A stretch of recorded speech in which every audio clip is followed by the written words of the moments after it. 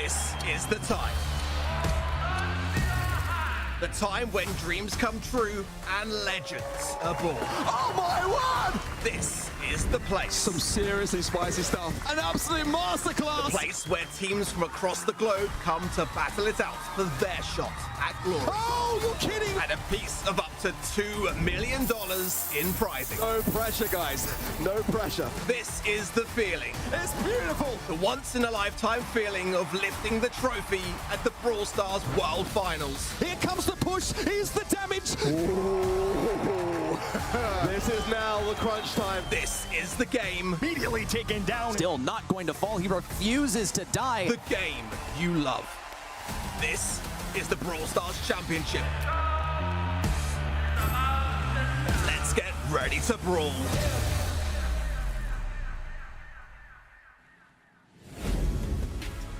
Well, folks, welcome once again to the Brawl Stars Championship powered by the Snapdragon Pro Series. It is time to decide our monthly champion in North America, which also means this is our final show for our monthly finals before we start to turn our attention to LCQ and the World Finals. Sad, of course, but great to be here. See Ubi here with Ready, Set, and Kenny. Guys, very quickly, we have persisted over the course of this entire weekend with these outfits. We're here to tell you why. I'm going to make sure my bow tie is askew constantly to upset those of you with OCD. But again, we're celebrating some classic Brawl this month. We're throwing it back to 2019. That's right, Lex and Kairos here on your screen.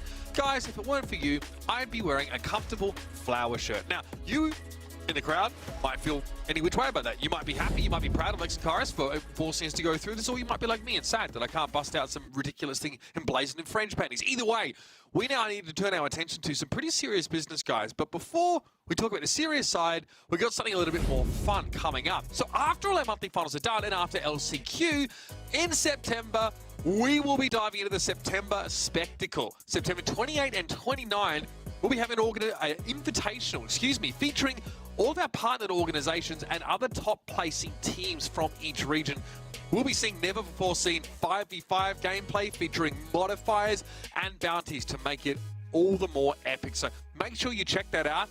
For our competitors, there's some prize money on the line, a lot of incentive for teams to take it seriously. And I'm looking forward to see how our teams of 5 actually form. Do we see maybe Corey come back in and help Tribe out? Maybe they loop someone else in, you know what I mean? That's a fun part for me as well. Should be a bit of a who's who of the Brawl Stars world. All right, we're 3 minutes in. Now you guys can start talking. You can finally start talking. Ready, Set, and Kenny, great to have you guys here. Ready to talk to us about the format here as well. And we should probably start talking about what's on the line today as well. Sure, it's the same format as usual. We're talking power match, like in your ranked games. We're also going through an 8-team single elimination bracket. We'll be starting in the quarterfinals and moving all the way through the grand finals, best of 5 style, all the way. Now, Kenny, get us up to speed on what is happening in North America, because last month was very important and it really sets the stage for just what's on the line here in July. It was a really spicy month, and of course with Pioneers doing as well as they did, kind of setting themselves up for a postseason run. I think this is a team that was kind of on the fringe this year of being one of those top 4 teams, but they have more than proven themselves here with big wins across the board in last month's bracket. Y'all did a great job of bringing that in while I was traveling over to EMEA with the other crew there. It's awesome to kind of see how intense this region has been. You know, we had the NA East, NA West vibe last year, and now all these teams are back together. It's led to a lot of intensity, and of course this rivalry that could possibly be continued today between LG and S-Team, and is certainly going to be one to keep our eyes on.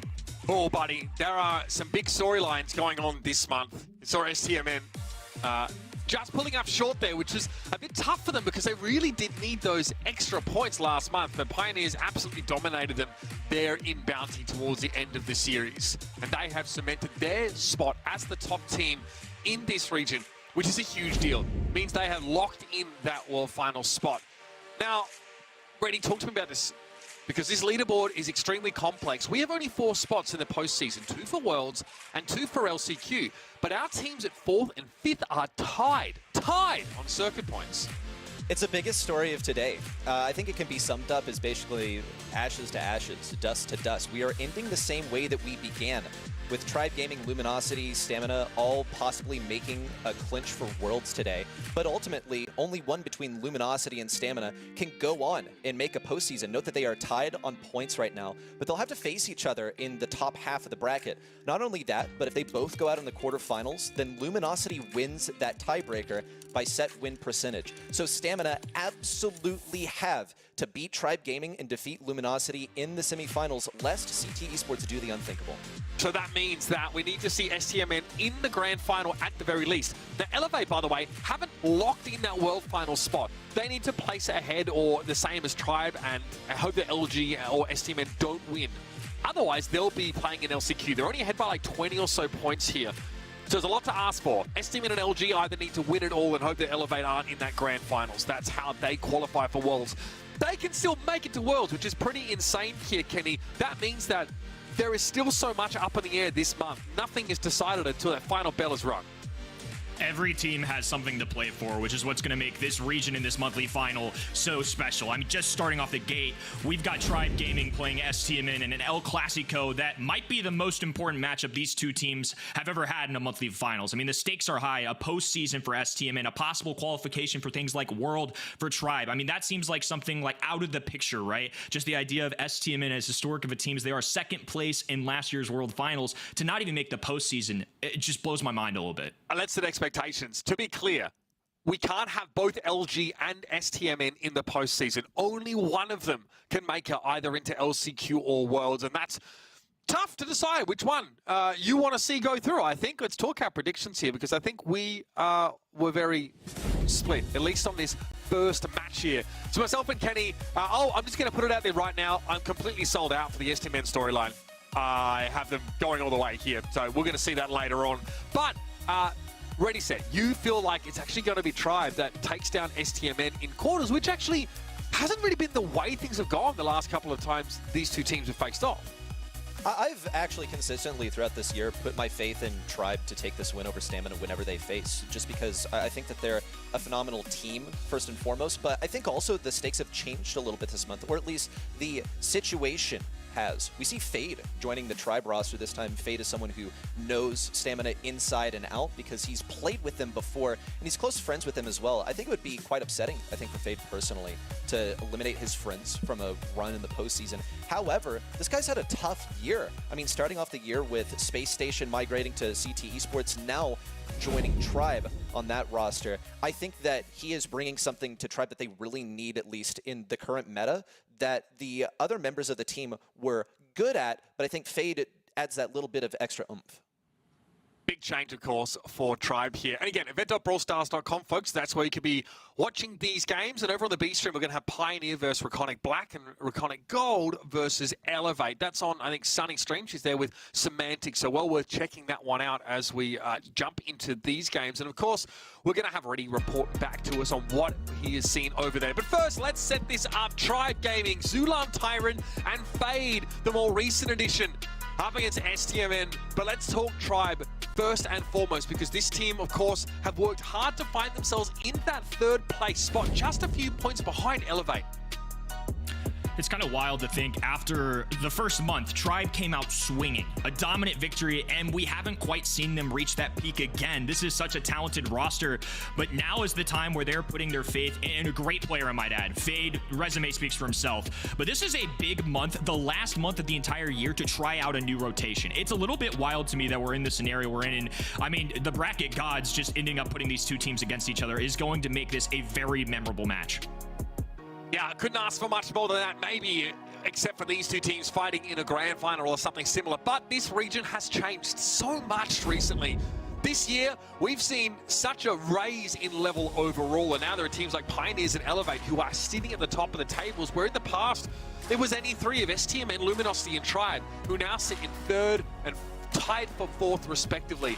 There's been a changing of the guard in North America, and if Tribe don't want to get left behind, today, they need to have a massive showing, and they made changes to this effect, right? Bringing Fade in, looking for that competitive edge, realizing that the roster they've gone with, by the way, a roster that won the March monthly final, wasn't enough to keep them going after exiting in the quarterfinals in April and May, and then only making it to the semis in June. This team has been very, very solid. Winning at least one monthly final is a big deal. It puts you in a good spot in the postseason. But ready, we need to see more from Tribe Gaming. Let's talk about their opponents, though, as STMN, you know, they say, only the toughest soldiers get the hardest battles. That's basically what Bobby's been tweeting to the effect of over the last couple of months. And again, they now have a score to settle if they can make it to Worlds, because Meow's been talking some mad smack out there on Twitter about this team, and I'm sure they'll have nothing more than to shut him up and turn it into a documentary.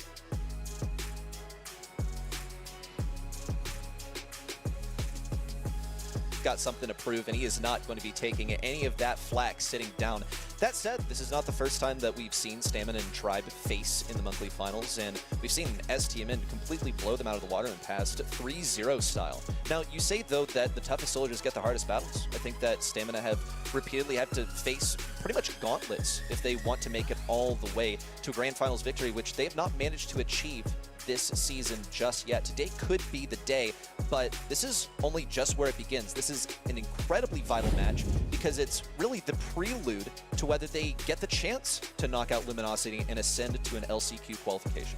And it's a long off-season, right? These guys will be chilling for quite some time if they fail to make LCQ. Now, if they end up going to LCQ, not the end of the world. We've seen what STMN can do at an event of that magnitude. Last year, they swept the field and ended up qualifying for Worlds the hard way, yes, but when they got to Worlds, they were galvanized by the gauntlet they had run at that LCQ, and they made a brilliant run of their own, finding second place in the end, which was an incredible showing, really reminding everybody the power of North America, that a seed that wasn't even their number 1 or 2 could come through and make such a big difference. So here it's really about vibes. It's really about keeping their mood up and momentum going strong here, because STMN, straight off the bat, unless Luminosity stumble in the other quarterfinal to CT Esports and kind of let them over the line, they have to go basically in top gear straight out of the gates, Kenny. If you're STMN, there's no other way to look at it. It's a must-win. Sure, the unthinkable might happen in quarterfinal number 2. You can't worry about that. Their job is one-fold, and that is to win the entire monthly finals. They've got to go all the way. This is a team that when they are backed into a corner, we've seen what they can do. And ultimately, when I'm debating between what is essentially a 50-50 for chat, like it was in my heart as well, we've seen what Stamina can do as an underdog, and that is a team I typically want to bet on if they're facing tougher odds. Yeah, absolutely. We've seen them overcome them before. This, though, is a challenge that falls much closer to home. Remember, Tribe to really secure their postseason potential need a strong showing here as well. They're not out of the woods yet. It's going to be Dueling Beetle's Hot Zone to start us off. Reddy's going to step aside and check out what's going on in the B stream. We'll catch up with him later, but it's time to drill down here. Probably the most important match out of all the quarterfinals on your screen right now, and like Kenny said, you at home at event.brawlstars.com are very divided on this one. Let's jump in here. We've seen Dueling Beetles. We've seen throwers abused pretty heavily by STMN, and Tribe love to play tanky brawlers on this map. We often see the Rosa for Zulan here. This is an interesting WAP in general to start things out on. I think it's going to be a tone setter for sure. Last time these two teams faced off, it was a sweep, a 3-0 for STMN, which is part of the reason I think why I ultimately side on STMN. New roster member coming in here for Tribe to see what happens. Going to be an Amber as a first overall selection. Such a good brawler in this game right now. I think a very safe one in that left or right-hand lane. Just aiming down sight, just an easy tap of the button. You can cover up the map, and here comes the big man on the other end. It's going to be Frank kicking things off. If you've been asleep, if you've been under a rock, don't be surprised. This guy is unbelievable right now in the current meta. And of course, his hypercharged super radiates in 360 degrees out from him, stunning his opponents. There are, of course, some unbreakable boxes here on Dueling Beetles, but you have to get basically entirely off the point in order to avoid being stunned up by that. Keep an eye out for that. STMN need to find a way to drag this Frank down before he strikes a lethal blow. And following him up here with Jesse, a great control brawler. Tribe have a very solid core to their composition. Don't mind this start at all. You got a little bit of everything. However, that is going to be a fantastic answer into the Frank. Arguably the best one you can possibly have. Now you've got Amber that can run it down a little bit, get a little area control. Obviously, it's going to take a lot to shred through a Frank. That's going to be Colette's job. It makes things a little more dicey with something like a spawner coming in from Jesse. Colette's going to have to take time to kind of shoot one brawler at a time, if you will. And if there's a fourth on the field, makes things tougher. But this 4-5 turn, I mean, it's a powerful one for STMN. I think especially when you look at things like the push it, star power in combination with just just the sheer firepower that Meg brings to the table, I kind of mess with this composition. I think it's a pretty strong one. Yeah, absolutely. You do have something that can anchor on the hot zone itself and be really hard to shift. You combine that with a very strong side laner at Amber and an answer to the Frank. And here comes Lou. Can't ask for much more than a brawler like this who excels at that zone control through super and also the instant freeze on that hypercharge. That is a very powerful setup, of course, and let's not forget that Jesse also boasts a hyperpower that makes Scrappy nigh unkillable, especially to someone like Colette.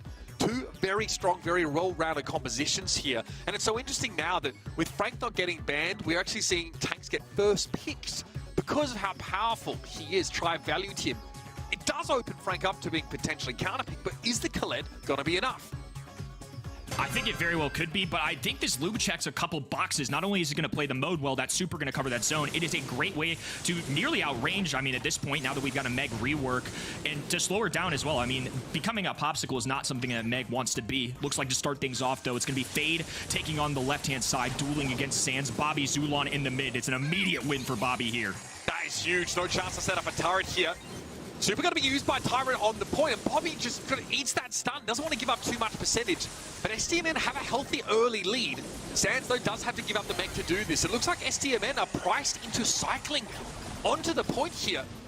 Time to collect used just to clear the spawner. Not ideal for Bobby, but it has to be done. Now Fade can play close with Super at the ready.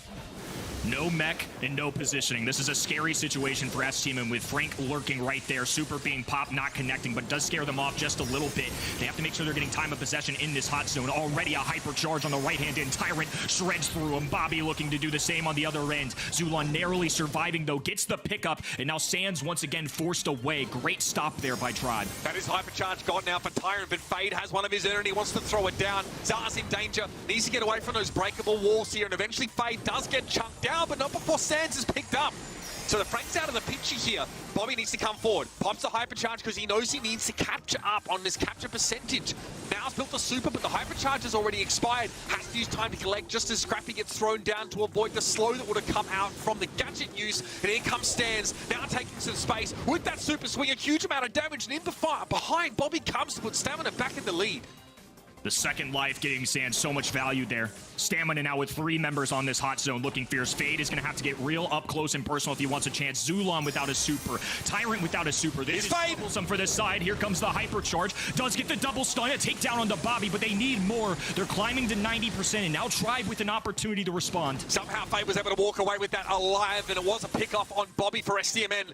Zar here pops the gadget, trying to affect Fade from the other side of the wall, and he's able to bring that Frank down. Zulon's in trouble. Time to collect. Takes him quite low. 95% and counting here for STMN, and Sands and Bobby are chilling. What an opener round. Such powerful comps, and both these teams are here and ready to play.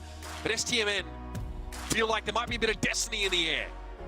It's a team of destiny kind of vibe for them for sure. We've seen it in years past, and I think that's a great opener. You want to settle in. This is a family kind of environment with these fellows. They've been together for a long time. I think I can see Bobby playing his hype music on the phone a little bit. That's something they love to do, and just getting in the mood. Acting like it's another day in the office, I think, important, and getting a good opening game win against a strong opponent who played quite well has to be a good confidence booster.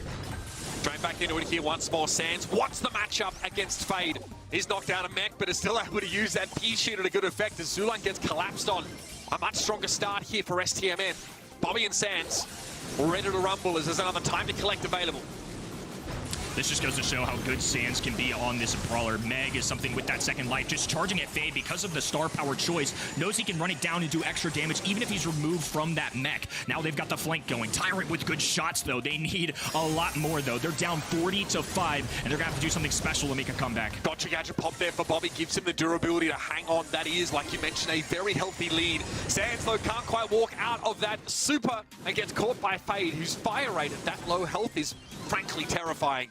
Zar needs to juke a little bit here. Gadget pop, gonna be caught inside though.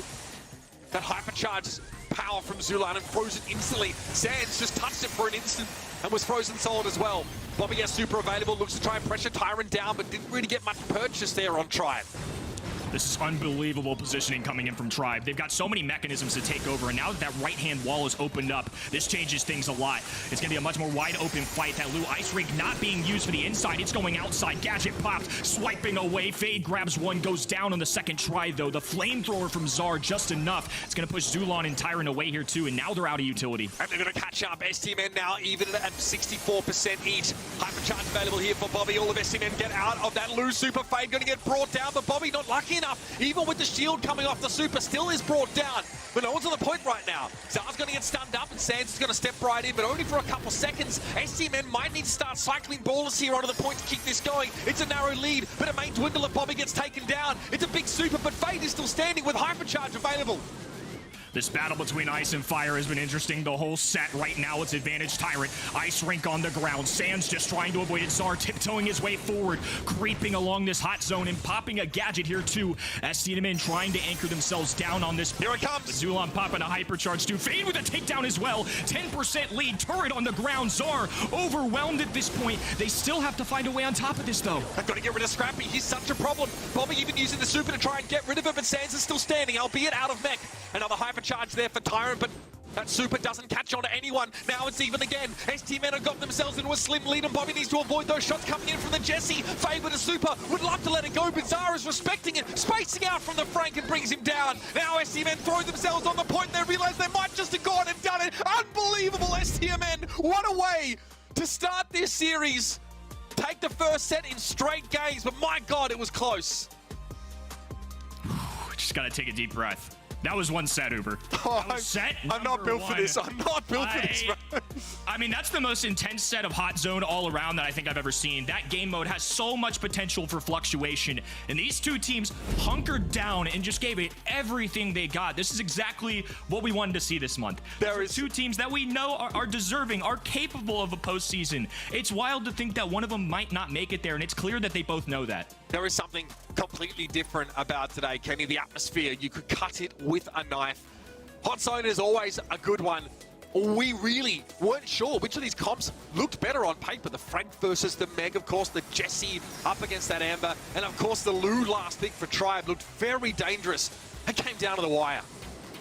Both these teams clearly did their homework. Honestly, Lou could have even been a candidate for the other side. They elect to go Colette, and I don't mind it either. I feel like Tribe approached this with an aggressor in Fade. They had Tyrant and Zulon for slowdown or stunning mechanics between the Lou Supers and the Ice Rinks, and then we have, you know, Jesse with Scrappy, the turret, the slowdown that you can get, as you can see there. It still wasn't enough, though. I feel like the side of STMN just did a good job of juggling all of that, preserving their life just enough to get some chip damage on that hot zone here and there. The stats pretty close all around. I mean, the DPS for every single member of both of these teams is wild. Yeah, it was a ridiculous round in general. Zar, some unbelievable damage. I mean, one person really responsible from keeping Frank low health so much of the time was that Amber. Sands created so much space just by being there in that Meg. That's what Mech is doing right now. She is terrifying to get up close against. And again, like you see, like the pressure on towards Fade. Bobby also helping to chunk that Frank on down. So many of those Lou Supers come up, though. That is really brain-bending to try and balance capturing the zone with staying outside of that hypercharged super and not being frozen stiff. If you're Tribe, I'm not sure there's really too much to adjust. I feel like the mechanics were there. I felt like they were competing the entire time. I feel like all the members really did their role. I feel like Jesse maybe overrun a little bit from time to time, but even as, you know, 2 kills, not exactly Jesse's job, right? It's going to be more meant for getting the damage, getting the slowdowns, you know, kind of charging up that super, and I felt like he was cycling them a ton. I don't really feel like there's any weak links going on right now with either of these sides. Yeah, Fade seems to have slotted right into this Tribe roster and looked very, very good there in that Frank role. Another classic Hard Rock Mine coming up for your second map for Tribe. Headed over to Gem Grab here. Colonel Ruff's instantly banned out by Tribe. He actually has a 76% win rate. Absolutely ridiculous. But a couple of those nasty brawlers are still online. Sandy, obviously available to be picked up here. Surge, though, being prioritized. Wow, this is an interesting one. So monthly qualifiers, this is one that got a decent amount of love, one of the more winning brawlers. Had about a 53% win rate, but in terms of frequency was actually pretty up there. Had a pick rate of 18%, which believe it or not is pretty high when you look at the sheer amount of brawlers that we have in the game right now. This is a first overall pick is interesting to me, and I think on the other end, we're going to see them go Gale for a little bit of grabbing an anti-tank option of their own. Something a little bit more defensive. This is the kind of map where you can, of course, get some nice stuns off that super, and now with that hypercharge available to Gale, he has been really popular recently. Frank got to be picked up alongside him here. Oh, buddy. Yeah, I mean, Lily's also open. I want to point that out. Rico obviously banned out, another one of the most banned brawlers on this map. Basically, every other time we see a Hard Rock Mine, he's banned. Still some powerful brawlers on the line, though. Max still an option. Colette has to be the answer here to the Frank. I mean, you have to have seen this coming for STMN.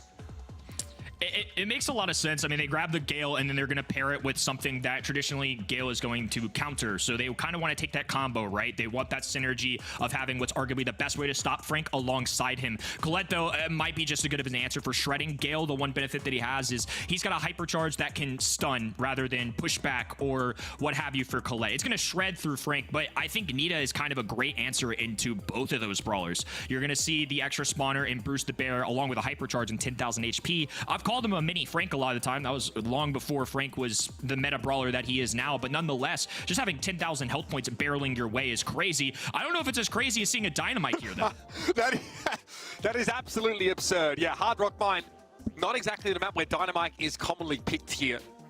Nita, though, very, very solid at 63% win rate and picked in 1 in 4 games at the moment. So Dynamite picked up here, huge amount of burst damage available. This is still a relatively tanky lineup for Tribe Gaming. We've seen how powerful like the faux fur bear with me combo is in general. It's very hard to take Nita down when Bruce is getting to work, but STMN do have a lot of mechanics to keep Tribe Gaming at arm's length. I don't know if they have the safest mid option here. I have to see now. Zulan will be the one to step up, of course. It's going to be Sands taking that mid role. Already plenty of poke damage coming in from the Colette that outranges it, frankly.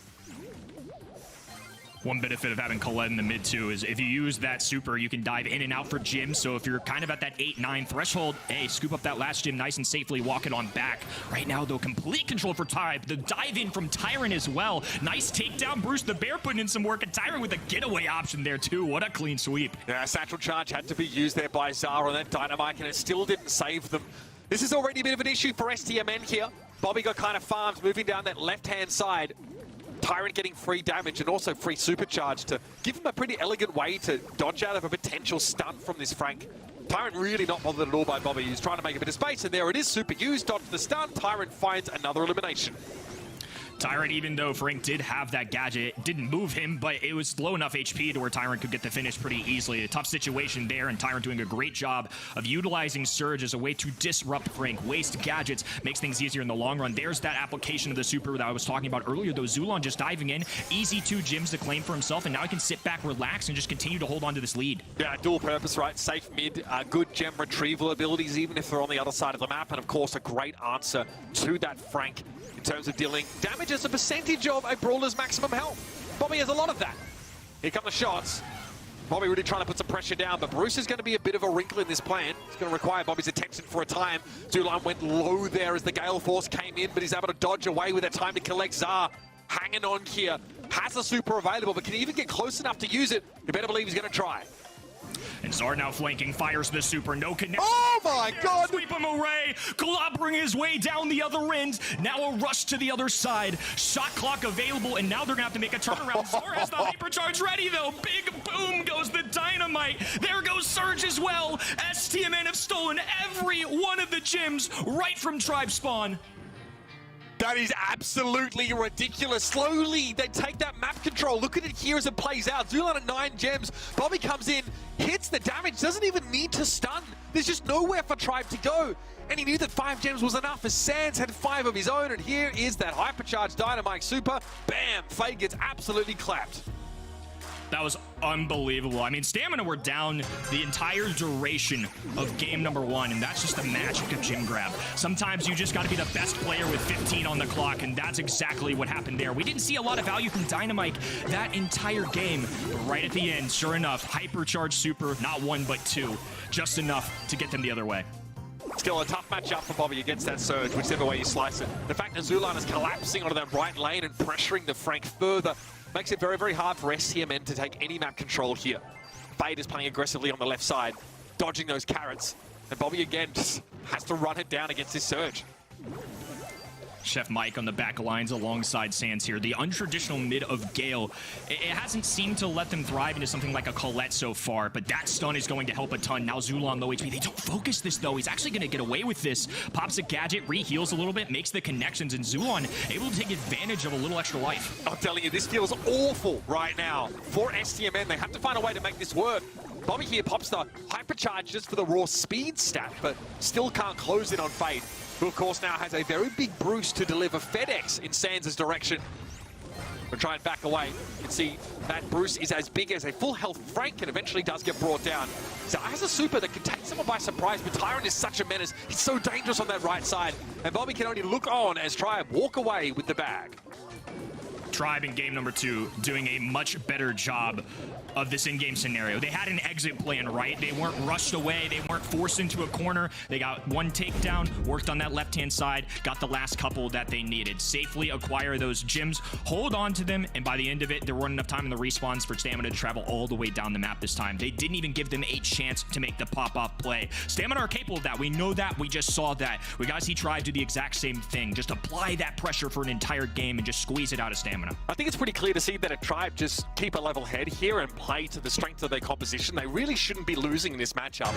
Dynamite and Gale looks pretty darn awful against this setup from Tribe Gaming. And see, as Livy there in the background still getting involved with Tribe Gaming.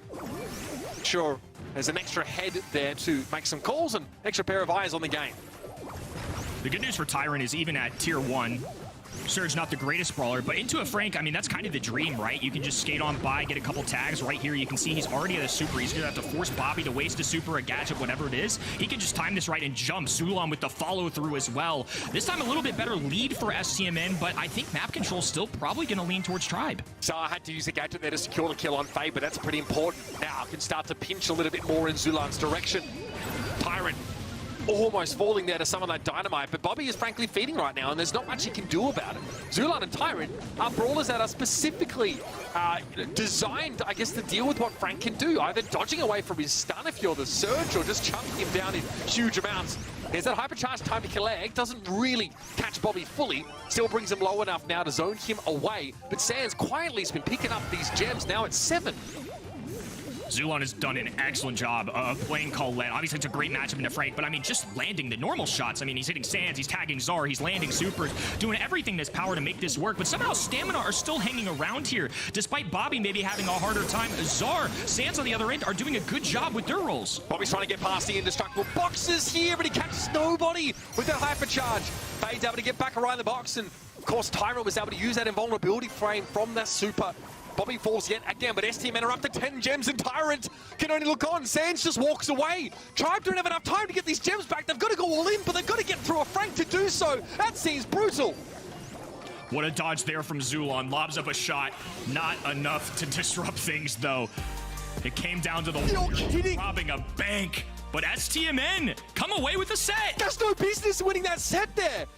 Bobby is insing the entire game, saying, keep your eyes on me, keep your eyes on me, making it not only hard for Zulon to pick up gems, but also taking the attention of the Surge for basically the entire round. And quietly, which by the way, not something that Sands does at all, quietly picking up a bunch of gems and just gets to 10, starts a countdown and walks away. That is ridiculous. I really think Tribe maybe, I don't know, had their blinders on. You know, just super focused on dealing with the Frank. They never really were able to put pressure on the Gale. It's just a really interesting way to see it play out. I mean, game number 1, Tribe were the better team the whole way through. Again, until those last 20 seconds. They get a disruption to those gyms, and they just walked away. That changed the entire set. We saw Tribe kind of bounce back into form in that game number 2, but otherwise, I mean, the fact that STMN are able to hold on here in game number 3, I think just goes to show this team is ready to play. It does not matter what matchup they're going with. They put their faith in a Frank versus Colette kind of matchup. They put their faith in a Dynamite on Hard Rock Mine. That is not a brawler you see very often, but Zar's still able to skate on by, makes the big plays happen. It's enough for STMN to take a 2-0 lead. I can't believe it. This is happening again. What, are we going to see another Tribe Gaming exit in the quarterfinals in straight sets to STMN? Today of all days, that really blows my mind. Here's your stat breakdown, and of course, the damage here from Tribe was immense. Zulon and Tyrant, most of their DPS obviously going onto Bobby. They bullied the heck out of the Frank, but I guess Bobby in the end had his glow up because it was Sands who just walked away with 10 gems. That is crazy, man. I don't know what to say. And that's a rare thing, can I just say? That is a rare thing. We're paid to have thoughts, but it's hard to just envision this. If you I just don't think the comp is as good, right? I really feel like Tribe had a strong comp. If you told me the year 2024 that Dynamite and Frank were going to be the saviors of STMN to give them a postseason chance, I'd call you crazy, but this is the world we live in, Uber. Unbelievable stuff. We heard that we're going to have a substitution here as Livy will be coming in for Tribe Gaming in place of Zulan, which might indicate a thrower preference going on towards that next map. I can tell you the next map is going to be Kaboom Canyon. So remember, a lot on the line here. Elsewhere, Pioneers are on match point over on the B stream. You can check that out, of course, at event.brawlstars.com. Head to the top left corner of the player, and you can select the stream that you want to watch there. So you can still earn your rewards in that platform. But let's bear this in mind. If Tribe lose this game, if they lose this next set, they're going to LCQ. And that will be locked in at that point. They won't be able to make a reach for a world qualification here. We talked a lot about, obviously, the ramifications this has for STMN. This is a big-time match for Tribe, too. They haven't had to deal with the world of LCQ yet. I do think this is a team that's more than equipped to do so if they end up getting there. But nonetheless, it's not a world you want to face, right? You want to be guaranteed a spot to the World Finals. You don't want to have to deal with the other teams that are going to be at that event. There's a lot of strong opponents out there that we didn't see last year in 2023 because of LCQ. There were a lot of good teams there, and it's going to be the same, if not more stacked this year.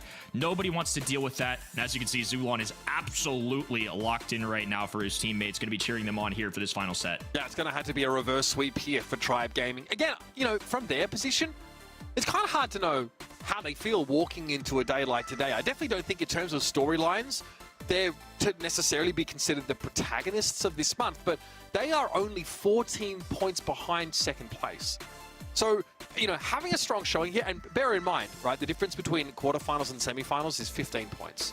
The difference between semis and grand final is 20 points. So all they would need to do is place one stage in this tournament ahead of Elevate and not have Luminosity or STMN, you know, follow their plans, and they would get that guaranteed world spot.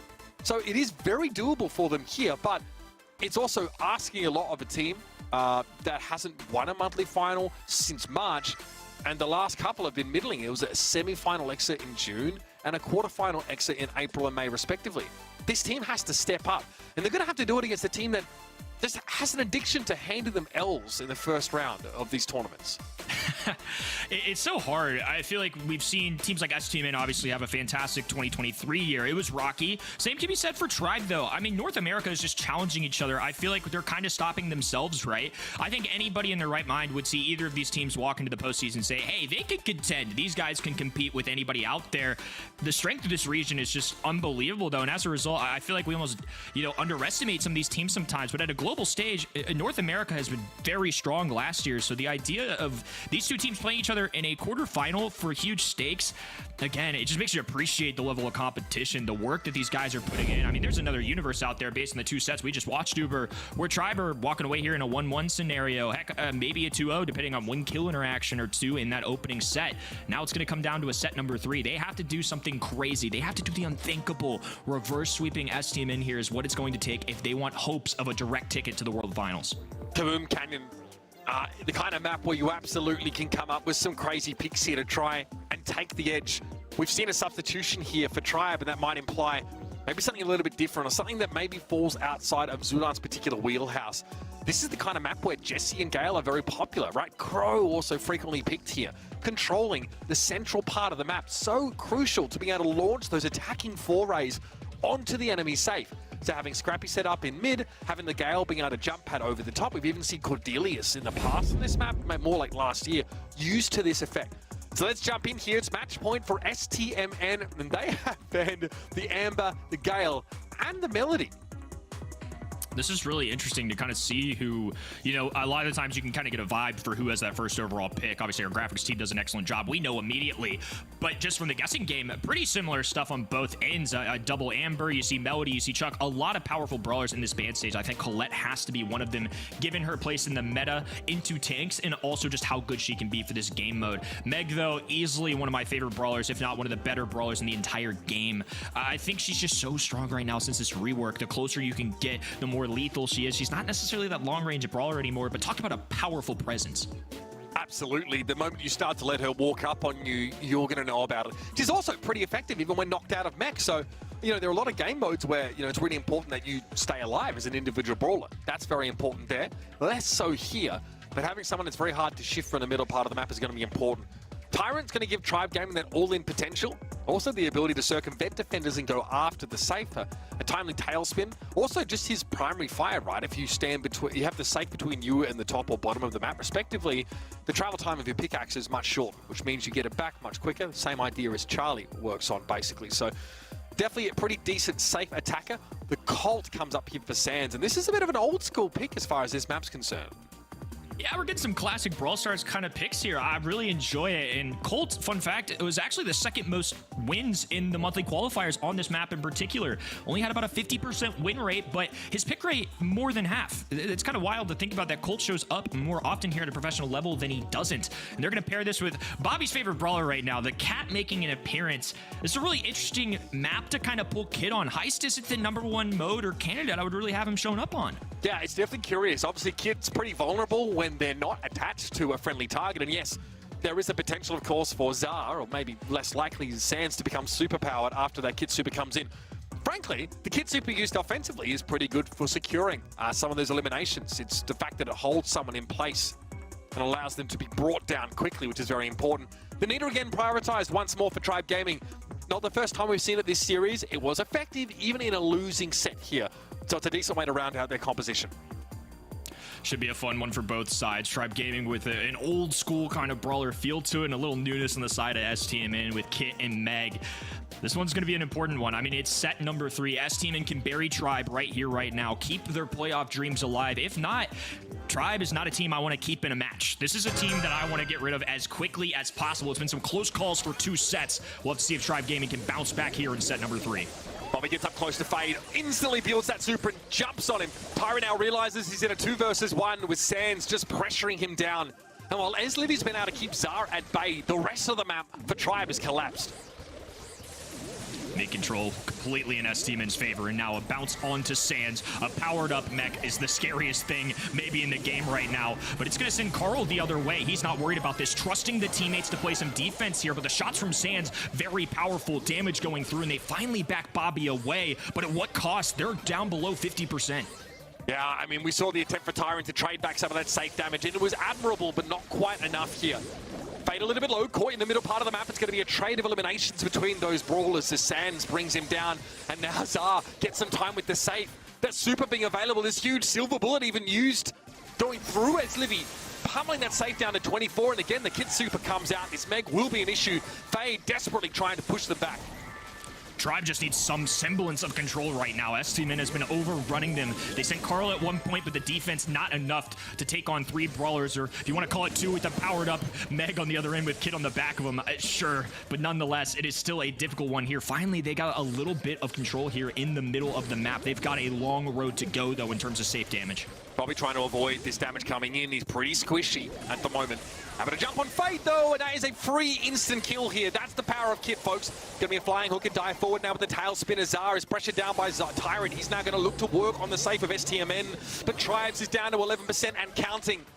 Barely standing, held together with Scotch tape at 7%. STMN have a massive lead.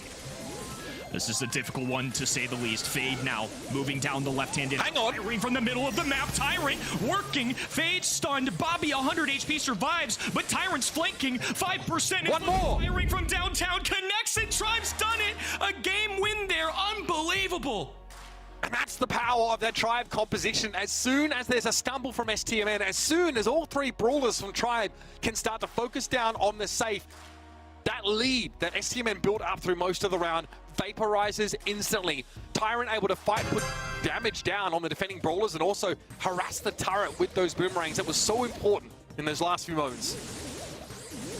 It's clear the wall break part of the strategy here for STMN. The invisibility from Bobby is an option, but they're going to sniff him out pretty quickly here. Is Livy going to be able to pick up a kill there? Now Sans working this right hand in. Fade just trying to charge a super, because otherwise Nita's not going to do the most on that high save. And they really benefit from having a fourth brawler on this map. Bobby here wants to dive in. Fade caught out, and yes, there was enough follow-up damage to at least turn it into a 1-for-1. Zar able to break open that wall there, allows him to deal with the damage booster. Nice and easy. Now STMN back on offense a little bit. Not as much damage output so far, I would say, as game number 1. But Colt, Kit, and Meg got to find a way to the other end right now. Tried with a quick burst of damage last time. It was enough for them. This is a composition that needs Zar to get to the other ends, needs Meg's firepower to work it. And right now, they're just not winning in the kill-death category at all. That's another team wipe for Tribe. Yeah, and look how much damage it's converted to. 58% remaining on STMN's safe here. Bobby has to walk up and try and have a decent idea of where he is, even though he is invisible. As Livy able to burn him down awfully fast. STMN needs to try and find a way to gain some mid-control. It's half a Sans, there's no cover to hide behind, and as Livy thrives in situations like this, where there's no one to really outrange him, and has to be a bullet storm there for Zar. Tyrant will fall to the extra damage from Bobby, and now Zar at least can pressure the safe, but Bobby can't do that. STMN got a hold on here for at least a minute. Sans back in action. Bobby diving in, connects with Fade. That's a team takedown there. Tyrant on the other end, though, putting in work. They've got a huge advantage. They can't allow Carl to kind of break loose here. They're fighting a huge deficit. They are not in the spot where they can give up any kind of offense. And now Fade's rushing them down with an extra brawler. A healthy Bruce the Bear sprinting down Sans. Zar helps out, but nonetheless, it's just taking time off the clock here for an STMN comeback. 30 seconds left in the round, and STMN safe has been chucked down consistently. Wave after wave of attackers have come in. Bobby able to help get rid of Fade pretty quickly. This time there might be an opening here for STMN, but still for Kit, it's so hard to safely walk up and damage this turret. Tyrant bullies Sans as he gets kicked out of the mech, and it's only great shooting from Zar that stops the Carl before he reaches the turret. But we're running out of time, Kenny. There's 10 seconds left. This is a tough one. STMN really need to fire down at the safe, but there's a huge gap between them and the other end. Zar gonna throw down some bullets. Sans letting it rain now. 1 second to go. Can't quite get there, though. Tribe Gaming put a set on the board, and it feels deserving after how intense this match has been. Absolutely. I like the Kit pick there from STMN. It's cute, but if you don't really have map control, it feels very frustrating to have a point-blank range brawler that cannot do anything about the safe or about his opponent brawlers until he has super up. The Meg is so oppressive here, but you have 8-bit, you have Carl, you have these great long-range options, and with the damage booster, the moment you get a moment alone with the enemy safe, you're going to take 30, 40, 50% of his health away in one wave. Just a wild set to watch, too. I mean, all three of these have been quite the spectacle. The rivalry alive and well here for the El Clasico. I think Tribe doing a great job there of just knowing how their composition functions, right? They weren't nervous in that game number 1. They stayed disciplined. Sure, they were down a ton, but we saw Tyrant kind of break loose here, and this is where I think the first big decision was kind of made for them, right? They just trusted as Livy and Fade to take care of the entire roster of STMN, maybe having a little faith that Bobby, at least as an individual brawler, and not necessarily going to bring it in terms of high safe damage. It was a really interesting call for STMN. I know they like this brawler, and I love where Kit's at in the game. I think he's one of the best brawlers in the entire roster.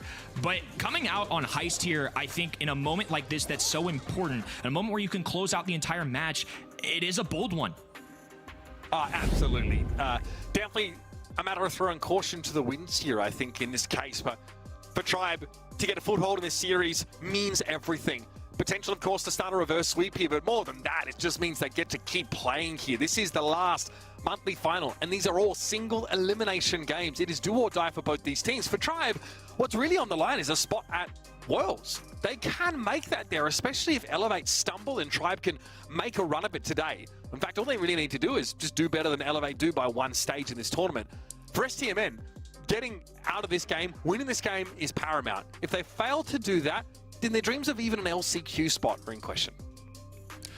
trying to keep the dream alive here for sure. I mean, Sans certainly putting in work there on that set, but just an all-rounder, I would say, for Tribe Gaming. Again, I don't really feel like either of these two teams have lacked in any category. It just feels like two talented teams going at it. We know the history between these two franchises in Brawl Stars history at any stage of competition, monthly finals, things like the Snapdragon Pro Series last year. They're very familiar with each other, and obviously adding Fade into the mix too, a very close one with STMN in terms of level of friendship and just appreciation for each other and what they can do for their respective rosters. It makes it even more interesting. I mean, just the familiarity, the intensity, you can really feel it here. This month matters most for both of these rosters. Yeah, and this was a region that used to be split into to NA East and West. And back then, like, you definitely had, you know, East dominated by Tribe, West was like a Luminosity and STMN kind of issue.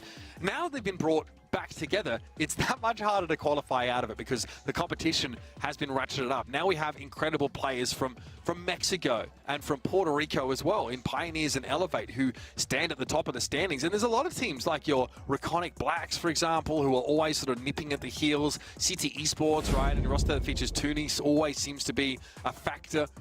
But between these two, it's all about that rivalry being renewed one last time here, at least in our monthly finals. So over to Bell's Rock, it's time for knockout in this fourth set. This is the map I more would have expected. Kit and Tribe knows what's good for him. They know how much Bobby loves this brawler in particular, how strong Kit can be in combos with other brawlers, and they're just going to remove it outright. It was actually the most popular ban in our monthly qualifiers. Lily has been interesting at a professional level. It felt like she was banned a ton at those qualifier stages across the board. Haven't seen her a ton this weekend. Even the ban stage, we're not seeing her sometimes, so kind of interesting to see players adapt since then.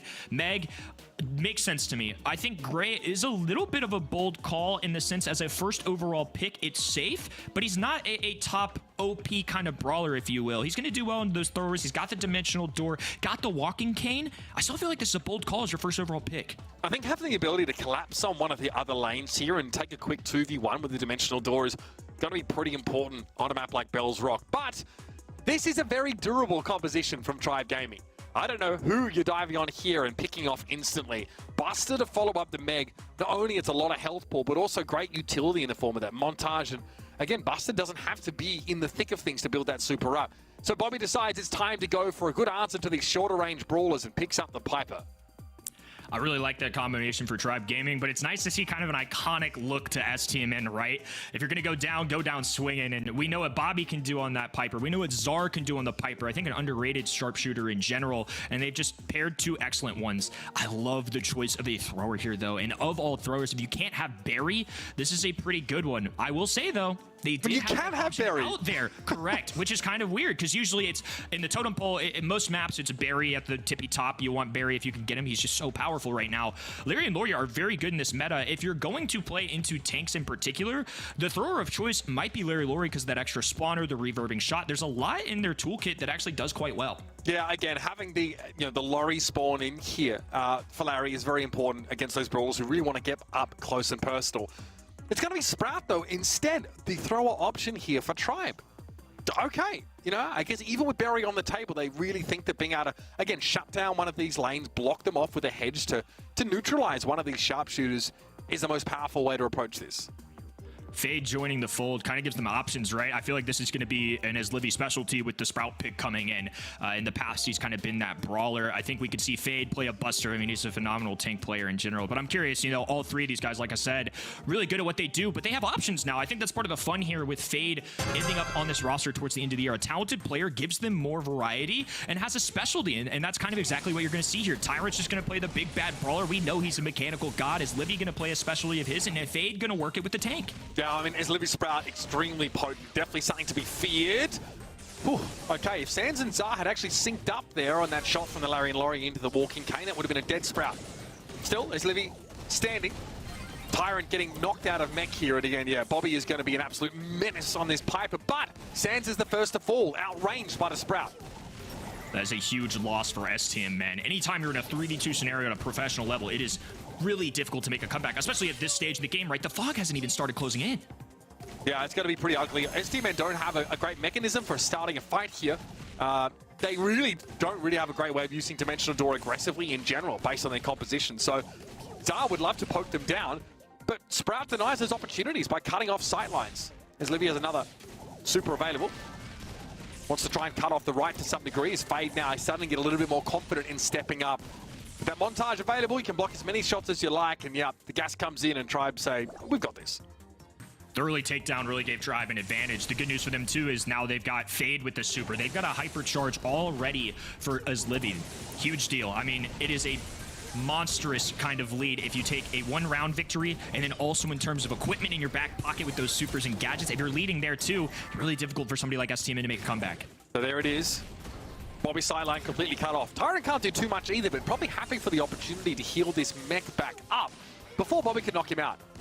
Now Bobby would like to pressure Azlivi down, which can be a tougher matchup for Piper on this map. Again, given the presence of that super. Zar needs to find a way to make something happen, but the montage allows Fade to take a fair bit of space on the right. Tribe, though, seem to be happy just to wait, but his gas to start to encroach. Azlivi just barely tiptoed his way outside that Zar gadget. I thought that was going to be a nasty pull coming in, but not quite. A nice super used for Piper. Kind of had to at that point, exhausting that. Nice benefit here for Tribe. Another cutoff on the right-hand in, but Zar teleports in. He sees the matchup. That's what they're looking for. They want a Gray versus Sprout 1v1, and with all the teammates distracted, there's nothing they can do. Tyrant with the bounce back, though. Sands goes down. Fade cleans up. Tribe survive. I feel like their composition, Kenny, is just that much better. I think Bobby there takes one last tick of damage because he walks into the gas as it starts to encroach there. But it took everything that STMN had at their disposal to deal with the mech, let alone the Meg getting ejected from it. I think that was like the ideal situation for STMN, no? They managed to find a pick on the Sprout and still couldn't find a way to win. The in-game scenario is just really difficult because you've got 10,000 some odd HP coming in from Fade. You've got 2 lives with Tyrant. This is a team equipped to deal with those zones closing in, despite all of the matchups that they had trouble with early on. I mean, with Sprout going down, a 2v3 is tough. You're right, though. They may just be built for this. Walking Cane opens up the map a little bit, though, for Zar. Forces Tyrant now into the mid lane, away from that direct head-to-head against Bobby. Sand's not too bothered about the hedge in general, but still decides to look to help mid out a little bit more as Livy wants to send some of those space carrots in. Sands takes 2 in a row here, pretty dangerous as Livy with another hedge available. Tyrant demeched here, Fade gets caught by the Walking Cane, but look at STMN. They're giving up so much space.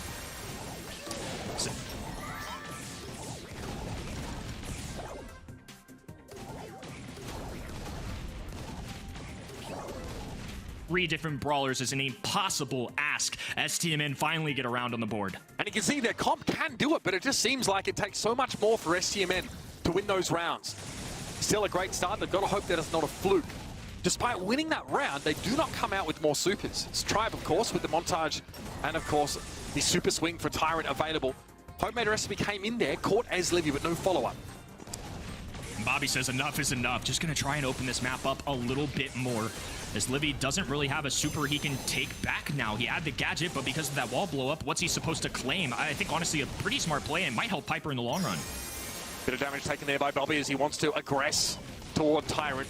As Livy doesn't have a super available, but hypercharge super for Sprout, less of a factor than the raw stats you get from it. A very narrow corridor to play through there as Tyrant does get yanked into a shot from the Piper down to less than 4k. Homemade Recipe also finds Fade. Zar doesn't have a super up, so he tries for a Walking Cane and doesn't get what he was looking for. Tyrant low, out of mech, but Zar gets pulled on him by the slow-mo replay. Now in a 2 versus 2, but the gas is starting to encroach. Bobby had a super up, but gets caught instantly by Azlivi. And this is going to be another Tribe Gaming round. Wow. Tribe Gaming, one away from pushing us to a set number 5. This is going to test both these teams' mental fortitude. Tribe Gaming trying to make a comeback, but STMN trying to hold on. Just a glimpse away from the semi-final, but they're not there yet. That hedge up mid forces Sands and Zar to split. Much of the map opened up at this stage. Remember, STMN around here makes it 1 apiece on knockout. Tyrant there tries to ward Bobby away. Holding onto that hypercharged super still. Bit of clumping up here from Tribe now as another hedge will shut that left-hand side down. 3 brawlers on each side, standing tall. Is Livy popping a hypercharge? I think just to get the extra stat boost, and might be close to a super here. I think that's a little bit of confidence coming in there, just a little aggression. Anything to push them away and give them some kind of advantage for positioning, but it fails. STMN are still around. Now, there's no real way to punish the grouping up outside of the Larry and Laurie, but Sands doesn't really have the range to punish Tribe for this. Zar with a super up at least. Bobby pops the hypercharge now. Good little shot on Tyrant, takes the mech down to half, but here comes the gas and begins to encroach. Zara TP's in, able to get away. One more shot on Livy will get the job done as Tyrant getting pressured down. Laurie gets the job done. Bobby now needs to group up with Sands to make this work. Fade down to 4K, but the gas comes in, and with 274 health, Fade stays alive and gives Tribe the chance now for a reverse sweep. It's 2 apiece in this series. Could there be another way, Uber? With the match that we have had, is there a more dramatic fashion that we could ask for here in 2024? I loved the Buster gameplay there. Fade is joining this roster, and he's earning his paycheck rather quickly. Popping that gadget forced a super out of Bobby, and I think just a smidge early. Just the idea of him getting the pull would have gotten a kill. If not, he's going to land directly in that fog. He stayed up just long enough to squeeze by. I can't believe it. They've done it. We're going to Brawl Ball for a set 5. Yeah, we're taking it all the way here, folks. A bit of a lackluster start for Tribe on the scoreboard, not really in-game. And this set has been very competitive from the get-go. I would say that this has been one of the most competitive sets of Brawl Stars we've seen in this region all year, and I've seen for quite some time in general. It has been a nail-biter. It has been so close, almost too close to call here. But I've got to say, the Buster and the Meg, such a tanky comp. STMN didn't seem well set up to deal with it. And it's really hard to see just how much value Sands was able to get over the course of this set.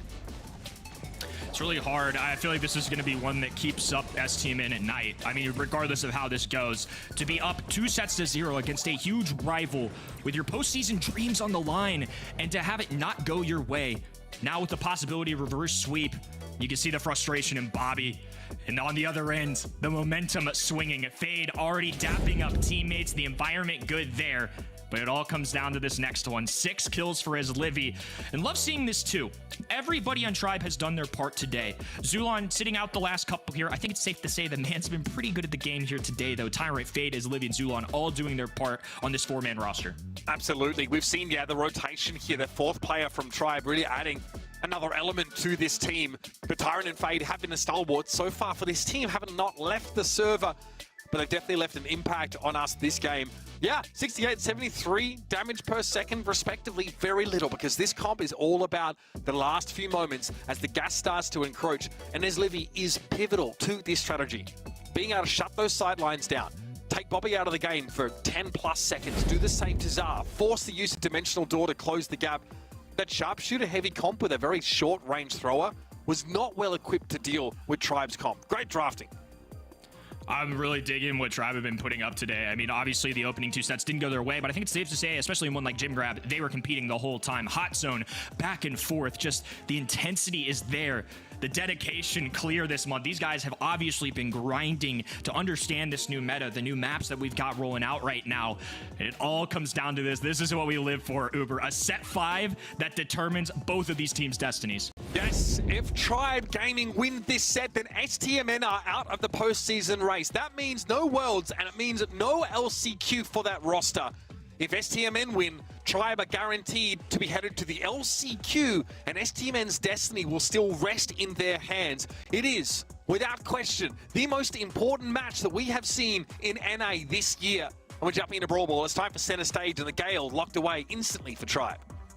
Going to go for a brawler that's fantastic in this game mode, fantastic at anti-tank pressure. And I'm not just saying that because the man's my favorite. His hypercharge has given him another level up. However, I love Rico on this map in particular. Depends on how these walls stay up, but I think Rico's in a phenomenal spot in the game right now. I don't think he gets the love of something like a Frank, a Lily, a Meg, but nonetheless, I think deserves his flowers. And I think the DPS output, the super reach that he has, goes wild. Pairing that with an Amber, so good. Pretty nasty damage dealing composition so far. Absolutely. Buster also has a 70% win rate on this particular map. A very sneaky strong pick here for either team to try and snap up. Meg obviously being banned away. Frank obviously not on the table either. Lily just being avoided here. I don't think either team really wants to go for them, but there is that Buster again. Tribe looking to potentially put Zulon or Fade in that position. And I think it's a pretty strong comp as well, but the Gale doesn't really seem to have a purpose yet. The second STMNs went through, I was right there with you. I was pointing at my screen. I was pointing at the Tribe Gaming side, waiting for a Buster. This is wild, though. The Squeak coming in as a final pick. in a set 5 against STMN, a brawler that's not at the top of the meta right now. I think it's clear Tribe Gaming don't want to break these walls. I think they want to use Squeak for that gadget and kind of piece control and area control. They've got Gale for defense, Fade that can kind of claim area control, depending on who plays this brawler, of course, they can swap out. But nonetheless, this is a bold call. This is not a meta pick. It's a short-range composition in general here for Tribe. You're right, the residue gadget, pretty important for the Squeak to be able to slow people up. And an El Primo gets picked here for Sands to round out this setup. What on earth are we seeing? This is wild. I think they had to adjust. I don't know if El Primo was in the original game plan, but when looking at it on paper, I'm not gonna lie, Uber, I kind of like it. You know, the Squeak, I have question marks. I'm gonna let him prove it to me. I'm not gonna rule it out. These guys know the game better than anybody. But I do like the response of El Primo. It's gonna do well into Squeak. I think the Primo versus Buster matchup, I don't mind that at all for El Primo. Gale's gonna do great in the tanks in general, but they've got Rico and Amber who kind of answer and address that. This one's gonna be back and forth. I don't know what's gonna happen. Let's find out. Here we go into center stage, folks. Now STMN with a very powerful damage dealer combo of Rico and Amber. Rounded out with an El Primo. Zulan already taking a fair bit of that poke damage. That is going to be an issue for anyone challenging Rico on that left-hand side. Residue gadget, though, slows Bobby down. The El Primo barely clinging to life here, and he knows he's done. Hoping to get some damage on the way out. But Dar's forced to use the gadget now to try and force Tyrant back from this corner. This Squeak damage is real. Zar almost gets caught in yet another one, and Fade's able to recover the ball, get it out from the corner, and back into the middle of the map.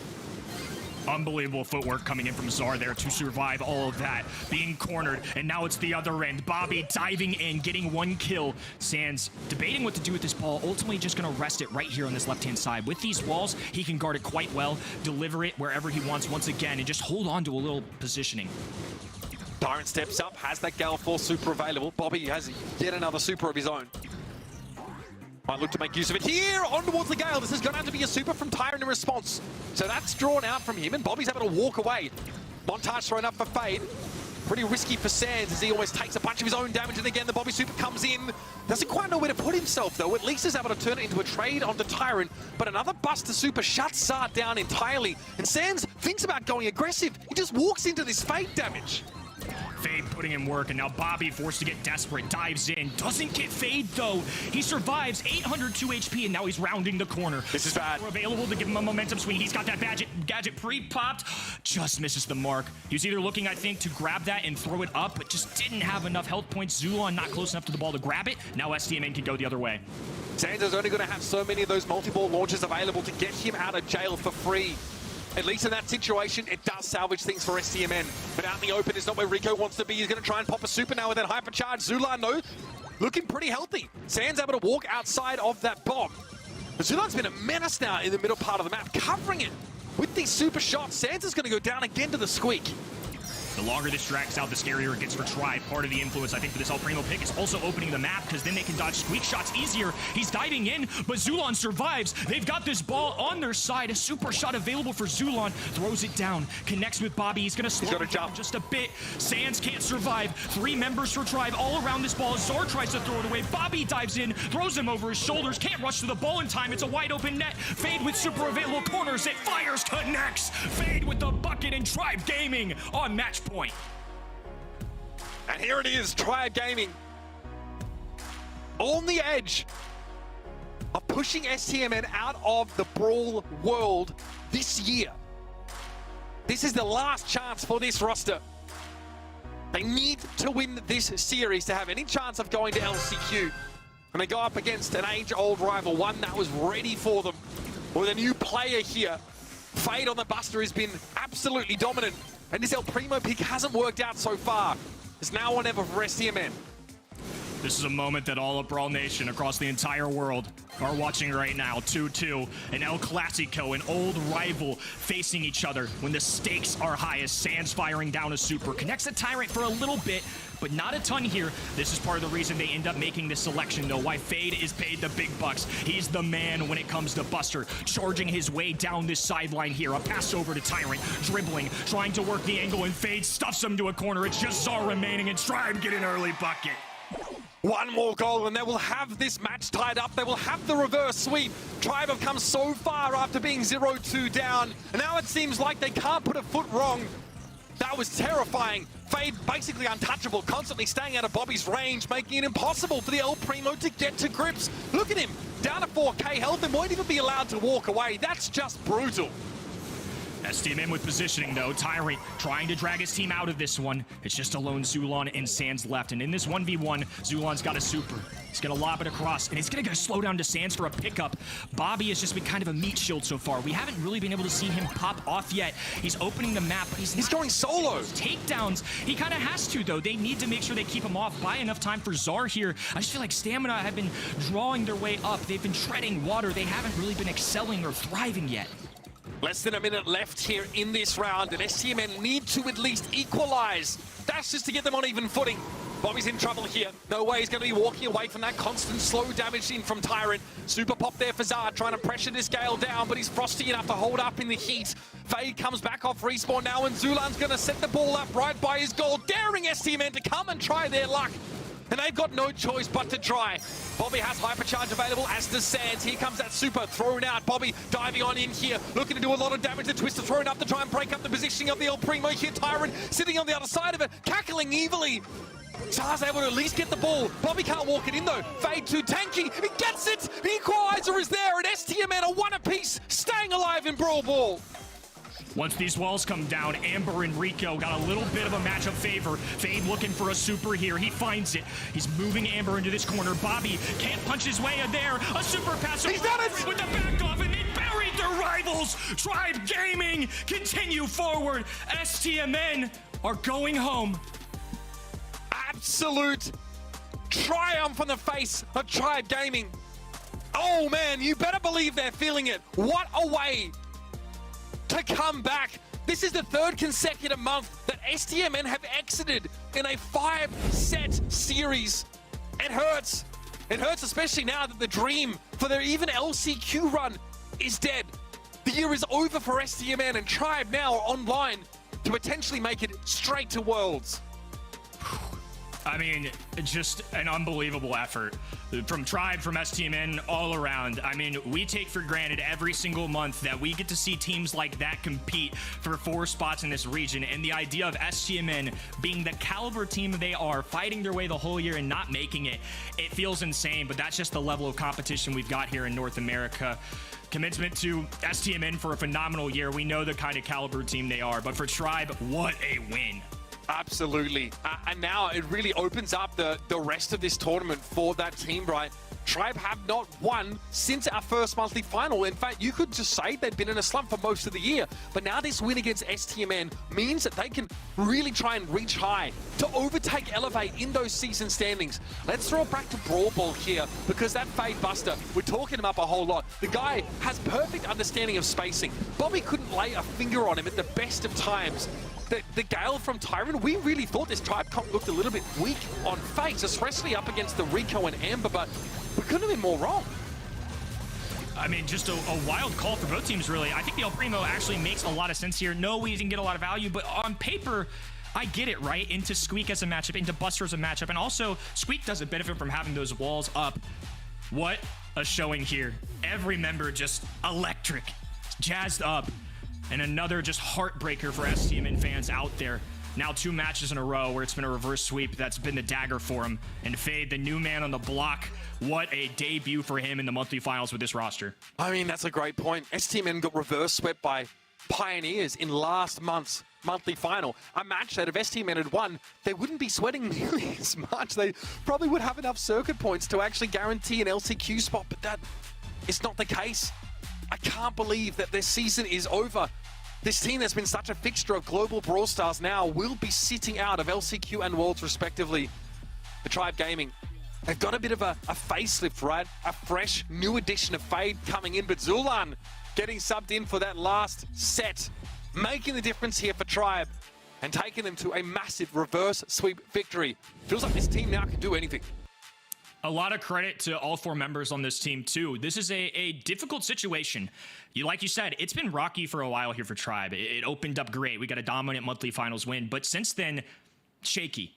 They add a fourth member in here. Not only do they add a fourth member, they play all 4 of their guys throughout the most important match of the entire season for them so far. And they end up coming back down 2-0 and get the job done. They put egos aside. They put gameplay on the map, and they just did such good work. Unbelievable open to our monthly finals here, Uber. And now that means that, even if Luminosity were to exit in the quarterfinals, they actually have the head-to-head matchup won against STMN based on sets for and against. So for them, this takes a heck of a lot of pressure off, but we're going to see them a little bit later on. We're going to go to a break while we're going to take a breath here, reset ourselves, and maybe re-establish some new storylines going through the rest of this July monthly final.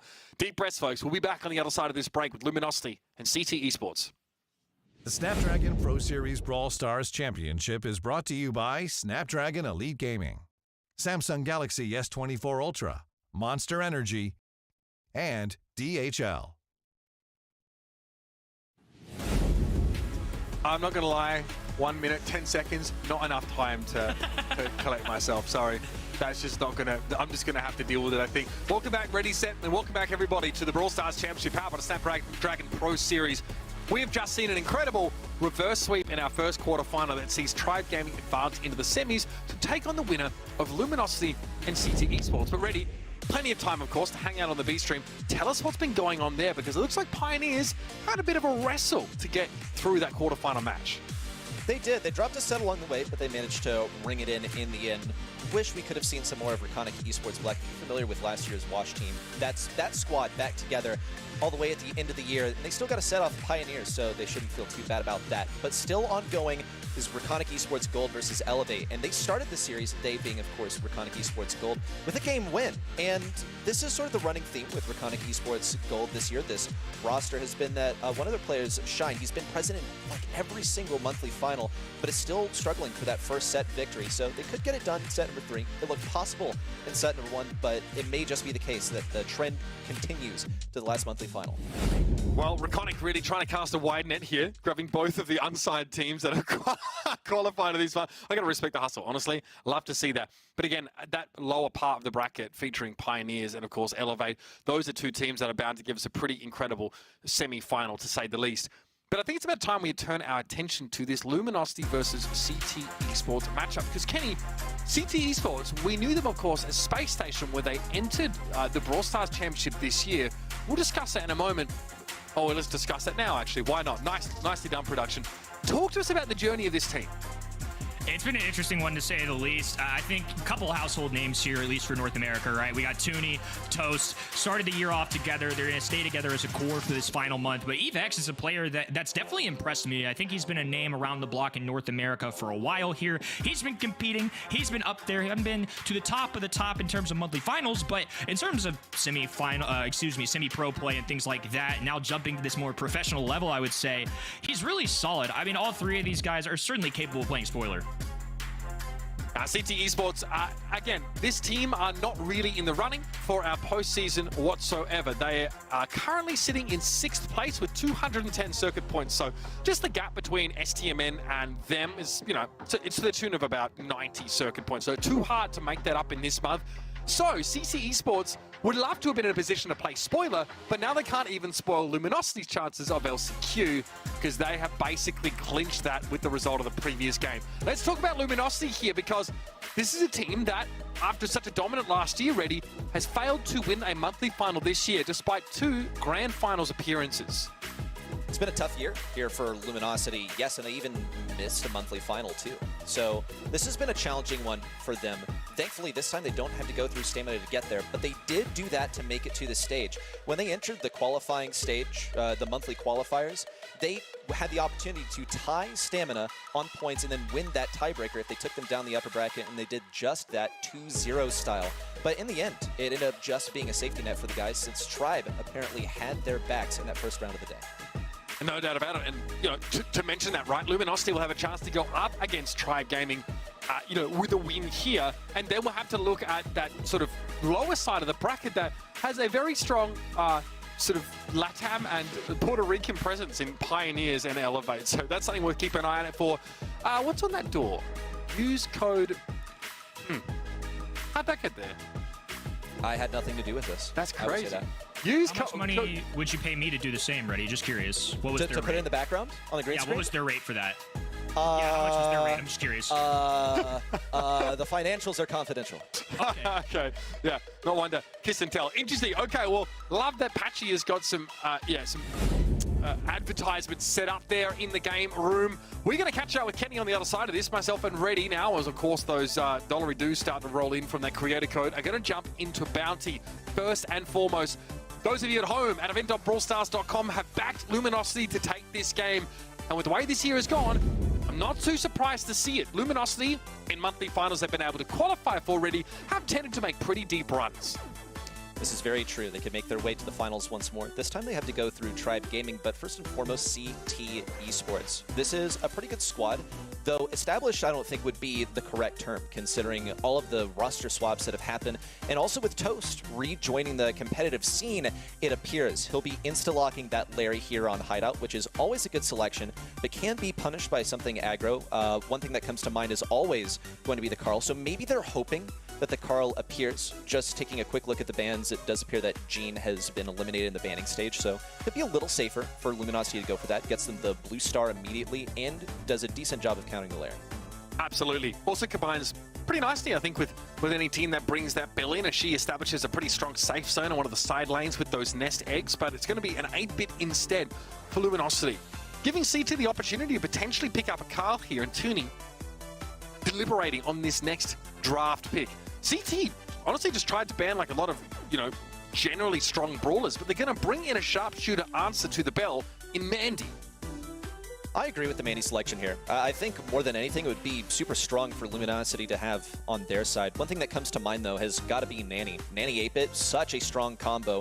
We'll see RT, the selection here from CT Esports. I still think that the Nani would be absolutely amazing here, given that you can start one-shotting brawlers if you're inside of a boosted booster. Doesn't have to really be a boosted booster. It could be a plugged-in if you want it. Just have a smaller radius. I see the potential also. Oh, okay. Sprout final selection. That's true. We had to have something to deal with the thrower that is Toast on the right side. Can block some walls and impede progress as well for CT Esports. Not exactly the direction I anticipate this to go in, though.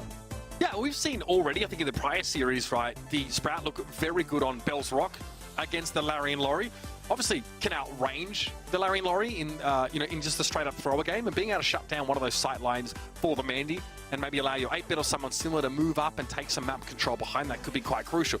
Also, for the most part, RT is a mid to long-range brawler, so those hedges can be quite effective here. However, nobody has an easy way to take the blue star, so these damage trades early will be quite telling to that effect. Charles starting to get a bit more confident coming forward, but Tooney has a nasty little diagonal here. I expected to be Charles to pick this up, though. He's getting crazy damage on Toast, making use of the ability to bounce his shot off the walls. We'll see some more preventative shots in here, and there's the blue star going over to Charles. So Luminosity have the advantage for now. They can afford to play defensive, but they're going to look to get some abilities before they do so, especially Patchy over here going to get his super. Toast is pushing up very aggressively and not behind walls. I suppose he was hungry for some change. Didn't want to go in the thrower matchup anymore, though I do believe that's where he's best suited. I don't think there is a good matchup here for the Larry and Laurie right now, Reddy. Can move up in Charles's direction, but Charles has obviously demonstrated that he's able to win out at length in that thrower battle. Toast might be feeling a bit more comfortable playing from here, but will constantly have to juke these shots that come in from the Sprout. And Gino's going to play more passively behind his nest egg array here, dodging a lot of the shots from Evex, and yep, there's the mark, and that is a free kill on that RT. The Sugar Ray not connecting across the map. If it had, though, it would have one-shot Chino, so it's a good thing that he escaped by the skin of his teeth, lest that advantage would almost have gone over to CT Esports. We'll see Charles also hanging on to a hypercharge. Now, he is the only member of this composition from Luminosity that can have one. However, it is owing to how much damage he has done so far. We'll see Patchy also throw down his first turret of the game, and now the damage really starts coming in from Luminosity. CT Esports have to push in at this point, but they're vastly outdamaged. And don't forget the Bell hypercharge here as well, Reddy. That guaranteed confirmed hit on the mark is pretty important in the dying moments of some of these rounds. Chino, unreal pressure being put down on the Mandy. Toast falls, and it is a 7-star lead for Luminosity, who've been comfortable in this game from start to finish. Just a few seconds left, but Luminosity are safe and sound. Not a single star conceded to CT Esports in the process. They got the blue star and then got to play some defense from there on out. However, I will say that there were some more aggressive plays from Patchy on that 8-bit on the right lane. Just wanted to get his turret if he could, which he did manage to towards the end of the game. I'll still attribute a lot of that DPS actually to Sprout there. Yeah, I think we're still seeing the Sprout really dominate the Larian Lori in the one-to-one matchup. Charles, I mean, can basically guarantee a safe blue star take as long as he's done enough damage. Tuni here Tuni is thinking about just going for it, I think.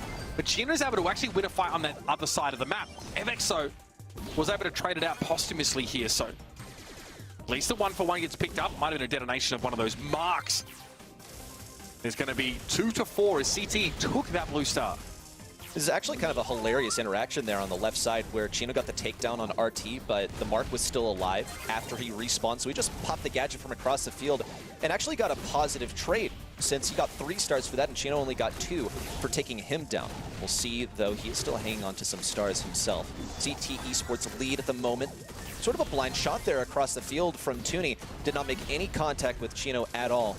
He'll be able to get that back, but it's going to take quite some time. 4 shots, to be more specific. Well, there's the first one. There's a connection there on Patchy that will be reciprocated pretty quickly. Gino has to respect this. That Mark getting detonated by another RT shot will take Belt extremely low. And you see she's really trying to just cover up that bush with the nest eggs. Now Charge is going to move up behind that wall and redeploy the hedge with a transplant here to take even more of this map away from Toast, who goes very, very low, but there's Tuni catching Chino out, and this is much better for CT Esports this time around. It's time for Luminosity to play some aggro all the way at CT Esports' spawn. Oh, he's getting the damage. Oh no, the Toast got himself killed. Toast did not at all get him any value. It's precisely what you said. He got himself taken down and traded out some stars there, but they're still in the lead. Tuni can play at long range quite defensively. Toast is capable of the same. Chino's looking for these snipes around the corners. We just got 10 seconds left. Hypercharge in from Charles with the hedge thrown down. Toast, the first one to fall. Luminosity are only behind by 1 star. The damage onto someone, but it's only onto Charles, and CT Esports get the game. Pretty close there, but this time CT Esports win out. And honestly, it ends up being a 1-star lead, which can be explained by that strange interaction between the RT and the Bell at the start of the round on the left-hand side of the map. The fact that Bell hadn't regenerated enough health by the time RT had respawned and was able to detonate that mark. You really don't see it very often, but it's kind of wild that it ended up favoring the RT. It's kind of peculiar, considering also that you're so defensively capable that you can't afford just to play D the entire time they were leading by the stars. It all just worked out for CT. We'll see, though. Toast is getting focused hard. He was dropped down to 400 health just off the beginning of the game. With him having to retreat, there's no one to really contest Charles. Blue star now for Luminosity. So could possibly be something reminiscent of game 1 here, since we'll see more of that defensive LG play. Patchy here, of course, just has been occupying the middle part of the map for most of this game, but there is a lane swap here that Chino has taken a matchup against Tuni, who just ate one of those nest eggs. But Charles wasn't in a good position to capitalize on the slow caused by that. Somehow the man gets to walk away after clearing a nest egg for free. That is pretty crazy. CT Esports are holding on to this Sugar Ray. The top side, Tuni's in the same position he's been for much of the time. He's looking for something through the wall, maybe an indicator. Huge damage on the Patchy, and Evex finishes it off. But in the same breath, Toast takes the damage. He strafed into that final shot from Charles as he was pinched out. Another one onto Evex. No connection from Tuni, and Chino remains alive. Luminosity ahead by 4 stars. And that's huge. 4 stars is more than 1 elimination for CT Esports. That's a good sign for Luminosity, who might look to slow it down a little bit. Now they've got the damage booster set up. Chino's looking that much more lethal as FX has just discovered that 1 shot finally connecting. And the nest eggs cover the right-hand side of the map, so CT's options for advance across the field are a little limited.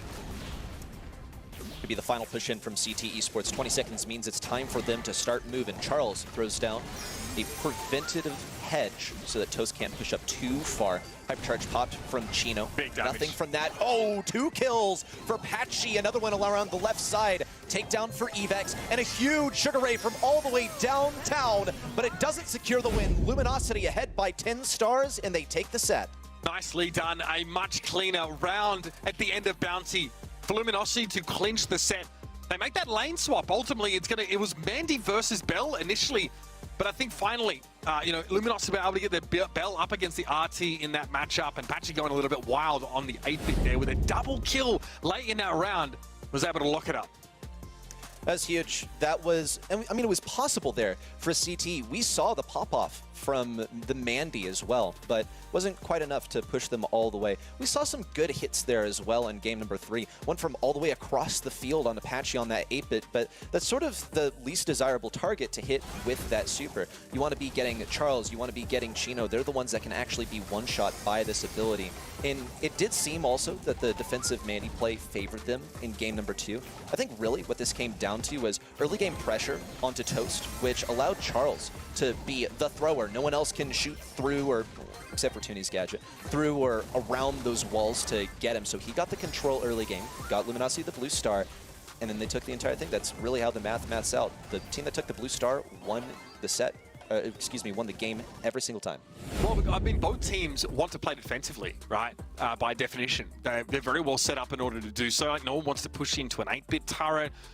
You know the Belle really wants to play from behind her own nest eggs, and the same for CT Esports, right? RT gives you a close range option if you get dove on, which is never going to happen here. And Larry and Laurie wants people to push into their radius. Toast, though, has a really unfortunate moment, I think, in that last round, or second to last, where he dashes with that gadget directly into a shot from Charles. Now, had he not done that, he would not have eaten it. It would have just been Laurie taking that damage. Yeah, I got to put it behind us, but the Larry and Laurie definitely, for me, stands out like a sore thumb as a weak point in the draft for CT Esports. Let's move on, though, finally, to open business. Time for a little bit of Hot Zone here. A map, again, that has many of the characteristics we know of Hot Zone, but way more open. We've definitely seen Frank and Nita highly prioritized here, though. Yes, and I would owe that just to the placement of the obstacles, because they're actually able to survive, but they also have the possibility of being broken open. No indestructibles here, so could see some wall breakers to shift how this map appears, change up the geography, terraform, if you will. A first selection in here of Gale. Gale's always going to be a strong defensive brawler. These days you can actually play it quite offensively into things that you outrange. Some things that come to mind are Surge and Sandy. We see that Surge has been banned out, but Sandy can still be pretty valuable here. Yeah, she's actually great on this map in general. Definitely quite popular. Meg, I was going to say, one of the most banned brawlers on this map with a 45% ban rate was picked up here. And if you can follow this up with a Sandy, they would be very, very strong. CT, though, have to consider what they would sort of combine this with. Again, with like Surge, Colette being specifically banned, and then the Gale taken away, it makes me wonder if Luminosity aren't just looking to slam Frank here and be done with it. Have to wonder. They have banned out the Colette, which is one thing that's very, very good into Frank. So maybe they could go for that now. Into the Meg, I do think that Frank should win that matchup, even though it should also be by kind of a slim margin. There it is. Excellent prediction there. And we'll see how it fares into that Meg. I think at this point also, it may just be valuable for Luminosity to pick one more thing that'll be good with that Frank. This is when you'd say like a Kid or some kind of healer. We see that Barry has been banned by CT. Byron's still totally possible. We'll see Cordelius as a way of taking away a counter. So instead of accenting the Frank, they're going to more remove counters for it. Again, that is pretty important if these teams get into a situation where they have to cycle brawlers onto the point when they're just sort of running and playing that aggressive game. Cordelius being able to take one of them out entirely is pretty big. Patchy, God. I mean, I tell you what, that compensation better be hitting your PayPal, my guy, because you are doing some serious work here for the boy Ready. So how do you round this out here? Yeah, very normal. Very, very normal. Dynamite here has a 46% win rate and is actually picked relatively often on open business. Can be pretty deadly. Great shout, and I think it's also worth noting, though, that he's going to be missing a lot of those walls. One thing that Stu is very good at is breaking walls when necessary. Stu's also super, super good onto throwers on this map, and he generally is about everywhere, given his mobility and, of course, the wall break that I mentioned just a moment ago. But see, Frank can do that, too. He gets a hypercharge, which, folks, he is going to get a hypercharge, and he's going to get a super. He gets them for free just by taking damage. I don't think CT Esports are going to avoid doing damage to him. When he uses that hypercharge super, it breaks open basically every wall around mid, and we'll probably see that Dynamite start to struggle for value, but Tooney is a very, very good Dynamite, so maybe he'll get it done without the walls. There's a trade there. Meg steps up onto the point, and it's already 12% and counting here for CT Esports. Luminosity need to get busy. Super there for Tooney, though. Takes Charles down to very low health, and Dynamite, very good tank killer if he can land that super. Chino wins out in the Shadow Realm, though, again against Evex. But unfortunately for Chino, the rest of his team are losing their matchups. CT Esports ahead by a large margin so far. It doesn't seem like LG can get that control. They're running the Gale and the Frank at the same time, and it seems to have gotten them control for a period. Here comes the Hypercharge Super in. Toast with the takedown on Charles, and Toonie now approaches from the left. Doesn't seem like we've seen that wall break that we need just yet from Luminosity, though now with the jump pad in action, they're finally starting to get some of that positioning back. Chino with the hypercharge super there. Toonie absolutely gets blown up. And now finally Luminosity have a chance to fight for the point here. It's a bit weird playing against Dynamite because you actually have to run at him to get past those Dynamite shots. Toonie going to try and super the point. Patchy respects that enough, steps back. Chino has yet another super available. This Cordelius has found a lot of value this round. Absolutely has. I mean, as long as you can get rid of those Frank's counters, then he is able to roam free. Same goes for Patchy here on the Gale. Chino with the takedown on Evex, but it's just mutual, but that's fine. The trade is huge for Luminosity. Look how much they've earned back this control. With the lack of the walls, it seems that the jump pad has been so useful for getting Charles in a position. Here comes the Hypercharge. Doesn't even need the super, but he might as well just to break some walls. Stays on the point, popped a gadget just to show off, and that's another game for Luminosity. And we see why Cordelius is so strong against Stu. Remember, you do not have access to your super when you are dragged into the Shadow Realm, and that is the core of Stu's strength, his mobility. When that's not available, and then Cordelius has other inherent advantages during that ultimate, it is almost impossible to win out there. So very important, of course, to take a player off the field, and eventually, Luminosity were finding success with Patchy and Charles as Chino paved the way. They'll look to do the same once again, looking for a sneaky lane swap. Maybe onto Dynamite, could be onto Toast as well. See Evex ready with the wall break. When he needs it, could be onto Chino. Still waiting. Looks like CT Esports would rather keep up these walls, as anticipated, given that they need this Dynamite to stay alive. Currently, Toonie's doing massive damage. There's a one-shot onto Charles with the use of the Demolition star power. And Chino also pitched on the top left, but avoids the damage, sends Toonie to the realm, and takes him down. I mean, that's all well and good, but CT Esports are so far ahead in percentage right now. Chino did well to stay alive against Evex for as long as he did, but eventually this Stu is going to be let off the leash. Well, until Patchy gets involved. Again, that crowd control impact of Gale being felt strongly for CT, but this time they're not stepping off the point. I will maintain that once these walls break down, we should see Luminosity do the same thing as last one. Oh, takedown on Patchy. Toast and Toonie remain alive. This one's looking impossible to come back from for Luminosity. Les Charles gets some huge wall break over here. Chino also getting value on the Toast over there. The use of the gadget, but Charles is nuked by Toonie's Hypercharge Super. Patchy's chasing him around. Yakety sacks ensues as he gets the takedown and now pushes up around the right. Final gadget here for Chino gets him the elimination. It's nearing the point of no return for CT Esports, but with Luminosity getting the retake, as long as they do not surrender control at all for the remainder of the game, they can take this. Evex dodged the super there for Chino, and it's just as well because he had that hypercharge popped.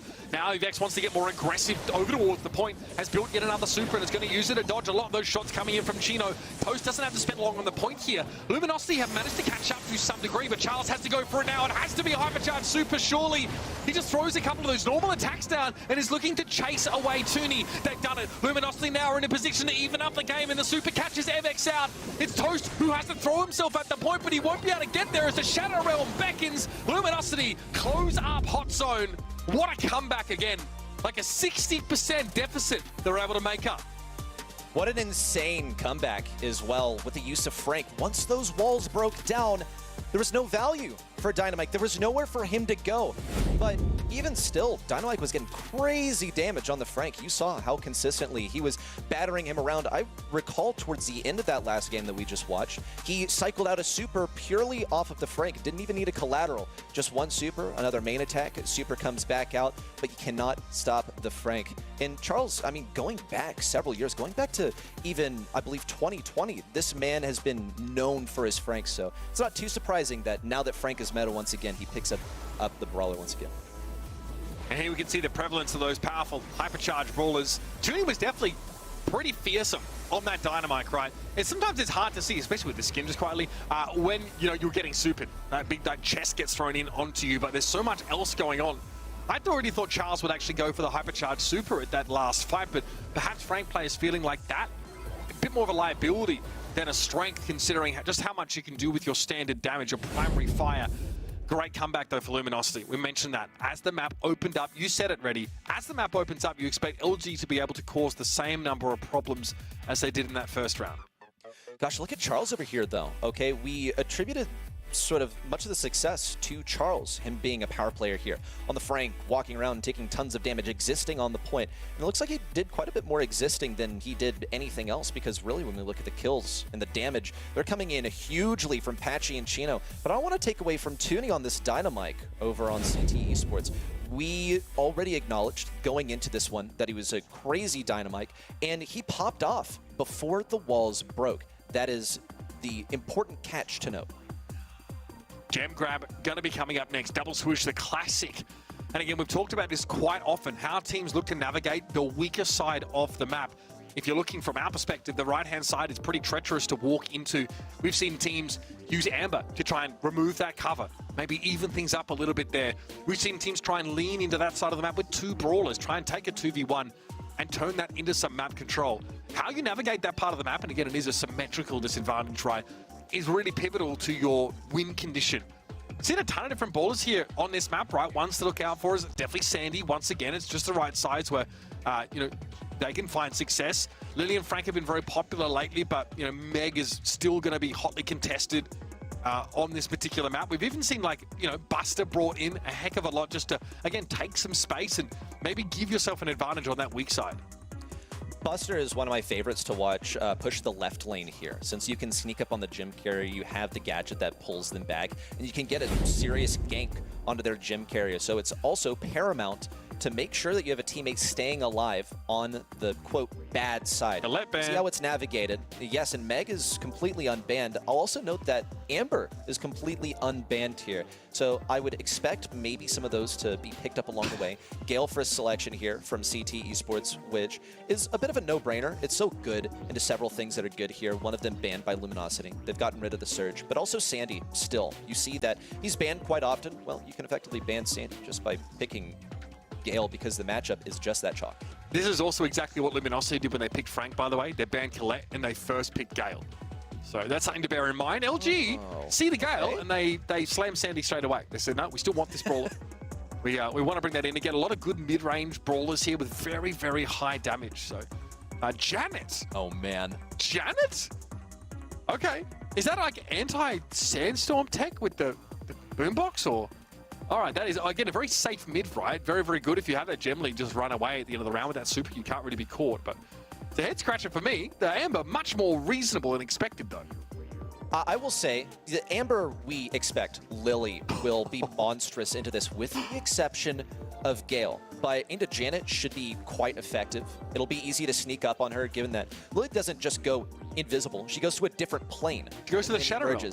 Yes, so Janet will have no way of detecting her with the use of the drop the base gadget. Know that Janet once upon a time was meta purely because the drop the base gadget was just that good. I mean, well, it couldn't be destroyed.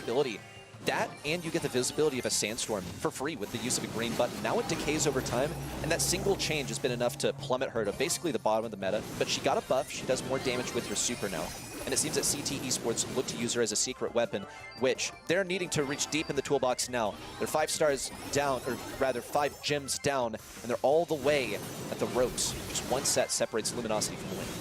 Bang, Charles tried to dive there. Toast able to stave them off with that gadget. A lot of burst damage there from that Amber gadget. Anyway, Patchy and Evex here trading out. Again, another drop the base removed. Patchy now throws a sandstorm down, able to stay alive as well. So this is definitely a power play for Luminosity. Move in behind, and it's an easy pick off on Toonie. Massive damage here from Chino. The destruction of the bushes means nothing. They're just spawn camping these guys. Toonie picks up the kill with the Gale, and he actually cycles the super, but no value on the Chino. He's so far out of that's ridiculous. A lot of times Amber is just so good into the Sandy. Scene goes for Gale, and despite being countered by 2 different brawlers, he still gets it done. The mid Sandy appears to have been the play for now. CT Esports need to find a way to enforce a matchup against Sandy with a brawler that counters it. Is Toast true red side? Is that why he's running it down as Amber with that gadget up? I'm watching him just try and get the insta burst, and that's exactly what happened to the Lily earlier on. We'll let that one slide for the time being, but trust Toast to go for that. Either way, Luminosity, pretty strong showing here. Lily, very effective, and we're starting to see just how scary also up close that Chester can be. Oh no, it's exactly what we discussed. Charles getting the kill on Evex, but taken, no, not quite, with the use of another gadget. In and out, but 2 gadgets down. It's quite early game. They only got 3 gems so far, but they do have control of the enemy bushes. We'll see Evex try and scout some things out with damage on Apache. Excellent kill there from Toast, as he now takes control of the left side. The use of this gadget with the Dancing Flames means that he doesn't have anything yet to burn this down. We'll see Charles encroach on his territory once again, but no takedown. No one's waiting on the exit of that super. Oh. Yeah, Charles instantly gets burst down by the gadget, which is not supposed to happen, folks. That's just something that Amber's doing right now. If you are right on top of her with that gadget up, only happens in a very certain set of conditions. Toast able to win that out. Charles, though, knows that Toast doesn't have unlimited gadget charges and eventually picks off that Amber. Tunic able to use a Gale Force to force Patchy away, but Chino has 7 gems and counting. Stun from Chino onto Evex. The gems topple to the ground, and the offensive Sandy Super comes through. Tooney's checking the most obvious areas. Chino also going out on a limb. Oh no, it was a great thing that Gale actually didn't use that super, otherwise he could be done for. Final gem headed over from Charles all the way to the back right. Chino now playing defensive, but Tooney has the hypercharge and the super. He'll go for Patchy, but he's not holding any gems. He's looking to cycle the super, use the twister just because he can. Charles stays alive, and so does Chino. Luminosity go to the semifinals. And so the dream is still alive for Luminosity. They can still qualify for Worlds. That's right. If they can win this month and elevate lose in the semifinals or earlier, they will leapfrog them on the standings. But either way, they are already live for LCQ. That is so much pressure that has come off their shoulders now. Getting into this semifinal has got to feel, or rather, getting into this semifinal is going to feel pretty darn good for this team. And honestly, it was a pretty clean showing across the board. I mean, seriously, only dropped 1 game along the way, and that happened because they didn't get the blue star off the beginning of the game.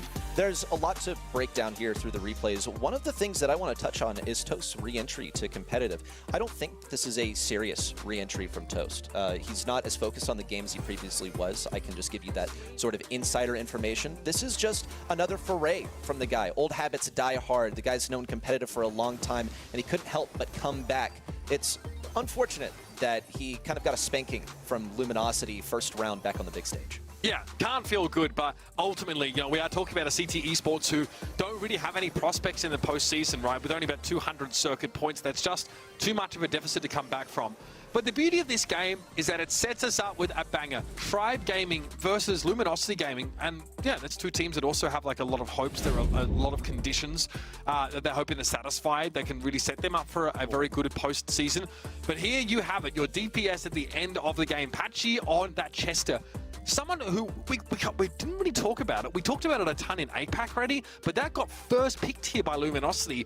And the numbers don't lie, right? That was a very, very powerful pick. Yes, I mean, if you remember the comment that we made when it came to Buster, how you can appear from the bushes and gank people, he doesn't have a stun, but what he does have is between 5,000 and 6,000 damage. Of course, varying whether you're running the damage gear and have low health. And he's picking up 10 kills. As a result, he's nuking that side. We also saw him play on the right lane as well, sort of the bad side, and he still managed to make an impact there, so excellent for him. Something I also want to point out, though, is Toast did pretty well on the kills here, picking up 3 along the way. And you also mentioned that this was because of the Amber tech, where if you are on the true red side of the map, then you'll deal 6,000 damage to an enemy by popping your gadget, provided they're right on top of you. I mean, the guy's abusing a bug. I just want to be real. But Toast doesn't get to choose whether he's on true red side or not, and Amber is still very strong on this map, right? So it just so happens that, Toast wanted to play this brawler anyway, and things lined up a little bit. But that's why you saw Charles die a couple of times on Toast and just cease to exist. Basically vaporized. Their entire family tree actually just got burnt down. That was just how quickly they were eliminated. Chino, they're going to be your MVP for this match. And I know Luminosity are going to feel good about a win there against CT Esports. A great way to ease them into what is going to be an instant banger of a semi-final against Tribe. Not just that, though. I don't think Tribe were really their anticipated opponents here. I wonder how much of the prep went into going against Tribe, considering that they needed to take down Stamina in order to eliminate them and ascend to the LCQ race. So now by Stamina being eliminated, they are locked for LCQ. Now, it's not the furthest that they can make it. They could still lock Worlds if they take it all the way, hinging, of course, on how other teams perform in this competition. But I don't really anticipate that they have prepared too much specifically for Tribe at this stage. However, they have absolutely placed their focus on this semifinal, given that it was, again, the expected way for them to qualify for LCQ. That's right. Luminosity definitely knew they'd be here one way or another. So, folks, stick around. We'll be back right after this break, and we'll be jumping into our semi-finals, the first one being Tribe and Luminosity. That's not one you want to be missing, so don't go too far. The Snapdragon Pro Series Brawl Stars Championship is brought to you by Snapdragon Elite Gaming, Samsung Galaxy S24 Ultra, Monster Energy, and DHL.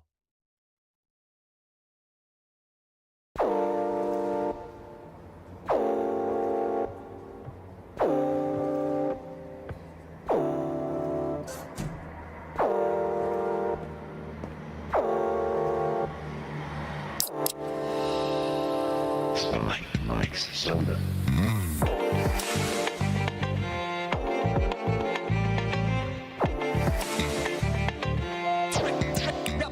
My headshot.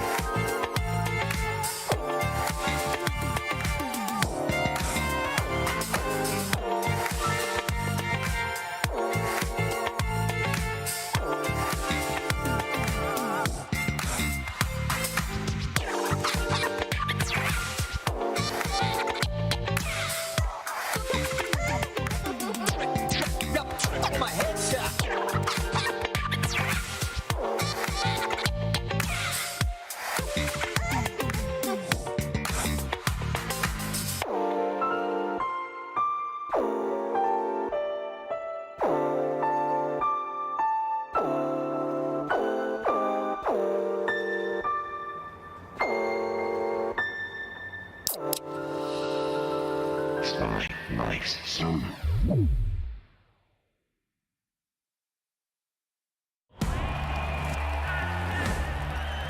is the time.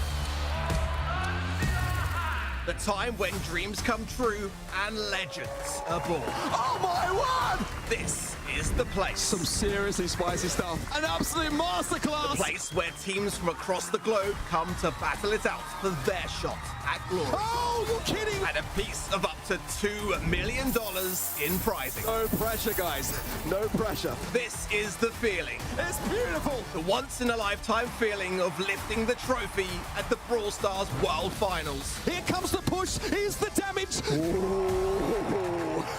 This is now the crunch time. This is the game. Immediately taken down. Still not going to fall. He refuses to die. The game you love. This is the Brawl Stars Championship. Let's get ready to brawl.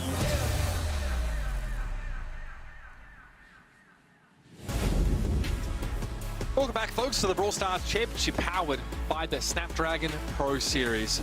I wish I had a counter for the amount of times I've said that this year, like a Protesto counter for second best. I really wish we'd built that in. Anyway, we're all dressed up, of course, in the spirit of the month for some classic Brawl, and everybody even over here at the studios in Los Angeles are also getting in the spirit of it. Our replay operator here built this fantastic statue of Spike out of clay, also had the nails to match, and I had the pleasure of signing this as well. So everybody in the spirit here to celebrate a fantastic year of Brawl Stars Esports and the Brawl Stars Championship. Of course, now we're in a position at the end of today to send our teams from NA off to the postseason, 2 to LCQ, 2 directly to Worlds. And let's read this bracket ready and get caught up on who is vying for those top spots. As it turns out, folks, we've got our top 4 teams in the region sitting in these semis. It's quite tragic. We had to start the day by saying goodbye to a competitor that's been around for the entire year and even represented the region at Worlds last year, taking second place overall. We'll say goodbye to Stamina and Tribe Gaming ascend in their place. One of these teams, though, that we have in both of the semifinals is already locked for Worlds. So all that remains for them is to earn their seeding as number 1 or stay at number 2 in the region. For the moment, though, Tribe Gaming, Luminosity, Elevate could all ascend to that position. But these are the 4 teams that will be representing NA at LCQ and Worlds. Now, Kenny, let's talk a little bit about our predictions, because I suspect that first quarterfinal was the one that really split us up here a little bit. Yeah, you're on the same page as me for those first 4 games. We were wrong. We believed that STMN could make it all the way, and we were almost right. But you are the only of us that thinks it's Luminosity that will stand in Tribe's way in this semifinal number 1. Hand up, I think being Ready or flopped. I actually picked Tribe, so I'd love to hear from Ready. So Ready, I think you're going with LG. I am. I think that for Tribe, really, the objective here was to make sure that they stay in the running for, well, of course, they locked LCQ. But by eliminating STM, not only have they gotten rid of a huge rival, but they've taken the first step to qualifying for the World Finals. I think that they placed all of their emphasis on that first match, though. I think that that one match is the thing that stood in the way of them going to the World Finals directly from here the most. I think that Luminosity, on the other hand, knew that if Stamina won that first match against Tribe Gaming, then they would have to beat them in the semifinals in order to advance on to the LCQ stage. So I just think that really, in the end, to sum it all up, that this is a difference in preparation level between Luminosity and Tribe since they had differing stakes.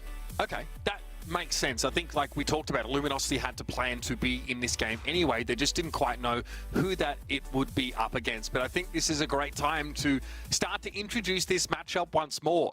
Tribe Gaming came out against STMN, as they've done in the past. I think it was May, in fact, that they lost out to STMN in that quarterfinal. They got blown out of the water, and it looked like it was going to be going the same way again today until that third set came around. Tribe into some great drafting and also got a lot of value out of Buster in the last 2 sets in that series, thanks to the newer addition, Fade.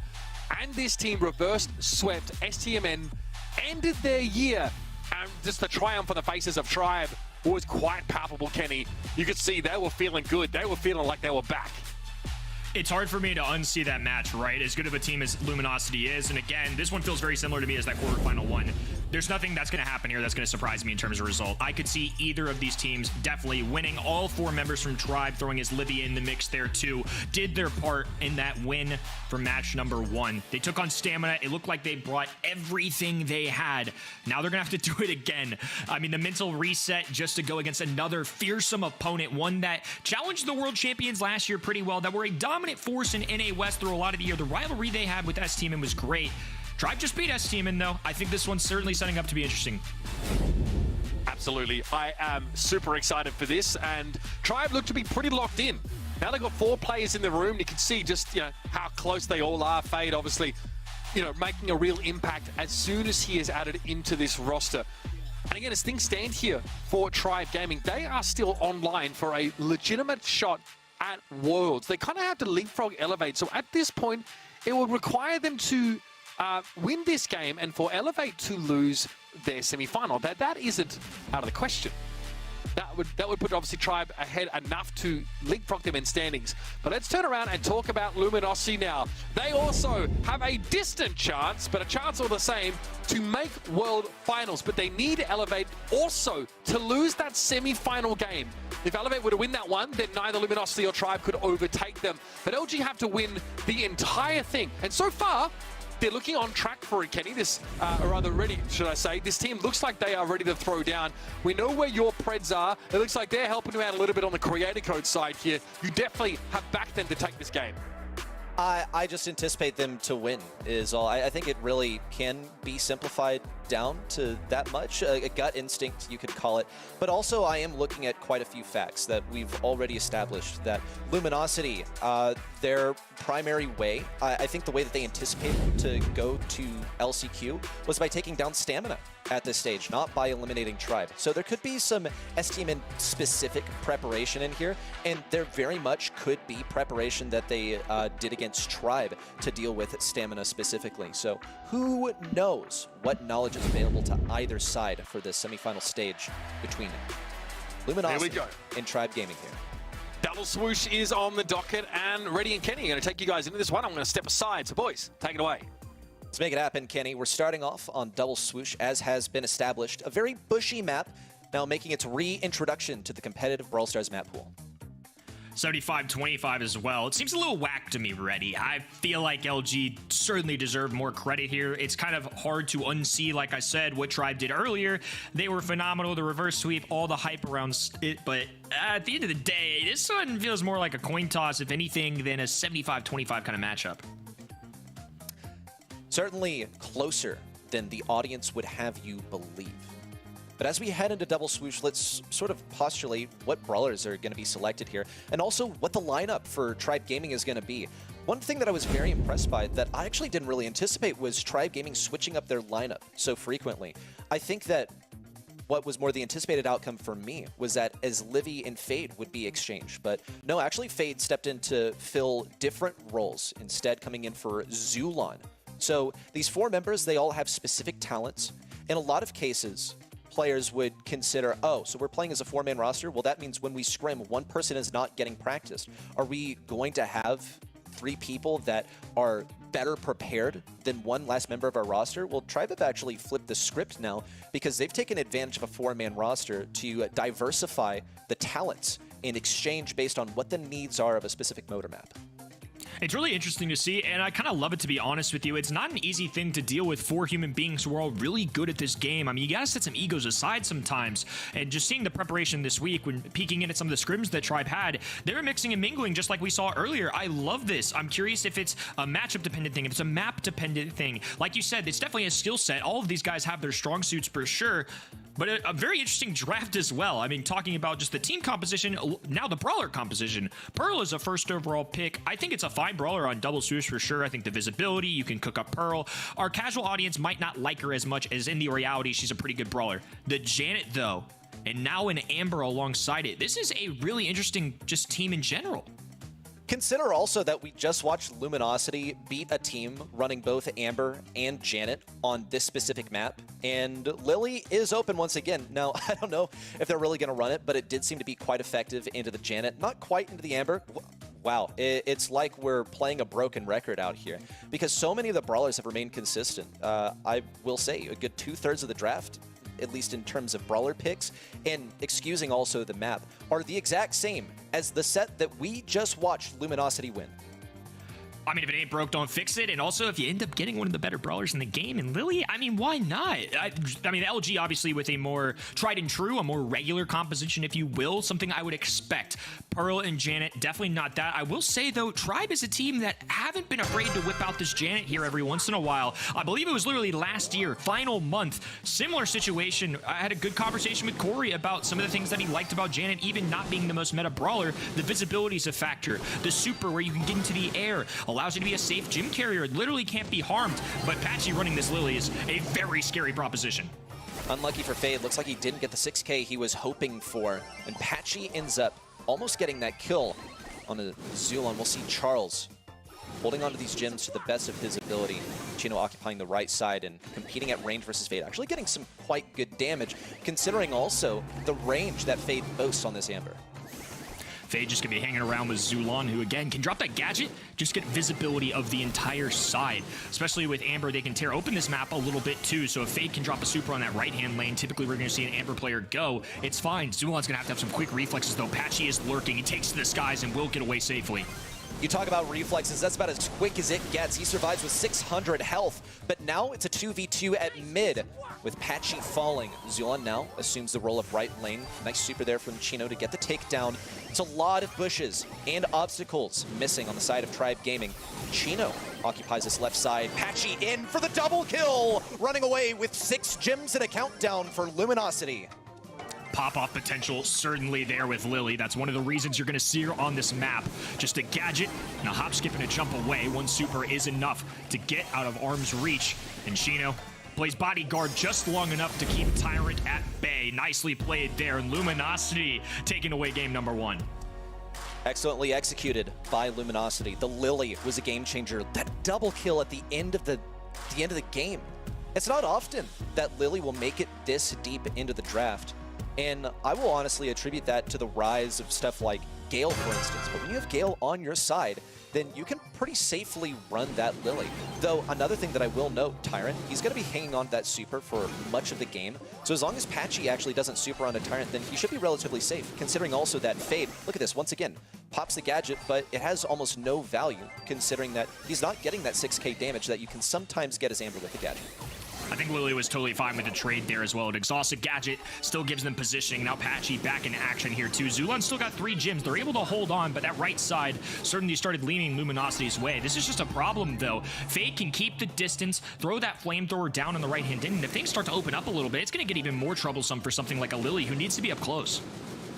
Patchy's holding onto the super once again. No impact onto Fade. Still gets the kill, but Zulon is here to eliminate. On the left side, Tyrant's getting slowed down by Chino. Still gets the burn on Chino, and then the elimination. Uses all of the heat in his oven to get the takedown. Patchy's going to run forward with yet another gadget. Can he get the jump on Zulon? Well, Zulon can see him through that wall. Patchy decides, nah, not even going to go for it. We're going to go for Fade, and Charles gets to advance up the right lane as a result. Zulon now backed up just a little bit. This one's pretty 50-50 in terms of the gym count. It's slight advantage to try, but that next one, of course, spawns with Luminosity. Now Patchy creeping up. Reflexes needed once again. 688 feels like a pretty similar number to last time, but Zulon on the money. Patchy with 59, also with a narrow survival, though.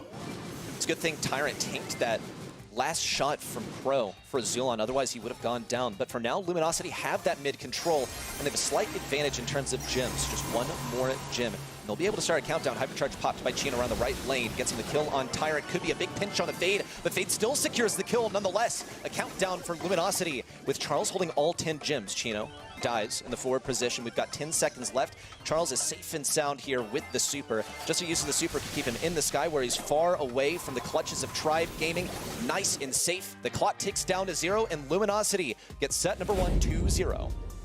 I think it's safe to say that on paper, Luminosity had a much safer draft there. I like Lily in this meta a lot. It's a very powerful brawler for all our fans at home. They've probably been running around the ladder into her quite a bit, and I've definitely been losing some games to her. That's a frustrating thing to deal with. Let's now hand that to a professional player, one with a comeback mechanic like we saw there. It's very good. I think it's a good reason why they repeated it as well. I mean, Lily going to be a powerful asset for your team, to be that aggression, to be that muscle for your team. Meanwhile, the other guys can kind of sit back, do the scouting report, all of that jazz, get the chip damage in there. Really like the Luminosity draft. I think Tribes was a little more on the risky side, right? Janet is not your everyday brawler. It's not at the top of the meta. Same can be said for Pearl as well. I think all the brawlers on Tribes side make sense. I don't know if I loved them as a full combo.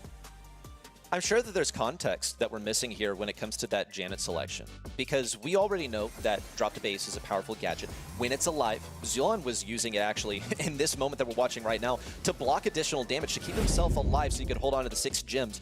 But my friends, scouting in bushes means nothing when your opponent is literally on a different plane of existence. That's where Patchy was spending most of his time, in the Shadow Realm. And that's quite challenging to do. Consider that as Lily, one of her strong points is that gadget. When she was released and her damage wasn't that great, it was still the strongest part of her kit. Now, of course, she gets to use an extra gadget gear to get additional uses. So you've also accelerated your number of gadgets by 33%, on top of being able to churn out ridiculous damage in close range that relies on reaction time. And we saw Zulon escape it twice with the use of his super, but it only gets you so far. Once you've taken to the skies and retreated, your teammates are doomed to face a 2v3. It's definitely worked before. It's not always going to work. That's just part of the risk you run. I think Lily, Crow, Gale on this map in particular, that's a pretty fearsome combo. I think Tribe Gaming just kind of pulling cards out of their wheelhouse here, right? This is something they probably kept closer to themselves. It's not something super meta. I think I see where they're coming from, right? The Janet shot can kind of fan into the bushes. You can get visibility. You can fly away. We saw how clever Zulon even was with dropping that gadget to dodge a Lily super. I see it. I think it makes a lot of sense in that one-on-one interaction. I just don't think they had quite enough firepower there, and I think that's kind of where Janet lacks. Well, if there's one thing that we have established now, it certainly has to be that if it ain't broke, don't fix it. We said this going into the set after we completed the draft. Okay, this was the same result that we saw versus CT Esports. Now, time for something a little different though. Canal Grand. It's going to be East versus West, most likely. We're also looking at optimal ways to get that blue star. It's tough to get in position, and also, once you have gotten your position at mid, it is difficult to remove you. So it is essential to get there first, or at least just to win the first battle. I'm curious to see the ban stage here, because at monthly qualifiers, we didn't necessarily have to deal with Barry, but now we're in a different world. Angelo, of course, was the most banned brawler, 74%. Lily up there. Eve's an interesting one globally. I don't know how North America's necessarily going to take it. Looks like it's still a priority, though. It's going to be in that ban on the right-hand side. Larry Laurie in there as well, so kind of daring them to take throwers. I mean, there's a lot of good options here for that category. Okay, RT for selection. Now, RT is good at a couple things. It honestly feels like, in many cases, that RT is good at everything. It's a good thing that he got some balance changes. That was a bit over a year ago by this point, but he has crept back in. Has some different ways that you can play him. Jackie. So we have the part-time Jackie and the full-time Jackie going head-to-head here, because that's the thing that RT does besides being a sharpshooter. Get double Jackie hits on someone in close range by separating top from bottom and getting impact damage in the radius. They're going to pair that with a thrower too. I just feel like we're in a meta where having a thrower benefits you tremendously. Obviously, Gale out of the picture here too. There's still some other brawlers that we do see on this map that are anti-tank kinds of brawlers. They could also take a tank of their own. I feel like Surge might not be a bad shout here, right? Something into throwers like Barley matches up pretty well with Jackie. If you keep the distance, obviously if Jackie's up in your face, it's pretty impossible for anybody, but I feel like that might be something that checks several boxes. There's a lot of different ways I think you can go here. We've occasionally seen things like Ims for that area control. This isn't the kind of composition though where I feel like you're likely going to pair an Im, so I feel like they're going to look elsewhere to deal with that Jackie. Okay, so how do they react to it, really is the question here. Some kind of anti-tank? Maybe, or they could ignore it completely. Surge, is there a reaction to all of this? Now, Surge is going to be weak in that early game into everything except for the Jackie. So all this ensures is that they don't get pushed too hard by the Jackie until Surge has been weakened. So Tribe Gaming will need to look for a way to do this, perhaps outrange him. They don't have a sharpshooter on their side just yet. Note also that Barry has not been selected or banned here. They'll go with Squeak, though, as their secret weapon. These animals, they're doing it twice. They're doing it again. I mean, I have not been the biggest Squeak fan. I don't think he's the best brawler overall in the game. At a professional level, though, it changes up quite a bit when you throw in the draft. But if you're just running around ladder with a Squeak, you're getting run over by Lilies, by Franks. But if you look at the other end right now, it's Tick, it's Surge, it's RT. They're not going to be steamrolling their way down the sidelines. I mean, you can kind of play area control here, especially considering outside of, what, maybe a weird Tick super that clips a wall? There's going to be no wall break here. I mean, Squeak used to be played in the olden days here, back when he's more meta-relevant. I kind of get it. So question of the day, who gets that blue star? Fade's going to pop that speed early on. Maybe he was expected to go for the right side, instead goes for the left, but taken down by Chino, who's already advanced to the next level. Now, that was going to be hard to get. He's been given it for absolutely free by Fade on this Jackie. Now that Luminosity have the advantage, they can play defense. In fact, the Tick outranges all of these opponents. They still have to be careful not to get backed up too much, and they could certainly benefit from another kill. We've put them ahead by, well, 3 stars instead of 1. But for now, they look to be nice and cozy over here. You're going to notice that Chino's glued to Fade right now. That is their best anti-tank option. They're being backed into this corner, though, now dropping a little bit of static. Fade going for the super, does remain alive. Patchy with low HP, and Tyrant gets the takedown alongside Fade here. As Livy still flanked on this right-hand end, does get that area control. They're going to let off the gas pedal just a little bit, though. Retreat into these bushes where they can stay invisible. That march forward from Patchy felt needlessly aggressive, but it almost got them to kill into Fade. It looks like they underestimated the amount of shots that Fade had remaining, or the distances he was able to cover in a short period of time. We'll see another gadget down from Tyrant on the back left side. Meanwhile, Patchy's pushing it on the right, avoiding all that damage from his Livy with the use of the super, getting 1 takedown, but it's still just a trade as his Livy falls. But now Chino occupies this right side, though the script still remains the same as earlier. Tribe Gaming are in the lead. Hypercharge in from Charles, and a Tick super all the way on the back lines, marching forward. This minefield on the left, no damage on the Tyrant, but he is locked in the back left corner.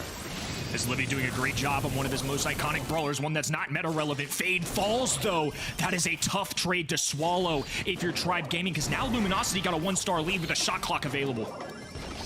That was a kill from Charles on a Tyrant. It looks like the impact of the Tick super took him down. Patchy with another kill as a clock ticks down. Tribe Gaming desperately need kills, but there's nothing in sight. Luminosity will take game 1 of set 2. That felt like a game where Tribe definitely could have had it, right? I feel like the tides really turned there when Jackie fell. I think maybe overestimating, maybe just feeling the need to get aggressive so that it could survive those final 15 seconds. Because they win that interaction, very different game, obviously. Jackie's going to grab a kill. Those stars are going to go down a little bit differently. But I think LG did a great job of just being patient there. They didn't panic early game when they were stuffed into their spawn. They just let it play out, got that last second, and used a little bit of a momentum swing to run that clock down just enough with a lead to get a win.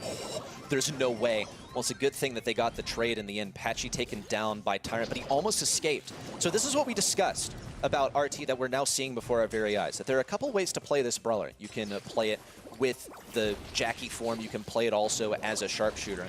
And that also goes into your gadget selection here. Patchy's decided to go for the relatively new gadget Out of Line, which allows you to get your super back for free. So you can afford to go aggro as more of a tanky brawler and then retreat back to the place where you separated your head from your base. It got him the kill on the Fade earlier, but it didn't quite let him escape. We see a big push in here on the right side. Patchy doing the exact same thing and profiting as a result, but they're still not ahead of Tribe. He got a gadget off in time, or excuse me, a super off in time too, to kind of backtrack, get out of that situation, and preserve his life. I feel like as Livy's just been herding sheep this whole time, though, kind of shepherding LG the direction they want him to go. And Tyrant with a little area control as well can kind of force them back. And Fade obviously hiding behind this indestructible wall. Tick can chip away, can't kill, and now they're going for gold. Fade looks for one, no kill available though. That was nearly disastrous for Luminosity. It almost, though, looked as if Tribe Gaming would have lost a member there. They would have lost Fade and handed a couple of stars over to the other side. We'll see Fade once again having to disarm the Tick super. This was a hypercharge this time. They're kept from pushing forward. But still, Luminosity seriously needs some kills. Tribe Gaming have immense survivability. They also have Fade equipped with a hypercharge, but the damage from Tick just keeps coming in. Fade also doesn't have a gadget left, so he can't get extremely speedy off the end. It's time for Luminosity to push in. Just 10 seconds remaining. And now Fade gonna be charging it as well. They've got the blue star lead, so it comes down to this. 5 on the clock, and Chino's flanking. Fade, body blocking for everybody. Patchy has to fade away. They're looking to grab a kill, can't quite do it as the clock expires. Nicely played to Tribe, who barely hold on. This was extremely well played, very, very passively played at times. We see a strategy being implemented by Luminosity that I would argue is actually more characteristic of Tribe.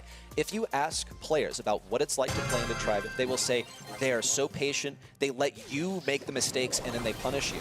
And what we've seen from Luminosity, wow, early take there for Fade to grab the blue star. Excellently done. But from Luminosity, what they've been doing this time is they let Fade get aggro, and then they let Patchy come in and punish. It certainly didn't work there, though. The word that comes to mind kind of along those lines with Tribe for me is discipline.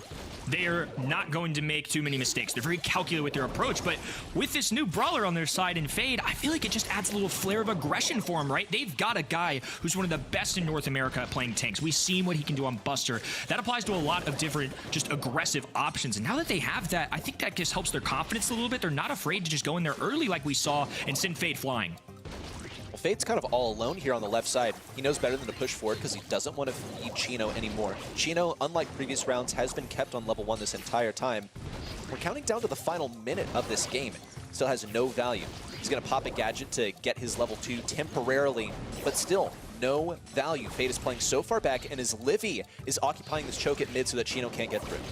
The squeak pick, I mean, it's working out for me. I think it's been doing a great job so far without any wall break really on the other end. He can just kind of have his way. This is an old-timey brawler that is nowhere near as good as he used to be in the stats category, but seeing him executed here by one of the best in the business at Squeak is awesome to see. His Livy has that mark over him, but he's still safe and sound. Luminosity are just looking for anything possible. They have just enough time to send Chino on sort of a recon mission all the way around that left side and maybe get a pinch as a result. We'll see Charles take massive damage, still heals up in the end. That tick super from him made no impact on the Fade on the left side. Tribe Gaming have gadgets upon gadgets, but what they don't have is positioning. We'll see Fade reposition himself to the right side. Meanwhile, on the left, as Livy, Tyrant staying alive with the use of the gadgets. Tyrant still has one left. Hypercharge, tick super in. This entire right choke has been locked in. Fade still staying alive. No kills on a Tribe Gaming. A 3-star margin hands this set to Tribe Gaming. Whew, another close one. I mean, this just feels reminiscent of what we saw in quarterfinal number 1. Two teams with World Finals dreams, looking for a direct ticket there, and they're giving it everything they've got. And I really respect how Tribe Gaming are doing it. We've called it the secret weapon, the squeak picks, the Janet picks, the off-the-wall stuff. There's no way that other teams are likely prepping for that. I mean, maybe they've seen it, but I think just holding their cards close and just relying on what they know best, going with their gut, it's working out for them today. I think we're really seeing the best elements of each member from Tribe Gaming here, because we've seen Fade play his tanks, we see Tyrant play a strong lane brawler. This guy's a notorious Barley, and then his Livy as well. There's a reason that we call him Squeak Livy, and it is done in an appreciative way, because he's just that good. Everyone on Tribe Gaming, they get to play their comfort brawlers, and they get to do so in a good way. I would say historically, Tribe Gaming have a tendency to repeatedly play the same brawlers. The only issue is that they were not competing in a meta where those brawlers were the ones that dictated who won and who lost, should we say. So Tribe Gaming now have found a way to rotate in players that have specific specialties that lend themselves to success in this meta. It's gotten them a set win so far, but that inventive strategy did not get them that set 1 win. I was doing a little digging here. We have a wonderful man behind the scenes, Nighttime Clasher, who provides us some stats from monthly qualifiers. He sends us the top 15 best picks, the most picked brawlers. No way Squeak was on that list. I just double checked just in case, but again, just to go to show what this team is doing here in the monthly finals is a bit wild. I just respect that they're willing to call their shot, go with their gut, and to do so in such a well-rounded way. They accent each other so well. 2 kills apiece, DPS pretty evenly spread. You know, Fade's not going to be hitting other enemy players all the time, so I feel like that's probably why that DPS number is a little down, but it's just good enough for him to get a win. LG, though, still fearsome, still strong. The mechanics are there. I feel like that was a really tough one on paper for them to end up winning. They did grab a game. I still feel like this one is neck and neck. Like, sometimes in life we got to make a choice, and his Livy made his choice. Squeaky clean, and looking good on the stats too. What a way to just block mid, keep Chino from achieving value there. Didn't really stop him from getting kills. We saw towards the end of the game, Luminosity sent Chino on that, as I called it, recon mission all the way around spawn, and he had to do it the slow way as a level 1 surge. They got them all the way back to their spawn, but they just ran out of time. We're moving into a mode, though, where you can't back up all the way to your respawn towards the end of the match to ensure your success. No, you are forced into the middle, and we're doing it Bell's Rock way. Kit's the first brawler that comes to mind on this map in particular, especially in a professional level and on this KO map in particular. I think Kit is a great win rate, is an awesome brawler, one of the better brawlers I would say overall in the entire game if you're looking to push it home. I just feel like you can power up so many different allies, and the worst thing that happens is you don't have a natural synergy, say with a tank or assassin. You're just diving on enemies and grabbing kills, stunning the enemy side. I just feel like even plan B for Kit is better than most brawlers playing A. Well, bans are in, and the first selection goes to Tribe Gaming. They've gotten rid of the Sprout as well as the Kit. Kit is such a frustrating brawler to play against these days. We'll see the Rico early selection. That could either be Zulon, that could be as Livy. Honestly, I think that either one of these guys could really rock it. We'll see as Livy is on it for now. Now Luminosity have a couple of ways to react to this Rico. This one's a challenging one. He holds lane super effectively, but at the same time, if you get close to him, then he's just going to nuke you. He's going to pop multi-ball launcher. It does ridiculous damage in close range, and it can be a good asset towards the end of the match. So RT would also be a valuable selection here for either team. We'll see the Buster approach. There's the RT that we alluded to just a moment ago, and you'll note how this RT was played by Patchy just in the previous round. He made pretty good use of it. Chino on this Buster, I think, also takes it out of the hands of Fade, should he be playing for Tribe Gaming this round, and also is, as usual, it's great to be able to reflect damage as things close in with the smoke approaching.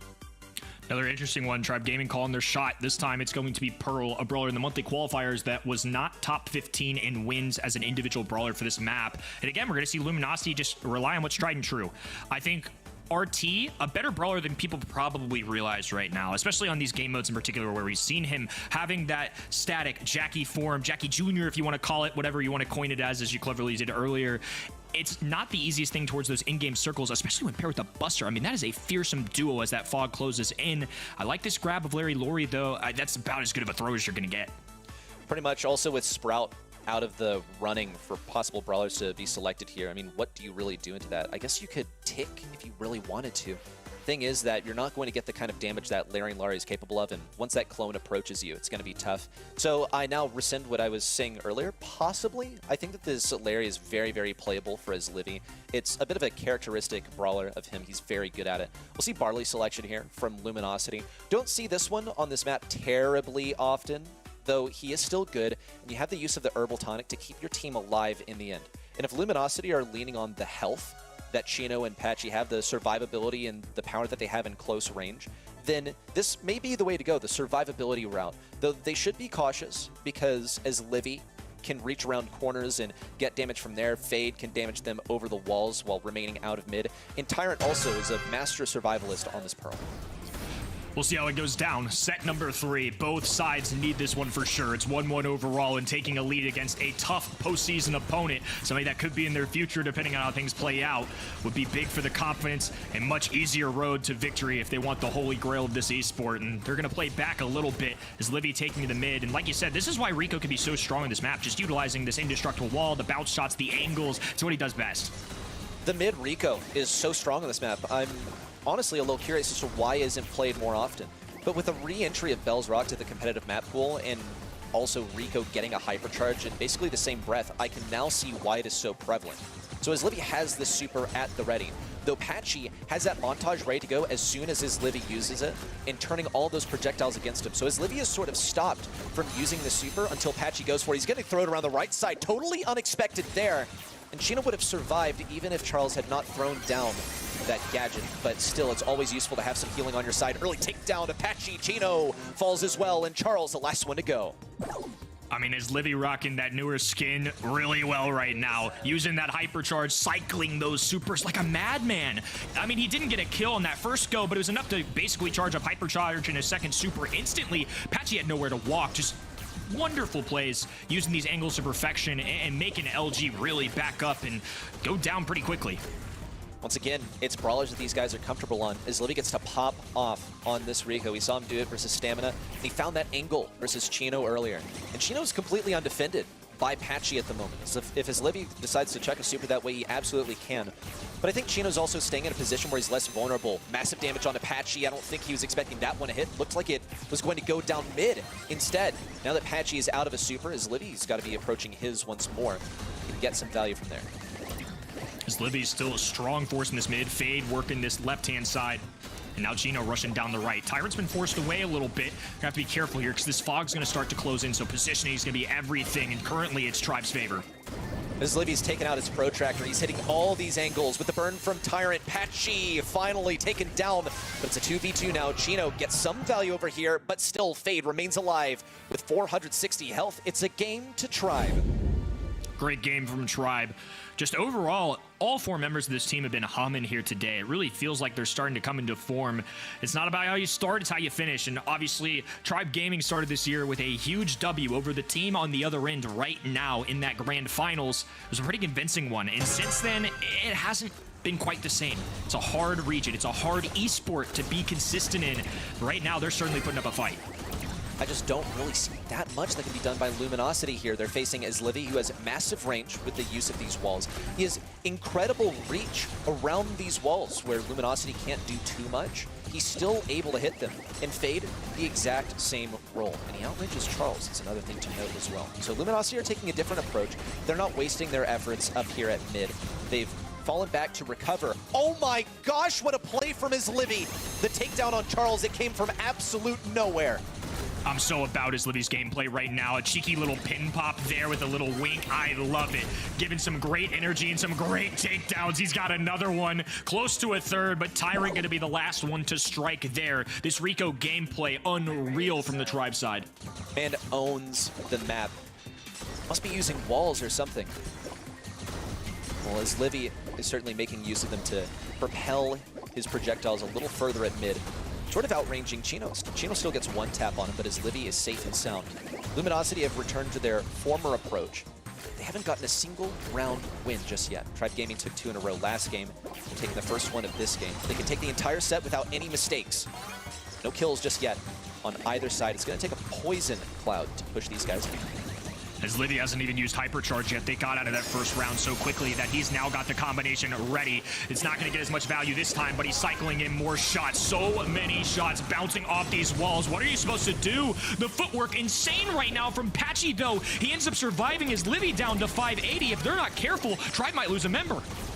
Charles is doing the best he can. He's already used all of his gadgets, and Tyrant is still alive. Patchy now occupies the mid. And we see the poison now starting to close things in. Take down, but it's just a trade. Fade and Tyrant still alive here. Take down to Chino's base, maybe. Take down onto Tyrant. Charles remains alive. Fade needs a damage, and he gets it. That's the set for Tribe. Just special. I mean, the Rico work in this set is a reason that Tribe Gaming are mostly taking a lead here. I think everybody doing their part in those closing circles, but it is safe to say those early frags, just so good. Giving yourself a 3v2, a 3v1 advantage, all due to most of the times in those rounds, one as Livy super. Unbelievable. The most picked brawler in these monthly qualifiers who had a 48% win rate, I might add, looked significantly better than that. I cannot wait to see stats for that man. It's going to be an absolute treat to see, okay? We'll see if our suspicions were confirmed, but first we get to reflect on actually how close some of these endings came. Check this one out. Chino with a mutually assured destruction on the right. Fade remained alive, which is quite reminiscent of this final round, where Luminosity actually almost took it. Charles laid down tons of damage here in the final moments with the use of a super, but Fade remained alive in the poison. That second shot from the Larry got them. Fade, what a monster today. But let's not let this distract us from what Livy was capable of. So what are the stat lines? 364 DPS. He's leading the lobby on this one. Unbelievable numbers. I mean, obviously the kill category split amongst all members, and the DPS still great. Honestly, as good of a set as we saw with our eyes from Livy, I think the thing standing out to me the most right now in our kind of post-game recap, 33 DPS for Patchy, 80 for Chino. That's not a top frag kind of combo, if you will. I feel like that's one that relies on those in-game situations and rather be this passive, calculated approach that we see from Tribe Gaming a lot of the times. They are taking the punch right to the enemy team. And Luminosity, as just a roster here with these 3 brawler selections, that's not really what this combination is meant to do. They're meant to hold on positioning, wait it out, and Tribe Gaming didn't give them a chance. Well, we'll see how they make use of some of this momentum as they head into the next one. Looks like Luminosity are certainly feeling the effects. They got that first set, and then with Tribe Gaming wresting back control of the momentum in set 2, they managed to get a really dominant draft here. I mean, look at the stats here from Luminosity. There wasn't really much play for them. Even Chino on this RT, who should have had the long-range sharpshooter play, well, he was outranged by Izlivi. The Rico mid is so strong here. I'm curious as to how it slipped through. Perhaps Luminosity anticipated that Buster was going to be the answer to Rico. We saw just how good it can be on Brawl Ball between Stamina and Tribe Gaming earlier. But here, not quite the case. Patchy was ready with the montage on one lane, and Izlivi said, fine, I'll take a different one. Get a kill as a result. Just masterful work on the Rico. Another instance of Izlivi playing a brawler he is known for. And obviously Rico, in personal opinion, going to be in a much better spot in the meta with a hypercharge and just a brawler in most situations than Squeak. But I love just seeing him do it their way. Rico a little more applicable on that map more often than not, but I think the fact that that one slides by, they give it into Izlivi and he just pops off with it. Just awesome to see. Tribe Gaming just firing across the board right now. So do you think they get the Rico once again? Because Rico is so good on this map. Bans coming in. Rico, first thing that Tribe Gaming get rid of. As well as that Gale and the Barley, they do have first pick, so they're focusing less on the most OP brawlers here, though they will certainly with their first pick. So this is curious. They're going to go for wall break here, and they're also picking a tank quite early. It gives Luminosity ample opportunities to respond. They might want to pick up the Colette here. They're going to be missing walls, and they're also going to be playing into a tank. Nita is an excellent way to respond to this one, given that you have a stun that you can equip with the gadget, and you're going to be getting plenty of value off of that Frank. Only hazard, though, is that he's going to be breaking down walls, and Nita gets pretty weak when she doesn't have her walls. Ooh, Nita and Dynamite. What a 1-2 punch coming in from LG here. Curious to see how Tribe responds as Livy subbing out, Zulon back in. So I think this is just kind of the roster they're going to use when they just want to get aggressive ready. They've already picked up the Frank. Now they're going to grab the Kit. No. Here comes a nasty combination. So Kit's going to get crazy value on the Dynamite, I expect. But he also has a second way of playing here, which is typically not the way that Kit is played. I feel like it's actually quite black and white. Kit, much like Kit himself, actually, where Kit will go for stuns and get the team CC, or he will backpack on someone. Check this out. Carl also coming in to counter that early thrower selection from Luminosity. I honestly think that this is going to be a tough draft for Luminosity to deal with. They will go for the Colette as anticipated, though. It's going to be a way for them to deal with the Frank, and Dynamite can also blow this map open if they need to. Just means that Nita and Dyna will be missing some of those walls. I think Colette is a fantastic answer here. I'm surprised it didn't come to my mind sooner. Just into Frank, going to be great, obviously. And into Carl, too. That's not a bad matchup. Well, here we go. Tribe Gaming off to the races, seeking that early mid control, trying not to feed Patchy.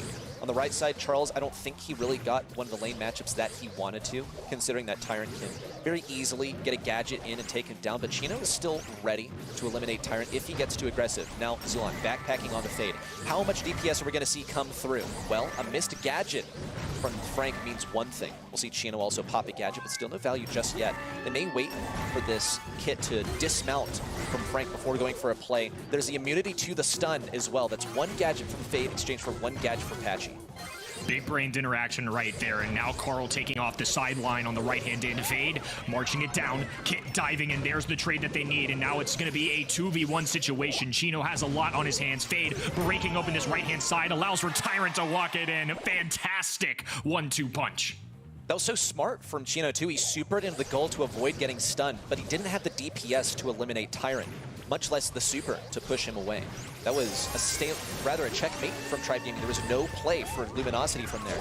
The use of a stun from Patchy, it doesn't really have much impact on Fade, though he is having to push back, taking quite a bit of damage along the way. Tyrant pinched here on the right side. This is a wide open goal if they can get it past Fade, and he has the gadget to pull them back. They're trying to bait it. Here comes the hypercharge from Chino. He needs that healing, gets it off of Fade. It's a wide open left side of the goal, and we're tied. They trade out opening that net. Really well played. And the more this opens up, I think the better it caters towards Luminosity. They're going to have to utilize this entire combo on the left-handed. Chino, the wide open, has a super shot fire. Oh! Intercepted! Tyrant, perfect precision. What a play from Tyrant. Pinpoint precision. But how far will that go? He's had to use a gadget to get there. There's the nuke on a Zulon. It's 3v2. More in from Charles, but Fade avoids it. It's 3-on-1. Fade stunned. Pops the gadget to get out of it, but it's just too late. We need this. We need to see this again. What a crazy play from Tyrant. This man is insane at Carl. It's wild. Like, Luminosity just scored. They should be pumped. That was unbelievable. Unbelievable defense. I mean, thank goodness Luminosity scored, because the Tribe come away with that game. I can't imagine momentum swings back their way. That was insane. This is the level. It's a literal monthly final between the two teams that are going to be representing this region on an international stage. But the fight right now is for who has the potential to represent this region at Worlds. It'll be either Tribe Gaming or Luminosity, provided the outcome, that Elevate match that we have awaiting after this one. But Luminosity, for now, have achieved Game 1. They've stopped the win streak of Tribe Gaming after what appeared to be impossible to deal with. Nice stun there. Chino taken down. Zulon also exchanged. And the two best things to deal with Frank still remain. But Tyrant's going to aggro. He's got the kill on Patchy. Looks for another on Charles, where he's almost defenseless. Going for a kill on Tyrant, where he's still vulnerable to Chino. But still, that was a clean double kill for Tyrant, given that he also remains alive. Big time too, because they wasted a Dynamite Super. That could be very valuable at opening up the other side of the map. That's how they got their first goal and honestly led to their second. Now Zulon looking for the first of their own. Fade swipes away, clobbers his way to the other end. Hypercharge goes down. Tyrant has a super shot, fires it right at Chino, forces it into his hands, and gets the following pickaxe there to try and get the kill. This time though, not quite enough. Patchy might have an opportunity to take it the other way. It's been so close for Tribe Gaming to score a goal. They pass the ball forward and get the shot, but their enemies drop to about 200 HP, and they can still block the ball from going in. I feel like, honestly, those are some very deserved goals for Tribe Gaming. And Luminosity escaped battered, bruised, but still just barely alive. We'll see Fade avoid a stun there from Charles. That could have been absolutely massive. Here comes the backpack once again. And it's passed up to Tyrant. He's equipped with the super and a gadget, but no kills, no damage really onto Luminosity just yet. Huge super in from Chino, but no kill confirmation. Tyrant has the chance to heal up, but he stays on the back lines, where he could actually be quite vulnerable. Stunned there. Fade has to get out of there, and so does Zulon. This ball is now retrieved from the corner. Chino has the hypercharge to potentially put this one in. And Zulon going invisible, out of eyesight for just a moment, but they kill confirm immediately after. Charles now lobbing up shots, and this open space does not favor Tribe Gaming. With LG kind of hurtled around this ball and 15 to go, they're trying to end things before this even gets to overtime. Whoa, what a combo there on the Fade on the right side. Zulon with a jump forward to avoid the big barrel of boom. Chino's looking for the angle, slips right past Zulon. Tyrant can't snag it this time. Luminosity with the goal at the end of the game. No one can retrieve it. A set win for Luminosity and a set 5 incoming. The world needs to be nervous. Honestly, the world needs to be nervous. Tribe and LG possibly playing for a world spot, maybe LCQ. Every single team in North America is fierce today. I think they're really showcasing what this region is made of. We've got another set 5 barn burner on our hands. Every single team desperate to prove themselves here today. And when it matters most, all of these teams are just shining right now. Gosh, and that last game was so close to a win for Tribe Gaming. We saw goal-scoring opportunities left, right, and center for Tribe. They were shooting this one at the goal. They were following up with shots onto the defenders that dropped them to 200 HP, 400 HP. Just a gust of wind away from falling and that goal being completely wide open for a score. But no, Luminosity hung on. Just slight miscalculations in there, perhaps plays of desperation from Tribe Gaming. Man, that was close. But Luminosity really, really rocked this one. What a play from Tyrant 2. Have you ever seen anything like this? No, that's easily one of the greatest defensive efforts I've seen in this game's history. That was unbelievable. It is a darn shame that they lose the set after such a good play. But overall, LG were the simply better team here in Brawl Ball. I think Colette overwhelmed this Kit Frank combo just a little bit. It's a great matchup into Carl. Once they got the Dynamite Supers rolling, the map opening up due to the Frank Supers, Dynamite, it started to really favor LG. And not to mention they pair this with a Nita 5 kills as well. And Bruce the Bear is a 4th brawler. It is really tough for Carl to deal with Bruce the Bear, for Frank to deal with multiple brawlers at once, and Kit there to kind of power up allies, maybe get a trade every once in a while with the super, but other than that, it's a really hard thing to manage. So I think LG were kind of built as a composition to destroy the left-hand side. Look, the question has now been answered. Is it possible to deal with Frank without Gale on your side? Well, yes, you just need to have 3 counters to him. Literally 3 ways specifically to deal with that Frank, because consider that, hey, this was not tailored to deal with the Carl. It wasn't for the Kit either.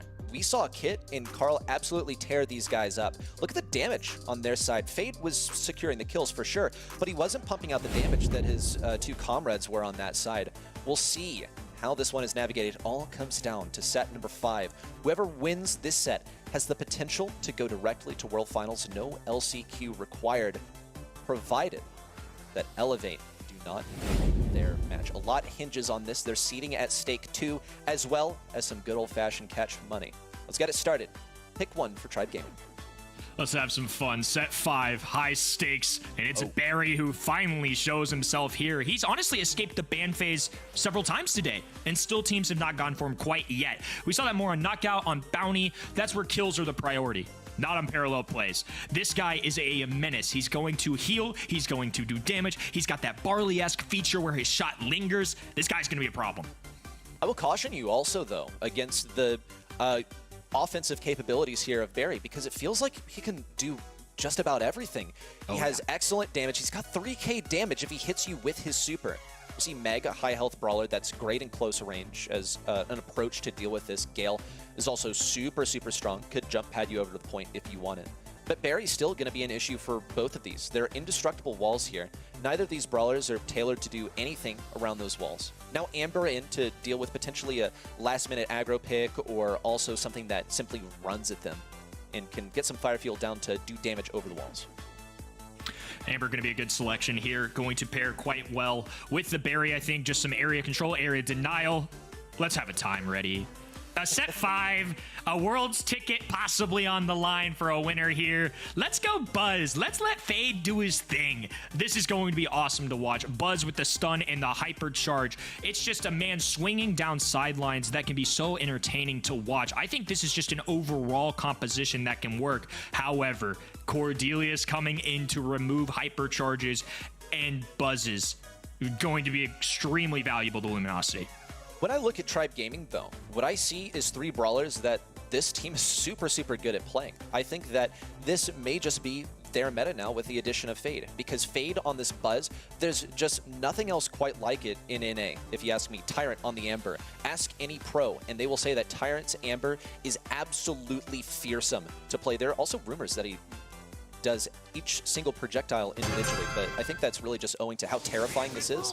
And then as Livy, definitely, if you ask me, the best throw player in this entire lobby. I think that Tribe Gaming have an all-star lineup, player and brawler-wise.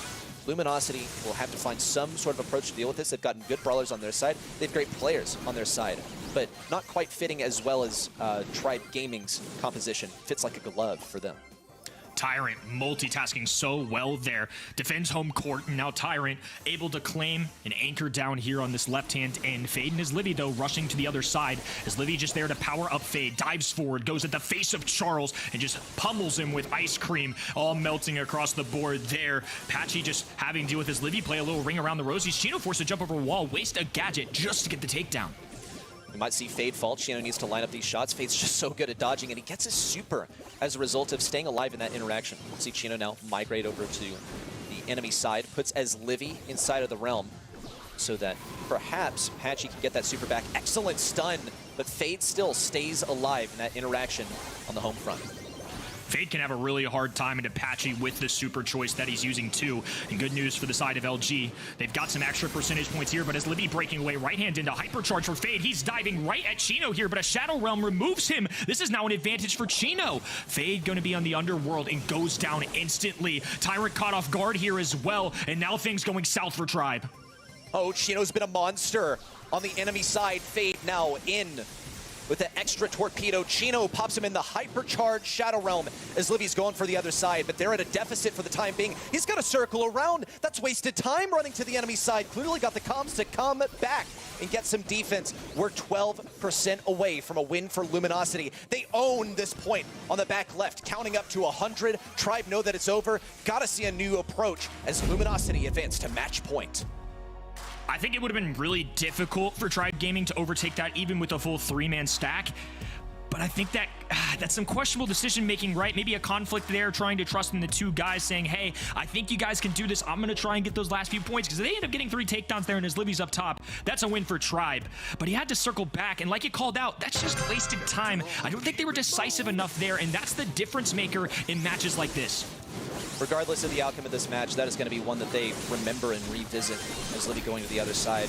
It is small, and maybe it had little impact on the outcome of the match, but it does matter that you are where the play is. Patchy getting the kill on a Tyrant with the use of a star power, and as Livy also taken down by Chino. Luminosity playing supreme defense here. Patchy taken down by Fade as he was out of the mech and couldn't get a super back in time. Missed Shadow Realm there from Chino as he tries to keep as Livy in spawn, but as Livy can just continuously back away. Chino still gets it, as you can see in the kill feed, and Charles on the right side goes down.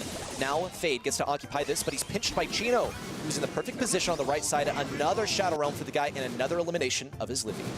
Pop off from Chino, doing a good job at assisting the teammate up top and immediately rushing down to the other end, getting a favorable matchup. Now as Livy's just kind of stuffed in a corner here, Fade forced to dive in, and it's still not enough. Fade taking down to the other end, but again, percentage points leaning towards Luminosity. Tyrant going down here too. It's going to be a full 3-stack for LG on the bottom left.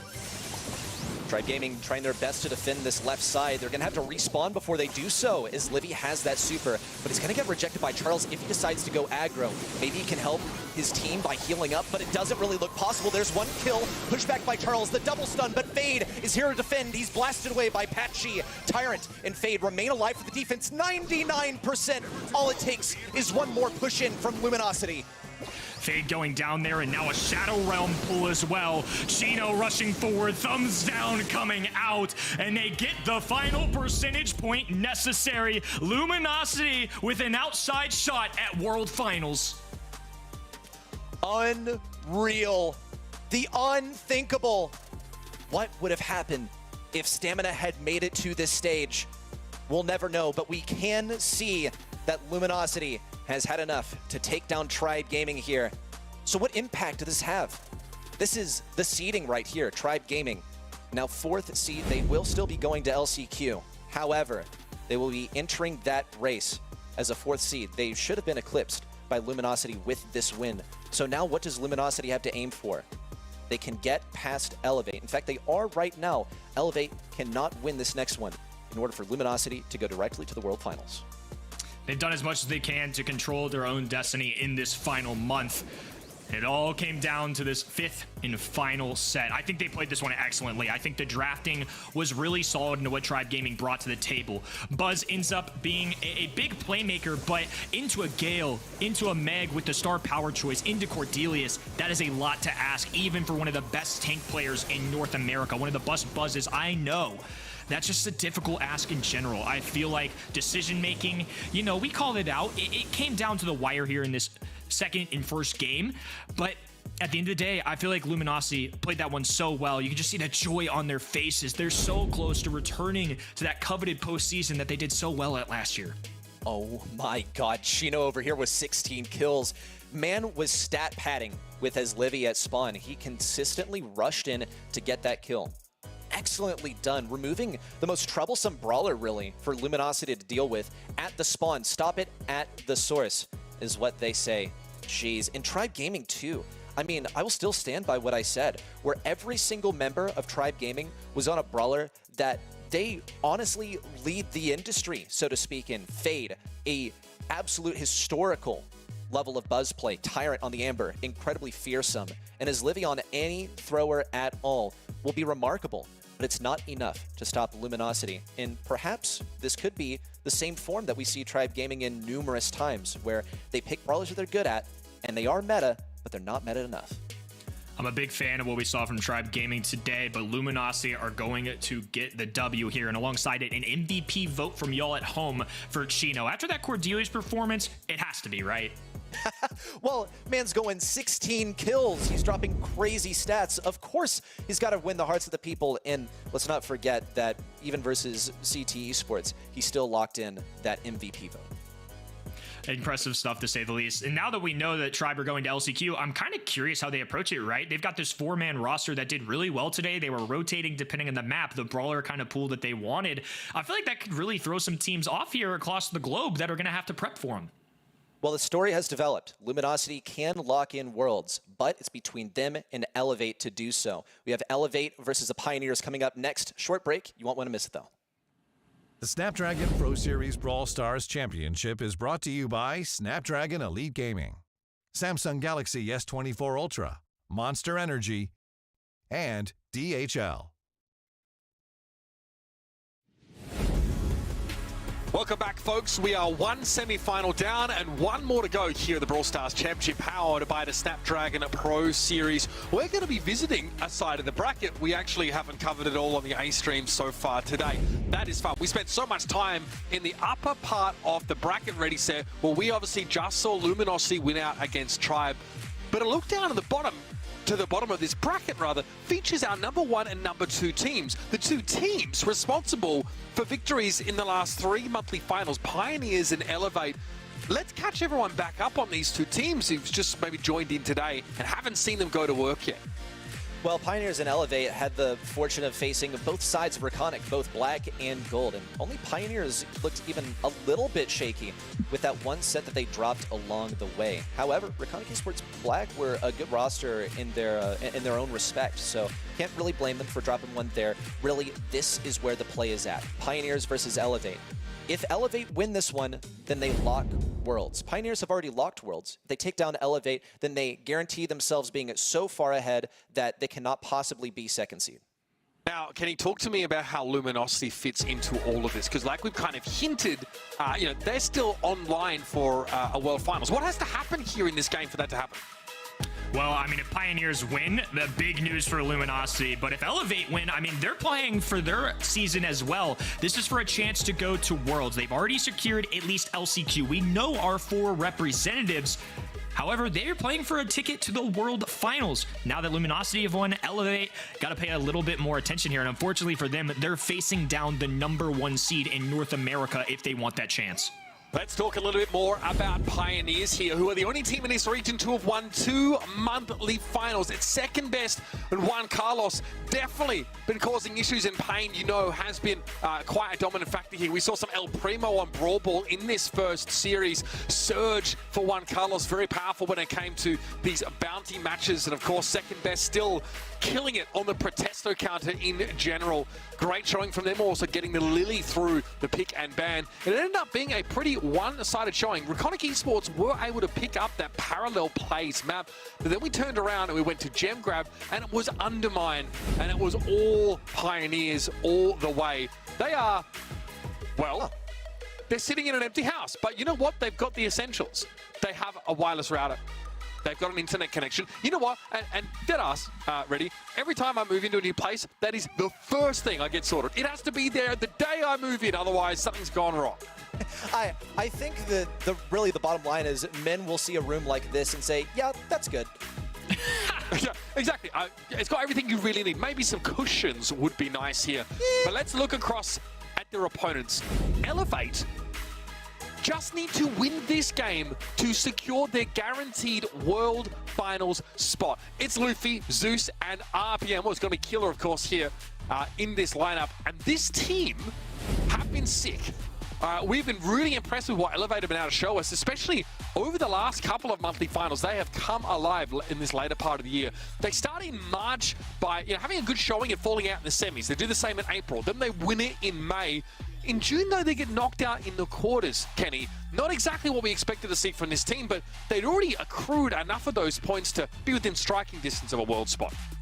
This is a team that's, I think, put a lot of respect on their name this season. Obviously, the acquisition of RBM was huge for them. RBM resume speaks for himself. But for the other 3 members of this roster, people forget, in the NA East days, they were right there. They were competing until the literal final month. They clutched up in that second to last month, won an entire monthly finals in a reverse sweep fashion just to try and give themselves that chance. This is a team that is not going to be buried easily.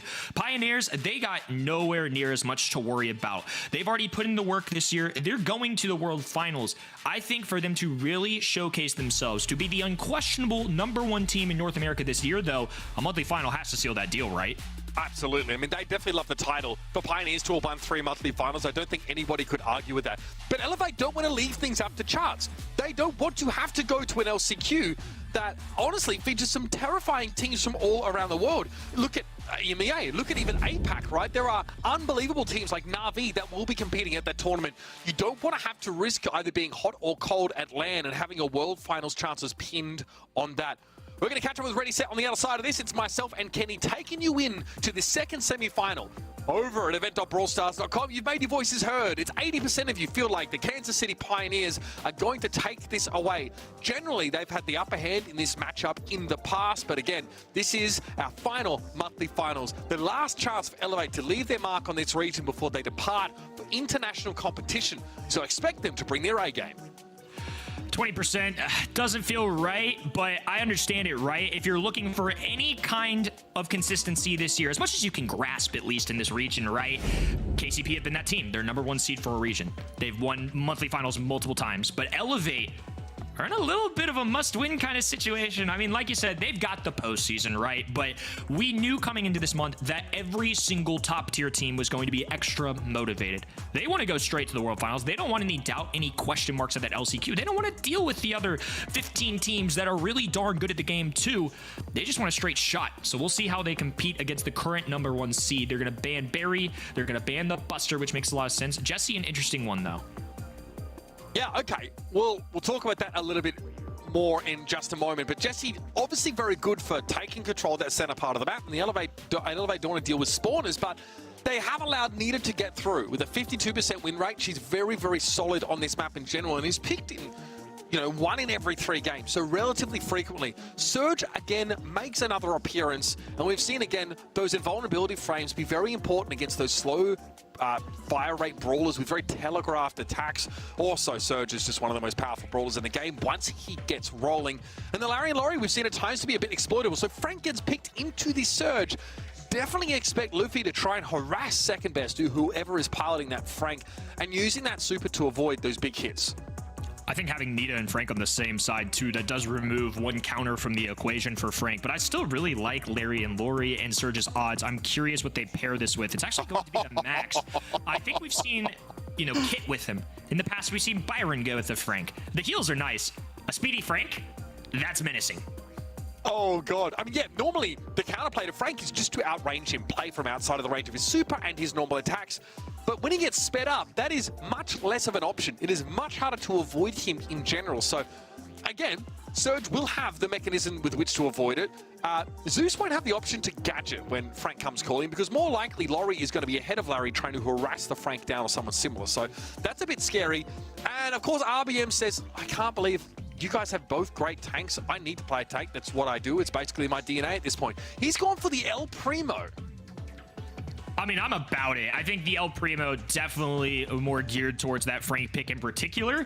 They've got 3 members of their roster right now, Larry and Laurie. Again, throwers in general, not going to do well when Frank's on top of them, right? But he has a really strong distance. He has an extra spawner. If you're going to bring a thrower into a tank fight, this might be the best thrower you have available. Surge doesn't need any introduction. That guy's going to do great into the tanks. We've seen him across the board in things like the Brawl Ball League, in Brawl Ball in general. He's been around. I'm digging what both these guys are doing right now. All right, second best getting pressure down already, firing off those protestos. Luffy not opting into the lane matchup against Frank, or at least not getting it. But RBM just hammered second best. Again, you won't find a better tank player than this guy. And Elevate come out of the gates looking very good with an early goal. And Luffy gets the instant power up there too, so things going very well so far for Elevate. They got the early goal. The map hasn't been torn to shreds yet, so RBM's just going to be able to dash down the side. Second best, missing the shot. RBM juggling this very well. Now diving in right at Pain. It's going to be a 2v2 situation. Juan Carlos calling in the reinforcements. Bruce the Bear going to force them away for now. And now KCP can at least hold on to the ball. So Luffy giving a respectful distance here to Juan Carlos. Pain now pops that super. Second best coming in awful fast here. And again, tough to block that shot. Second best, though, doesn't connect. It's just saved by Zeus. Now RBM has a moment to send it up the side lane, but Pain will be pressuring. Build another super, this time with hypercharge upside. Now Juan Carlos can get a very big bear. And Bruce has landed. Zeus stunned up instantly there, and second best can stop this one in, no problem. I mean, it looked like things were bleak for Pioneers. And then 3 purple buttons got clicked, and it was a complete turnaround. Here they go again. The speed going down. The hypercharge inbound. RBM still has the ball. Oh, my goodness. Running down the sideline. Thankfully, he's blocked up by that wall. No more. My God. Supers for it. Grabs that ball and dumps it in the net. Oh, man. The guy's in a 1 versus 2, but he knows he can break open that barrier in front of the goal with a super. And he throws it in there. Obviously, the super has a knockback element there of El Primo, so it gives him the room to pick up the ball and take a quick shot. Where he's getting a tank masterclass from both these teams. You love to see it. We've seen all day, like, quite a lot of those mid-range brawlers, your Ambers of the world, your Gales. Now, these two teams just want to play tanks and they want to get aggressive. I love the aggression too. Luffy with a perfect dive. Second best with a timely clobbering though. And now Payne with an opportunity. Oh no, he clipped that wall. Didn't get the super shot off in time either. That cost him an entire goal. Nice suplex there. Second best. Nothing he can do. RBM also dodging one of those Frank hits with a super of his own. Payne under a bit of pressure here, but happy just to stave the ball off. And with Bruce being spawned up, that does mean that Zeus needs to give a bit of ground. There's not much Larry and Laurie can do when their bear starts to run him down. Again, map's going to get broken up with that second best super. Payne sends it into the corner though, and it's going to be a trade of tanks. RBM for second best. Juan Carlos scoops it up, and Payne shoots it in. Nice shots of Luffy to clean him up and get him out the way.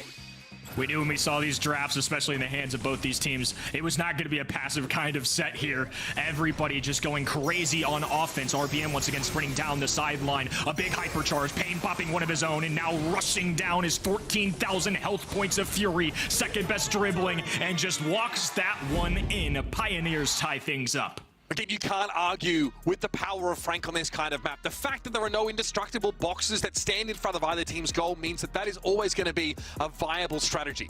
That's why RBM picked up the El Primo as well. Both of those brawlers have good wall break and the ability to do some tricky stuff, to pull some combos, to find these goals out of nowhere.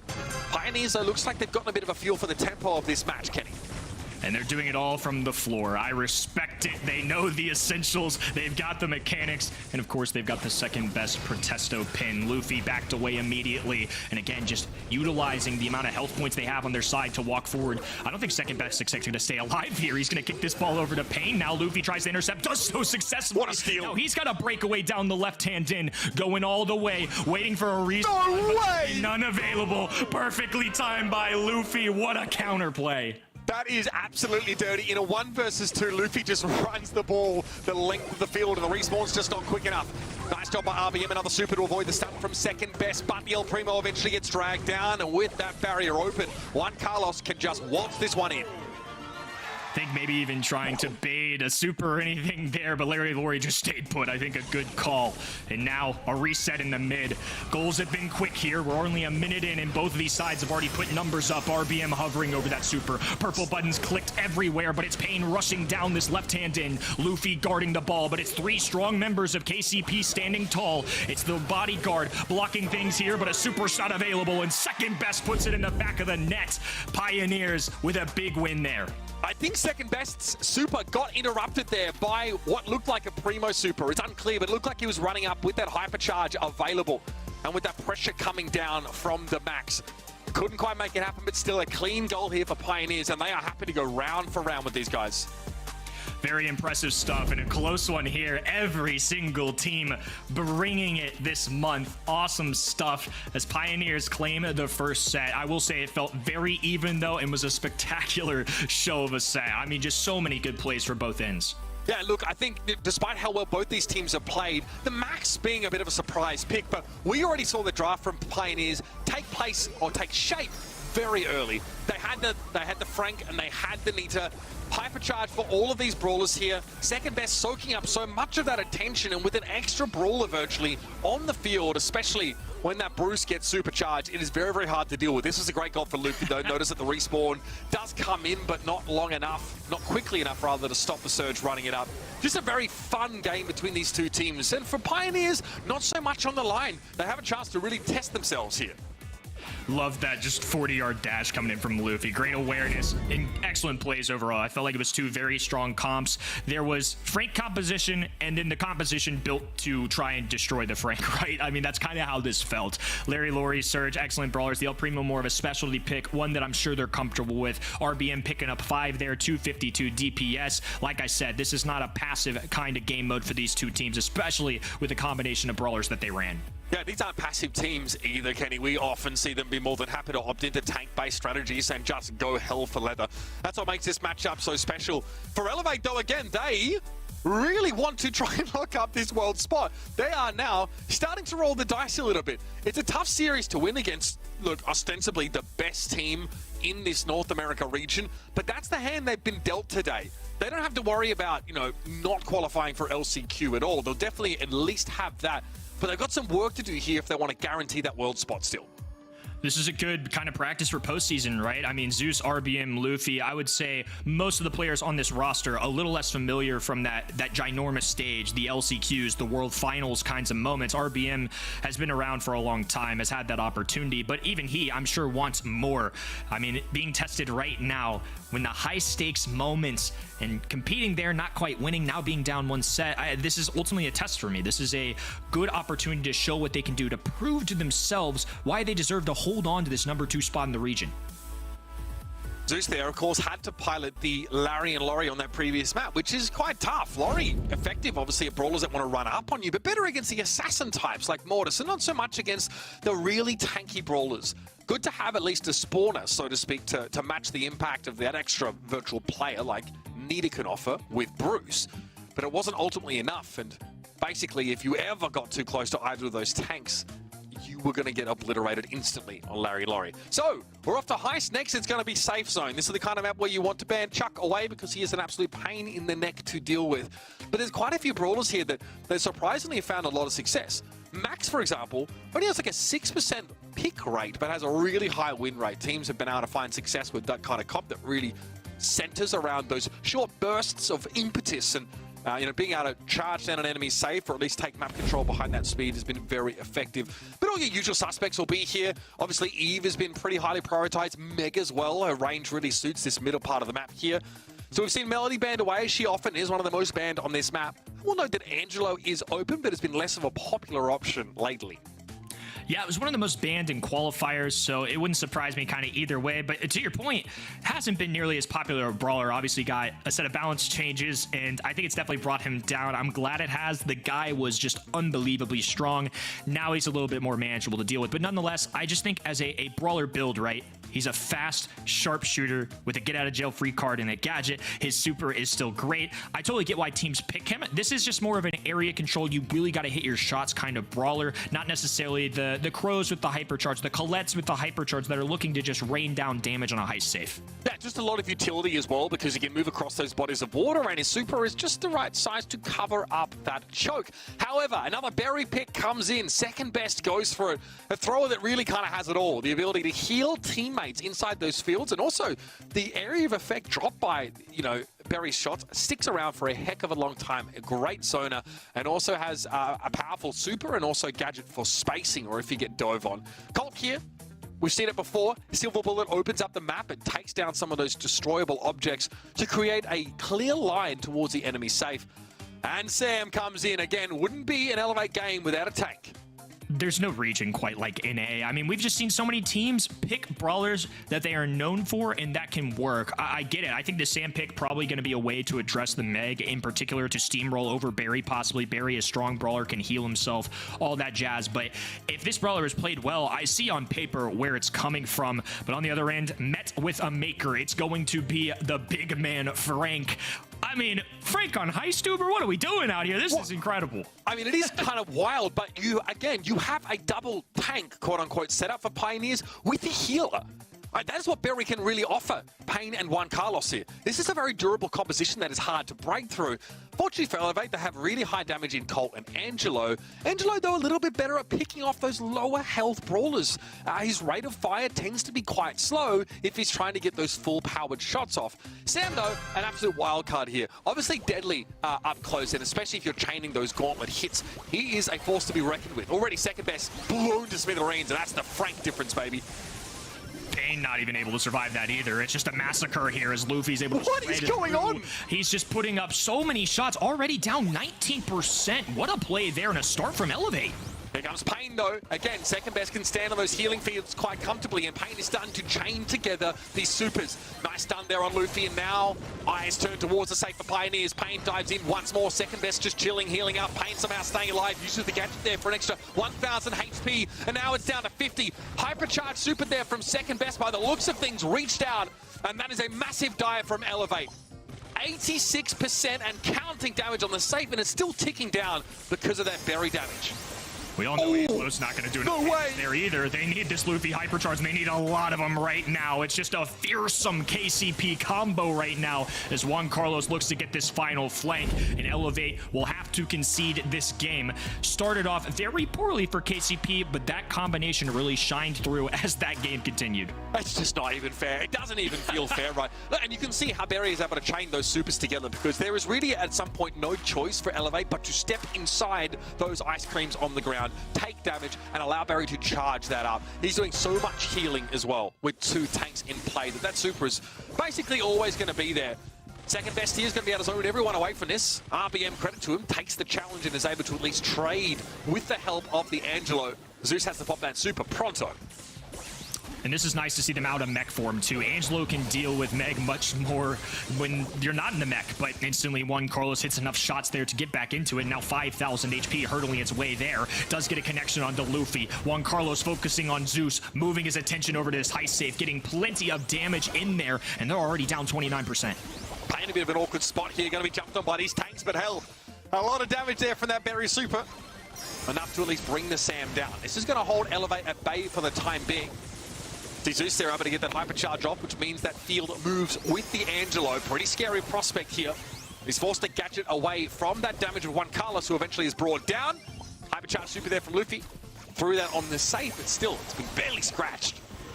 It's going to take everything Elevate have in the tank here. They have to hit all their shots to perfection here. Second best going down, and they're just trying to get through all of the amount of health points and healing on the other end. And finally, they just see the other side. Nice. They really haven't been here yet.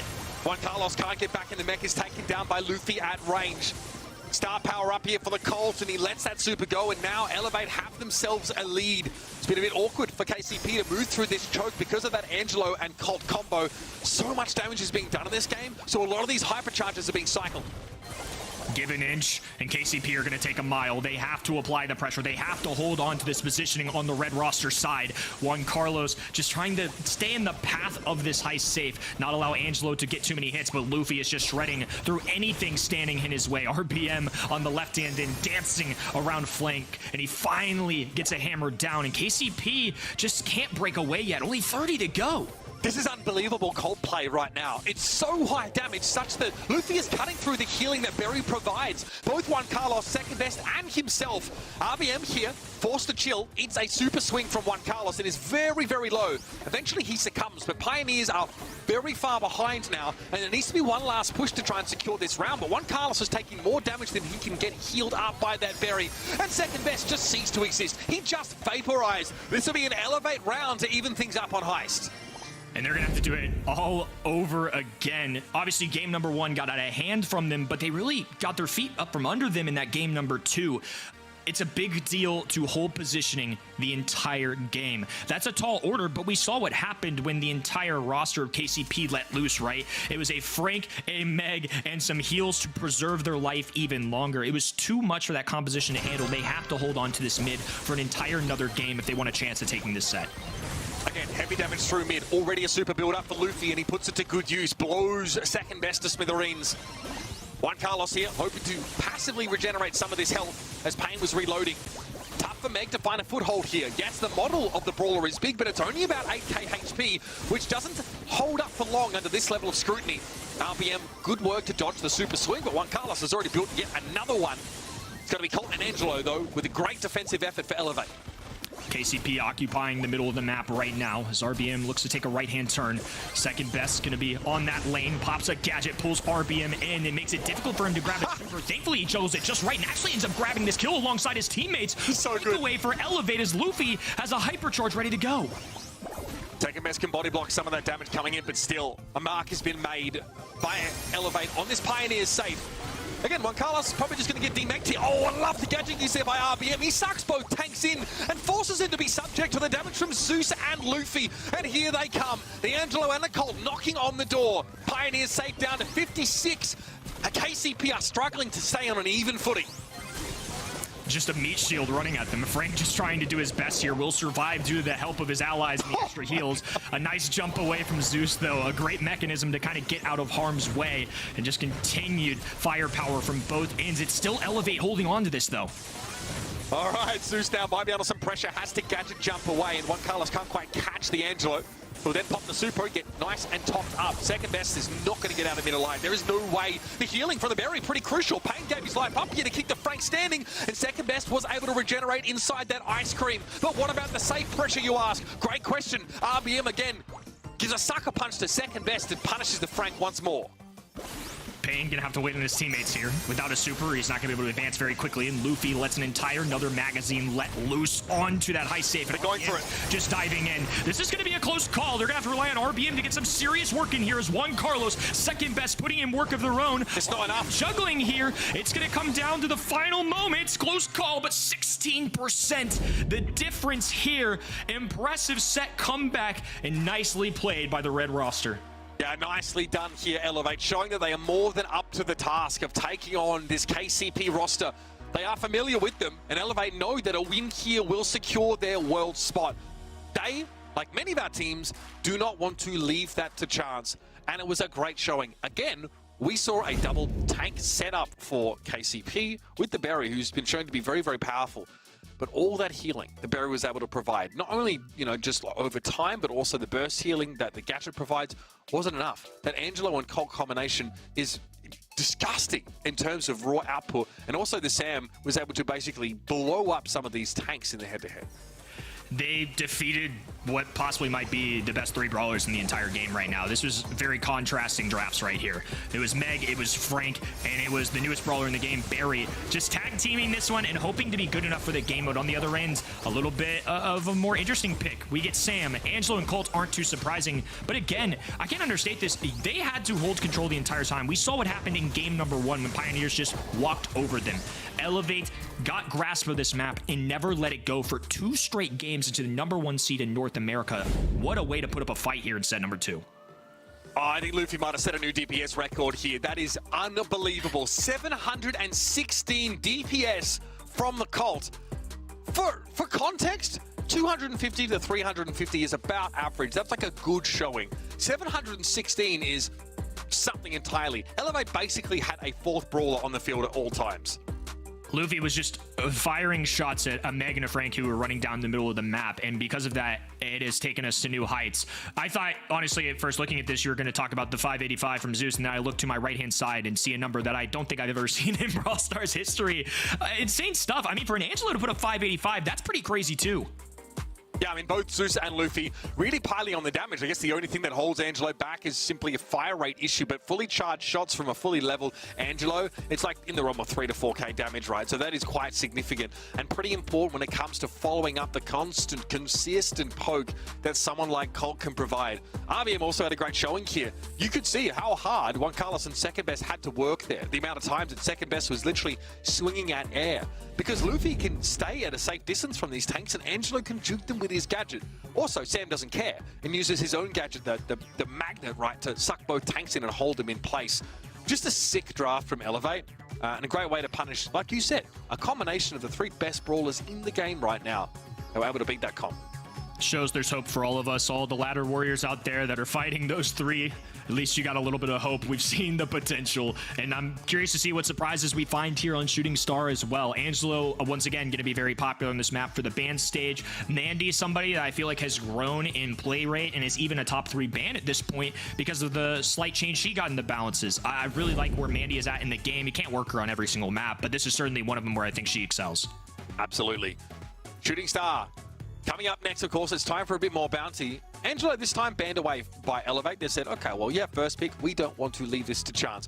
Same to be said for Pioneers. They get rid of Berry, and so once more, Meg makes her appearance. 64% win rate on this map. One of the most ubiquitous brawlers, just in general, but definitely on Shooting Star.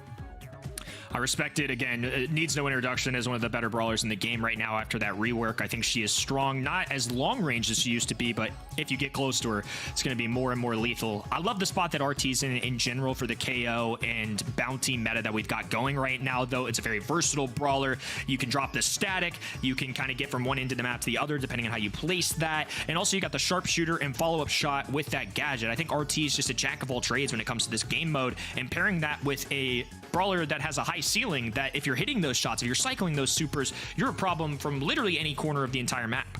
Yeah, Mandy obviously really commonly picked or banned in most cases here.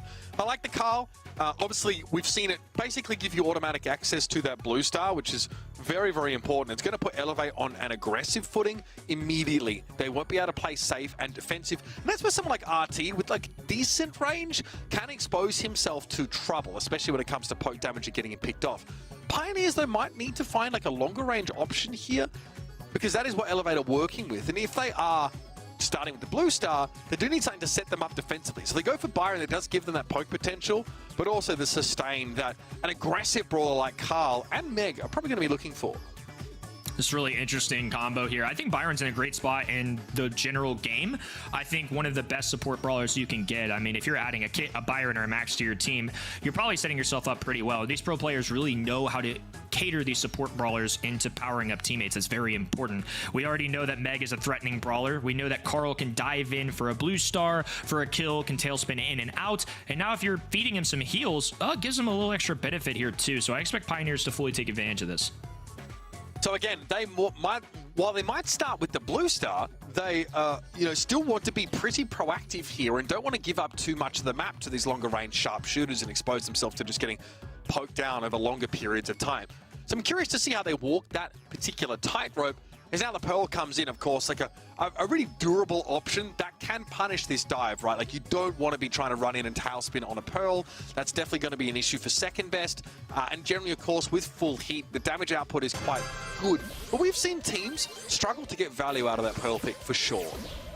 It's popped up a good here in NA. No way. Oh, what a start. That's the gadget combination I was talking about. He's got the long range. He times that just right. He knows second best is going to die for this, and he's already ready to rumble. What a start here from Elevate.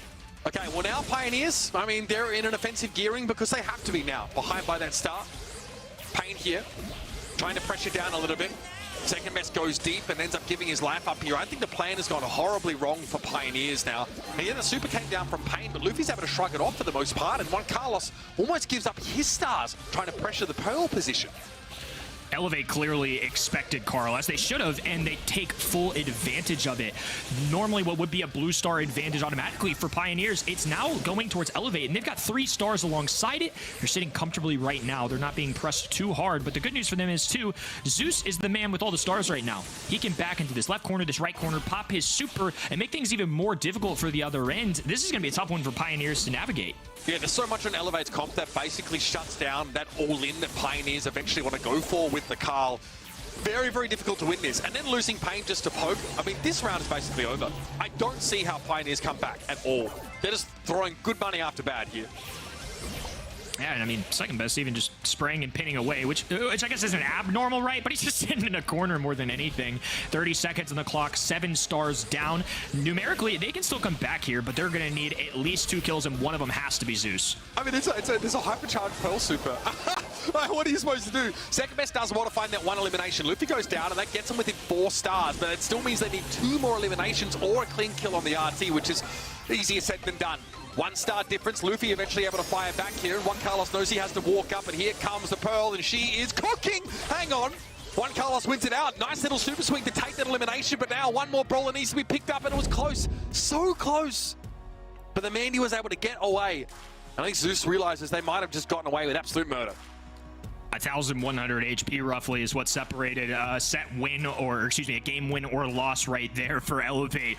I just hold my breath there. Honestly, you can't take your foot off the gas pedal in this situation. A possible World Finals ticket is on the line, and Pioneers are the #1 seed in this region.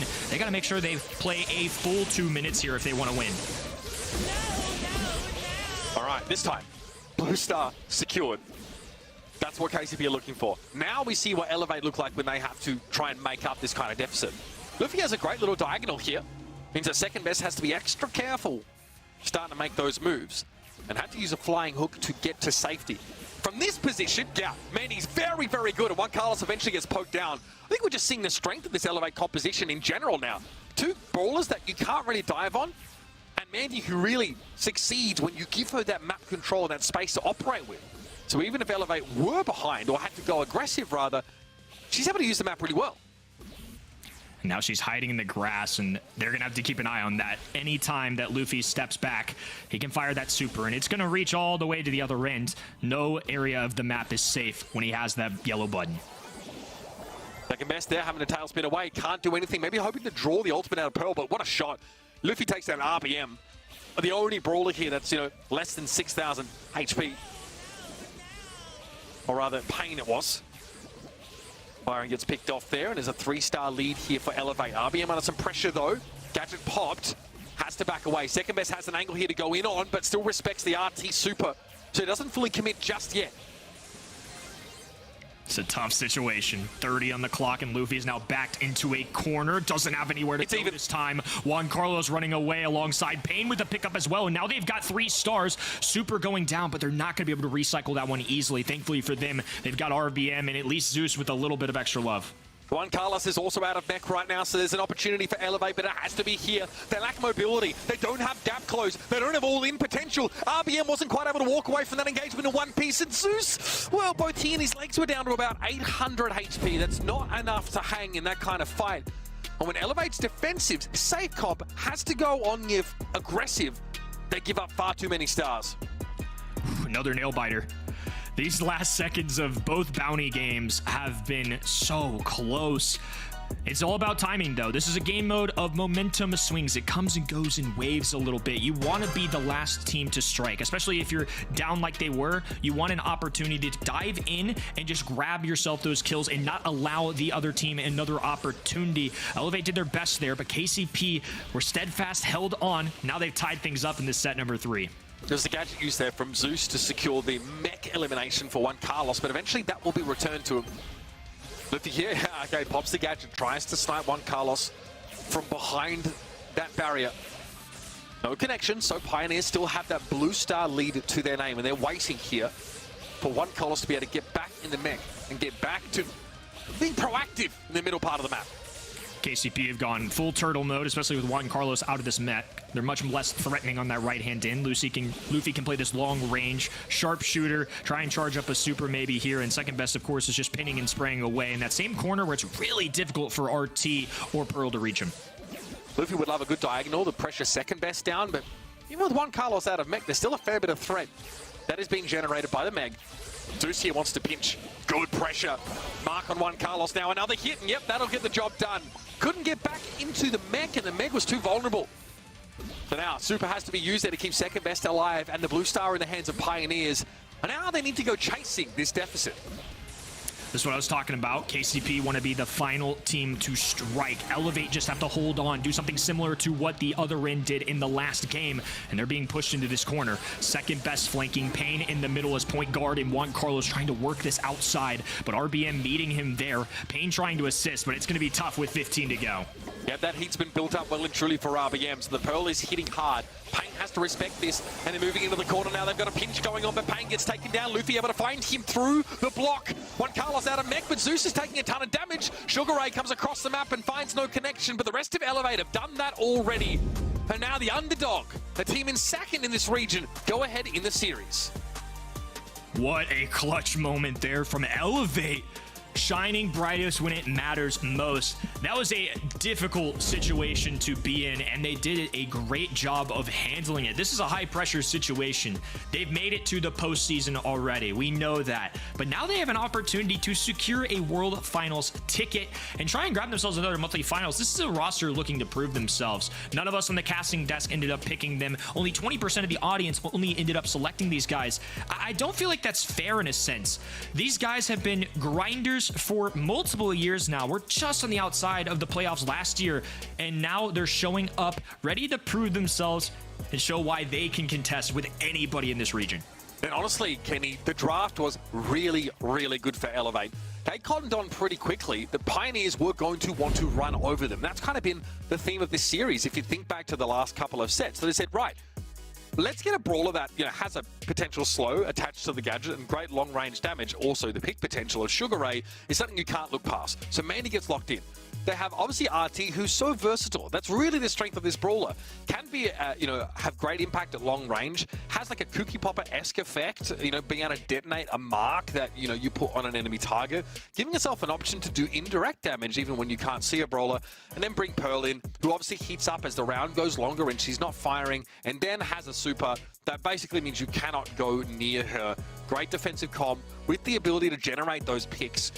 Love the draft from them. I think Pioneers have strong brawlers, right? The sustain for the Meg was important here, but, you know, again, it didn't quite have the robust nature that Elevates did. Well-deserved set win. And let's go waste no time moving on to Undermine. I'm sure it'll be another good one here too. Undermine is where we're going. Jim grabbed the mode, and Lily, Frank, Sandy most frequently banned here, and Sandy not going to show up on all the maps and modes. We're going to see Lily and Frank a little more frequently, but big reason for that, I think, is one, Sandy's hypercharge, and two, just the invisibility factor, being able to go invisible and also gain visibility of the enemy's side. And of course, this map covered in grass on those left and right hand ends, that eliminates that factor immediately. Give your team a huge boost. And again, long lanes on this map. We've seen a few teams actually try and split the map east to west in order to play shorter range brawlers and avoid having to deal with the element of the bushes, which can be tough for some compositions. So keep an eye out for that, especially these two teams who've shown they're quite willing to try and collapse here to overload one particular side of the map in order to flip it. Colette taken out here, obviously very safe mid. She works really well at this range, and also Pioneers might be looking at, again, continuing to abuse those tanks if they can. But Elevate ban Meg. They say, we don't want to see that brawler here again, and we don't want you to pair it up with the Byron. Pioneers say, fine, we take Frank then. He's pretty good, right? They have not been afraid to pick the big man. I respect it. Obviously, most of the time he's getting banned at a professional level here, so why not grab him early, especially with Surge out of the equation? No, they don't have Kit to pair him up, but like we saw earlier, there's plenty of combinations that he can work with. I'm thinking Byron, I'm thinking Max as two viable options here as well with Kit out of the way.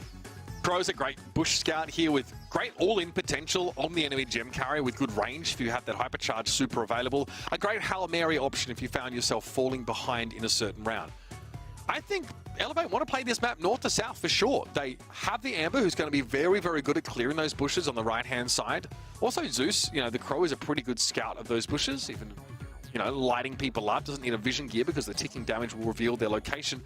And of course, KCP go for two tanks. Lily to follow up the Frank.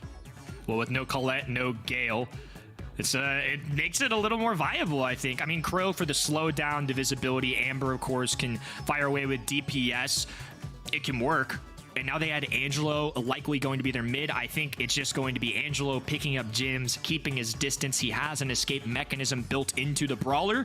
And then you're just going to have Frank and Lily run him down. Elevate are going to have a lot of health points and a lot of aggression to handle on the other end. What? And what an interesting way to try and deal with it. I have not seen this pick in a long, long time. The Daryl to answer Pioneers' composition. What on earth are they looking for here? I believe this is the second time maybe this weekend we've ended seeing him. You know, this is something that I feel like players are probably keeping close to their hands. I imagine, I mean, we're kind of just guessing a little bit here, right? We haven't seen this guy in a long time, and there's lots of brawlers in the pool that are much better overall, I would say. I don't think anybody would consider Daryl to be an S and A tier kind of brawler. Rolling in, being able to close that gap whenever you need, being a shotgun brawler as well, probably the kinds of things, and maybe using the slow down function with his gadget might be one way they try and stop the enemy side a little bit. I'm just curious to see what happens here. I'm ready to let this RBM Daryl pick prove itself. Yeah, this is an RBM classic. Apparently, he beat a Frank with Daryl in a Matcherino tournament last week. So that might have been the genesis of that particular idea. But RBM gets sent packing pretty quickly. Payne goes into the Shadow Realm. Is going to pop up with a target-rich environment. And eventually, Zeus gets picked off by Juan Carlos. Luffy here pops the gadget. RBM stunned up. They walk straight into that second best, ready for the Daryl to engage. And in the meantime, Juan Carlos is picking up all the gems. So far, no real wins, I would say, for Daryl. Just kind of trades from time to time. Little attempt at a super there, and now for the first time, Juan Carlos is really going to be backed away. Second best just running this down, dropping a gadget, but RBM dodges it, barrels his way down, and now kills second best. All the gems on the ground, RBM rolling for them. Payne gets the kill, but Luffy was getting hungry, nearly a little too aggressive there. Barely dodges that snipe, will survive, and they're only able to come away with about one gem stolen out of all of that. Zeus is now the gem carrier for Elevate, which is fine. And second best takes RBM down with another well-aimed stun. Pretty easy to connect with Daryl with that super, if the Daryl, of course, isn't barrel rolling in. So, 9 gems here to 2. Payne has a good off angle and can dive on in and it instantly blows Zeus up. Good damage at RBM as well, but Pioneers aren't looking to follow up on it. They can't give too much ground because the Amber is going to turn them into fried chicken if they sit in a corner here. So you're throwing that super over. Second best mostly able to shrug it off. Here comes the dive in from Zeus, and the damage is there. It's enough. Now Juan Carlos is going to scoot them up, but RBM is coming close. Good slow, but again, Juan Carlos has the gadget to jump right over and now can body block with second best to avoid that Amber pressure. Pioneers here trying to stop Elevate in their tracks from getting the guaranteed slot to Worlds. Nice way to start the set. We talked about it a lot today too, but obviously Pioneers are kind of playing to be the outright leaders in NA2.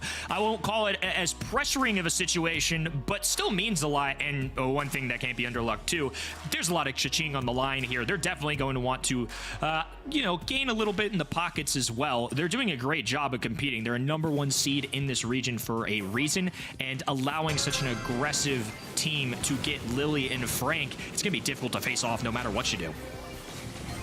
Payne here trying to avoid RBM into the Shadow Room now. Goes the Lily to avoid the scrutiny of the Daryl. Now Payne can play close. Has a super up, so that's an instant dash and elimination there on Luffy. Back into the Shadow Realm once more to avoid the reprisal from Zeus, but it comes either way. Juan Carlos able to charge a big shot that they could send in Zeus's direction. Healthy star lead again for Pioneers. Luffy now going to be working the left-hand side as Payne gets in the grass. Second best looking for cover and goes for a super 2. I don't think Daryl was expecting it. He tried to get away, couldn't quite get there. RBM rolls in and rolls out now. It's going to be an immediate pickup there for KCP. They've got the gyms, they've got map control. Elevate have a long road ahead of them. Second best running it up here. They'll open up the map a little bit with that super, and not much more than that, really. RBM in a good position to stave off Payne. Definitely favored in that matchup, and that Amber gadget's pretty good, not gonna lie. Elevate here with super up. 8 gems to the name of Pioneers, though. Juan Carlos does not want to be left alone. Thankfully for him, he can get out at any time with his gadgets, but RBM rolling in. Now they get a pick up. Payne trying to defend his teammate here. So RBM goes for another one. Juan Carlos with enough HP to work with, though, is not too threatened alongside that super. Still going to hold on to all 8 of these gems, but the good news for Elevate is they buy enough time to grab a few. They still got to hold on here, though, and that's not a great way to do it. Probably not to plan. Juan Carlos now could just jump away with the gadget and move back to safety. Now with a hypercharged super available as well. This Angela was virtually unkillable. Going to be constantly healed and have that area of threat around it, which means that RBM cannot approach them. Well, folks, it's been a day for it. We are going to be looking at another 5-set series as Pioneers take Undermine away. It's just what we do in North America, huh? It's the final month. It's the most important. It's in the entire regular season of the BSC, and every one of these teams are putting on a show. There's no room to breathe here. Everybody just bringing their best here in this last month of the entire year. It's been incredible to watch, and now once again, I feel like we're a broken record at this point, but it's all going to come down to this 5th and final set. Yeah, it always seems to come down to the 5th and final set here, where the stakes are high. It looks like, yeah, Pioneers are not going to be swept aside so easily. Again, a third monthly final championship on the line for this Pioneers team would do more than just secure this team as the undisputed #1 in this region. It would make their position on the leaderboard completely unassailable. And yeah, I mean, it also gives Luminosity a chance here. I don't know how they handle a team like Pioneers if they're in enough form to take this game away, but that's going to be up to them. That would mean that they do have a chance to make it into that guaranteed world spot. Going to reiterate these stakes for you many times today, but it is important. These are important matches, and we don't always have monthly finals where there are genuine sort of ramifications of each result at this part of the season. Sometimes we just have a couple of teams that are so far ahead that the results don't matter. Okay, 2-2 here. Well, here are the stats for you. I think that the Lily pretty effective here. Pain able to dive in. Rarely able to find those 2-for-1 scenarios as Zeus was always there. And obviously Luffy with the gadget abuse making it pretty hard to stick to the Amber. And I don't know about the Daryl. I can see the idea. It didn't end up working. It didn't counter, I don't think, this Frank. Yeah, it didn't end up working. I mean, you kind of have to get creative at that point, right? You've got the Crow, you got the Amber, but I would say no hard stops into the tanks, and I feel like that's something they need. They look to it for Daryl. I'm not sure. I mean, just trying to come up with better options here. You need something that just eliminates Frank quickly or literally stuns him. I mean, something, you know, up the avenue of a loose super, but I don't know. I feel like at that point, maybe they just didn't have one answer. Maybe they just kind of had to grasp at something. Yeah, look, either way, I can see the idea. Obviously, there's decent disruption associated with barrel roll. You also do have the ability to accost the enemy gem carrier, but Angelo is so mobile. He has so many ways of getting away from that kind of pressure. Can throw a super down, use it to zone a little bit. Also, the hypercharge super, the fact that like his super moves with him, just, I mean, he's constantly healing. He has fallen off a little bit, right? Obviously, some balance changes have come in, but Angelo is still a very, very safe option to play in mid. What a way to finish this series. Knockout, folks. We're going down to out in the open. The kind of map, again, where you can go for a lot of these long-range brawlers. Angelo definitely has been, you know, pretty viable on this kind of map. We've seen a lot of comps that evolve the kit here as well. This is one of the maps where he was banned a lot. So keep an eye out for that one, rather. Max is a good option here, of course, to take control of the middle part of the map. And anything like an RT or things that are hard to knock out, like a Meg, are definitely going to be pretty coveted. It's another one where Angelo could certainly show up as well. Like you said, he's fallen down, I think, the tier lists a little bit, if you will, in terms of the brawler pool right now, but he's still solid nonetheless, and pro players are going to know to bring the best out of him. They're just not going to want to deal with him entirely. Going to be in the ban stage here. 8-bit, an interesting one to kind of see in that ban on the top left side, but the rest of the brawlers, I think, are likely candidates here. Curious if we get any more crazy tank picks here. I think Lily makes a lot of sense as a tank pick. Obviously, we've seen some wild ones here with Daryl and El Primo, though. All right. Lily locked away, pretty important for securing that instant elimination, and it can't be traded out quite often because Lily can just duck down into the Shadow Realm. So a brawler that's very well suited for this kind of game type, and RT is basically here to tell you, get off my lawn, get out of my face, don't dive on me like that. Let's see if it's going to work out. Again, a very popular pick, a 64% win rate for the RT. And it's a good one. Again, similar to the explanation we gave in Bounty, it's going to make a lot of sense as a jack of all trades, and those closing moments with those in-game circles can do a little bit of everything. If you need the long range, he's got the long range. He can get you a double tap if you need it with his gadget. And of course, he can drop the static at a moment's notice. Another map here where we're going to see the Pearl come out, in particular in North America. It seems they love it. Tribe was the only team I thought was going to pick Squeak today. Uber, forget that. Let's see what happens here. Again, very important, I think, for securing these kills, because that residue is pretty hard to avoid, and it creates a field that slows drastically. So Pioneers want to play off that, use the Squeak's ability to set up those potential dives and have something else that can hard engage. That might be a good option. Again, the Pearl is picked up, so Elevate have so many things that say, don't dive me.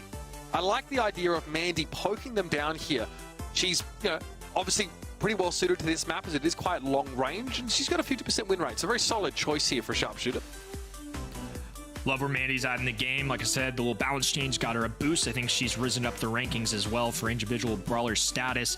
This combination is not a normal one at all on the left-hand end. We've got Mandy as a sharpshooter. That one's not surprising. Lily's oftentimes in the ban stage, so usually we don't even get to see her in this spot, but Squeak is going to be that X factor. Oh. And they're going to draft Melody on the other end to get up in the faces of that Squeak and that Mandy. Yeah, it's another brawler that also, at close range, can be extremely potent, right? Not only are you doing damage if you've been able to build those music notes up, but you get a portion of shield for each one of those that you have available. So it does make Melody for a short window nigh unkillable. However, Pioneers are going to be looking for windows to work that Melody down because her range generally isn't very good. RBM's going to hope to farm one Carlos for those music notes to be able to withstand the full engage from Lily. Well, a fun draft here. And of course, Luminosity now praying that their opponent is the KCP side. They're just hoping for a direct chance to World and Elevate, trying to secure one of their own. It's going to come down to knockout here. Payne's taking a lot of space here. This opens the sideline up for one Carlos. Now hiding inside the bushes as the poke damage was a bit extreme, but good pressure. RBM slowed up. Payne was looking at an opportunity to get in here. Luffy going to take another one of those hits here. Second best, I don't think, doesn't connect the residue, excuse me. So that's a waste of that gadget. Maybe only one or two of those left, depending on the gear. Zeus a little out of position though, but able to avoid all of that squeak poke damage coming in. RBM's great for the visibility, but on the other side, Payne's gotten a super. He dives in Luffy, a perfect brawler to dive in on, at least if you're the Elevate side. He's not going to be able to secure those kills easily. Now he's diving out again. Payne with low HP. A Mandy super connects, though. It's a trade. All of a sudden, things are evened out. But you can see what Luffy can do when that Lily starts coming to knock. Be able to dash away. You can't stop the Lily from necessarily dashing to you if she hits that super. But you can stop the follow-up attack from coming in. Great mobility there from Luffy. Here's one Carlos having to pop the gadget. Now, I mean, Mandy not that strong when the gas starts to close in here. And Elevate have such a great close quarters comp. This Melody answer seems so good. Ooh, they're going for the surprise attack a little bit too. The mental warfare going down. Juan Carlos didn't connect, I don't think, to anybody. Hard to say from our camera angle, but would have recycled a super if he connected with two brawlers. Would have gotten a half bar if he got one, but it looked like those guys were all at full HP when they came across the line. Second best needs to conserve those charges of residue. That's a good connection there on Luffy. A ton of burst damage coming in for the Melody. He has to use his gadget early, and he goes low. Payne was hoping to chase Luffy down, but at 524 health, it almost kept him alive. But out of the Shadow Realm emerged the Lily, and they secured the Melody elimination. Now things look much rougher for Elevate. Second best having to dodge these shots, but a gadget from Marty would have secured it. Pioneers, though, look to brawl at the end of that round, and we're even. Love that super choice coming in from Pioneers and Lily in particular. They used that gadget to get around that left-hand side and secure that kill. It was all alone up there. They could have isolated him, could have been in trouble. But because of how strong that gadget is and just the sheer amount of damage that Payne can do on this brawler, it's really tough. Good zoning here. It's pretty scary to play in these bushes up against this squeak setup. You are going to take a lot of incidental damage. Second best probably not too far away from a super, but needs to respect the damage from Elevate. Thinks twice about overextending. Well, Elevate with a little bit of control, but at any moment's notice, Juan Carlos can drop a cross-court super, and he's now hovering over it, going to be hiding in this grass, just looking for an opportunity to catch Elevate off guard. I think they're just going to let this one play out a little bit, though. Second best is Squishy, needs to be careful, does make a great tag. Not enough to secure a kill, but nonetheless, we'll keep them on their toes. Yeah, you've got to convert that damage on the Melody into some map control, though, especially as the gas is going to start closing in now. Here's Luffy making the engagement. RBM got taken down, but one Carlos disintegrated, and it's all Payne. And there's not much left to do here. Can't make a play with your super, and of course we saw that RT super used. So that first round in this set going the way of Elevate. They are one round away from securing a spot at Worlds. Match point, Worlds point, this is everything for Elevate right now. Shutting down any chance of Luminosity getting a direct ticket here. The team of Destiny waiting on the other side might not even have that chance. Payne on the dive in, immediately pops that gadget. They're going to walk up on the position of the Lily though, giving an opportunity to Payne, but they baited it in. Great start for Elevate now. No hard engage remains for Pioneers. Melody has just been a brawler choice that I think has worked out so well for them in so many aspects. The movement, great. I don't think it's nearly as good of a brawler after these balance changes, but it's still really solid and obviously going to play quite well up in the faces of Mandy and Squeak, and now they're getting tapped up on all ends. There's three brawlers rushing them down as they play this east-west, and Juan Carlos, nothing he can do by himself. He's just going to want to hold on to this super maybe for next round. Going to take one out. Still going to be a toughie here, though, and yes, Elevate do secure that kill. We'll see if he plays the mind games here off the start, though, with the super. Here we go. One more round for Elevate. World Finals on the line and a spot, of course, in our Grand Finals. This would mean that the best Luminosity could possibly do is LCQ. These comps have all featured basically Pearl and RT to some degree, and they've been so good at answering the all-in tendency of Pioneers. Second best goes low. Luffy able to jump away, but the Squeak survives, just survives. Juan Carlos takes a couple of shots to try and force Zeus back, but despite Elevate being down a brawler, they want to play aggressively. Payne dodging many of these RT shots. Elevate just have to posture here a little bit, right? They're down in numbers, so they have to hold on to positioning, and Payne gonna have to drop a gadget here just to stay alive a little longer. They're gonna try and exhaust as many of those resources as possible. Payne gonna use the jump pad here, probably happy to take a fight against RBM, but has to respect this super. Stays outside of it for now. Residue used to slow up the Pearl, and this does give that map control back to Pioneers. Now they're ready to throw down and exacerbate this player advantage. Nice dive from Payne. It's going to be RBM, the last one left standing. Pioneers have a chance to spoil Elevate's chances here with that World Finals guarantee. They're going to have to win a few more of these rounds, though. That was a really good round from Pioneers, though, and it all started with a narrow survival from second best. No connection there from Juan Carlos. That's a big deal. Those Mandy supers need to connect. It makes it easier to rotate those supers in and obviously get a half bar for every opponent that you hit. So Juan Carlos could be cycling these in and out. Some great shots coming in from second best, though. This one's going to be a very intense finish, I imagine. I love that Elevate are not backing down, though. They're still holding their ground, and they're trying to claim one final round here. Elevate trying to scout these bushes with the Pearl and RT, so they at least can see the Mandy as she starts to fire at them. Second best here. Would love to force RBM back a little bit further. It's a bit of an uncomfortable position to have the enemy Pearl in. That shot should do the job. Pearl forced to walk away now. Slowed up, and Juan Carlos finds the catch. Pioneers here look like they're positioned now to take this round back. Luffy and Zeus, last two standing. Sugar Ray connects on the RT, and they're going for it. Squeak super thrown out. Zeus has to use a super to avoid some of that damage, apparently. And Luffy's trying to go in here. But in the meantime, Zeus falls now. 1v3 for Luffy. It's possible, but it's maybe too much to ask here. Sugar Ray doesn't connect. Now the dive comes in. Luffy down to 2100. And that will be Pioneers evening it up. We're going to go to one more round of knockout. I was holding my breath for sure. I mean, Melody, if there's a brawler out there that can make a 1v2, 1v3 kind of happen, that was going to be the opportunity, but that's a near impossible ask for anybody. Uber, it's just the kind of month we're having, right? It's the final one of the year. Let there be chaos. One more game to decide it all here. All right, leave it all out there, both these teams. Winner advances to the grand finals. For Pioneers, that means a little bit less than Elevate. Luffy here again has wanted to harass from this left-hand side for much of this set so far. Second best, though, uniquely equipped to deal with that pressure by throwing down these orbs, zoning Luffy away. KCP going to join back together here on the other end. Second best looking to get some area control going for his side. Juan Carlos needs to start making some connections. And for Payne, that guy's just going to have some fancy footwork, dodge some shots, knows he needs to pop a gadget here. He's going to be up in the face of RBM. Pops up, doesn't get that takedown. And now they lose a soldier on their end as well. He falls too. It's just Juan Carlos left standing and three Elevate brawlers facing him down. Grabs one though. That was a bold call. Ends up paying off for now. Looking for a second kill. Can't get it. Luffy secures the deal. One round away, and Elevate will be in our grand finals. Juan Carlos at least is able to build up a super though, so Pioneers do have that weapon to rely on if the poke damage from second best, and Juan Carlos is enough to set up a kill opportunity. Back into the middle of the map now, and second best wants to take no chances. Waits for that RT mark to fall off before he comes forward. Elevate just trying to hold on here. The positioning in their favor. They're getting some great tags. Juan Carlos has been marked up. Payne's been marked off. And now we've got second best just playing aggressive as Squeak. They're getting desperate. They need any kind of control possible just to hold them off. These in-game scenarios have not been going in their favor. A nice tag from Juan Carlos from across the map. The snipe is there, and now KCP are expanding.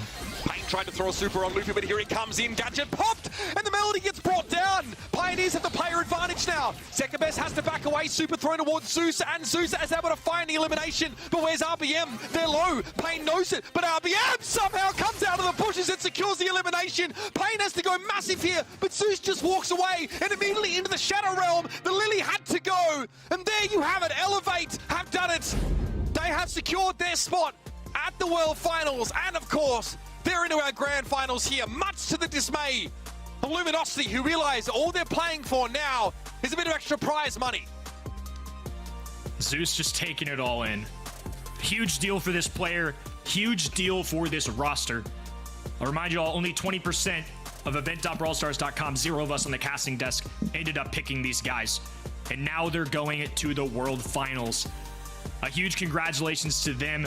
and just a big smile on his face. This is the moments we live for, Uber. Love seeing all of these teams compete, give it their all. It came down to the wire, but ultimately, the #1 seed in North America couldn't hold on here today. Yeah, incredible series in general. I just love the drafting from Elevate. I think they were very clever in how they played it, basically from start to finish. Look, Luffy goes in and actually just basically ends the start of that last round, and we're thinking, oh, this is already over for sure. But somehow they claw it back 2 versus 3. Some fantastic RT play gets them there. Maybe Juan Carlos bites off a bit more than he could chew in those last few moments here. You see that Juan Carlos falling. RBM somehow stays alive in that bush, avoids detection by the Lily long enough to stay alive. That is ridiculous. Yeah, they should not have won that round. That was crazy. Yeah, it definitely felt like one that KCP should have had, and obviously they would have had another round to go anyways. You never know what would have happened, but the reality of the situation is a great draft, great execution, and now Elevate are going to the World Finals. These are the 2 teams that will be representing North America, but LG on the other end, I think they're going to want a little revenge against Elevate after they condemned them to LCQ. Yeah, absolutely. I'd be pretty irate if I'm Luminosity Gaming now, as I've been consigned to have to fight through the LCQ alongside Tribe Gaming and other extremely good teams from all around the world. That is definitely a little bit of a scary prospect, I think. And again, that tournament is going to be very, very competitive. Hard to know how that is going to go down. But as it stands, this means that, yeah, Elevate get clear of Luminosity now. There's no chance for Luminosity to... add enough points to their total, even if they won this monthly final. Luminosity can leapfrog Tribe Gaming and have a better seeding going into LCQ. That's definitely something they might be looking forward, because they're only 15 points away. But that grand final's on the other side of this break, so don't go too far. We're going to end the year of Brawl Stars Championship monthly finals with a bang. You've got to stay for this one. We'll see you after it. The Snapdragon Pro Series Brawl Stars Championship is brought to you by Snapdragon Elite Gaming, Samsung Galaxy S24 Ultra, Monster Energy, and DHL. Unbelievable scenes here. It's live. He finds it in the final seconds. It's legendary. Oh my word. It's the last chance qualifier. And this year we're going bigger than ever at the biggest game conference in the world, Gamescom. It all goes down in Cologne, Germany, August 24th and 25th. 12 teams from around the world will battle for the last 4 tickets to the Brawl Stars World Finals. And it's done. They do it. They are going to the World Finals. For a chance to lift the championship trophy and cement their legacy in Brawl Stars history. Watch the action, interact, earn rewards. Watch live August 24th and 25th so you don't miss a minute of the last chance qualifier. Let the brawling begin. That's right, folks. At this point, we've locked in all of our teams that are going to be going to the LCQ, something we'll talk about, of course, towards the end of the show. But hey, can't recommend Cologne highly enough. Gamescom is an experience, to say the least, if you've not been there yet. We are going to be there to decide our last few teams that make their way into Worlds. It's going to be hotly contested, not unlike this particular bracket. Of all the games we've covered, we have seen 3 5-set series so far. And this matchup, folks, just to give you a bit of a teaser, is expected to be similarly close. We just saw Elevate take down Pioneers in honestly a banger of a series. They all have been. But ready, set. Now that we have you back, can we remind people what Luminosity have been able to achieve today in that semi-final? It's been stellar, right? They take down Tribe Gaming 3-2. They deny Tribe Gaming the ability to qualify for the World Finals and ascend in their place. But unfortunately for them, Elevate are just that good when it comes to facing the Pioneers, at least.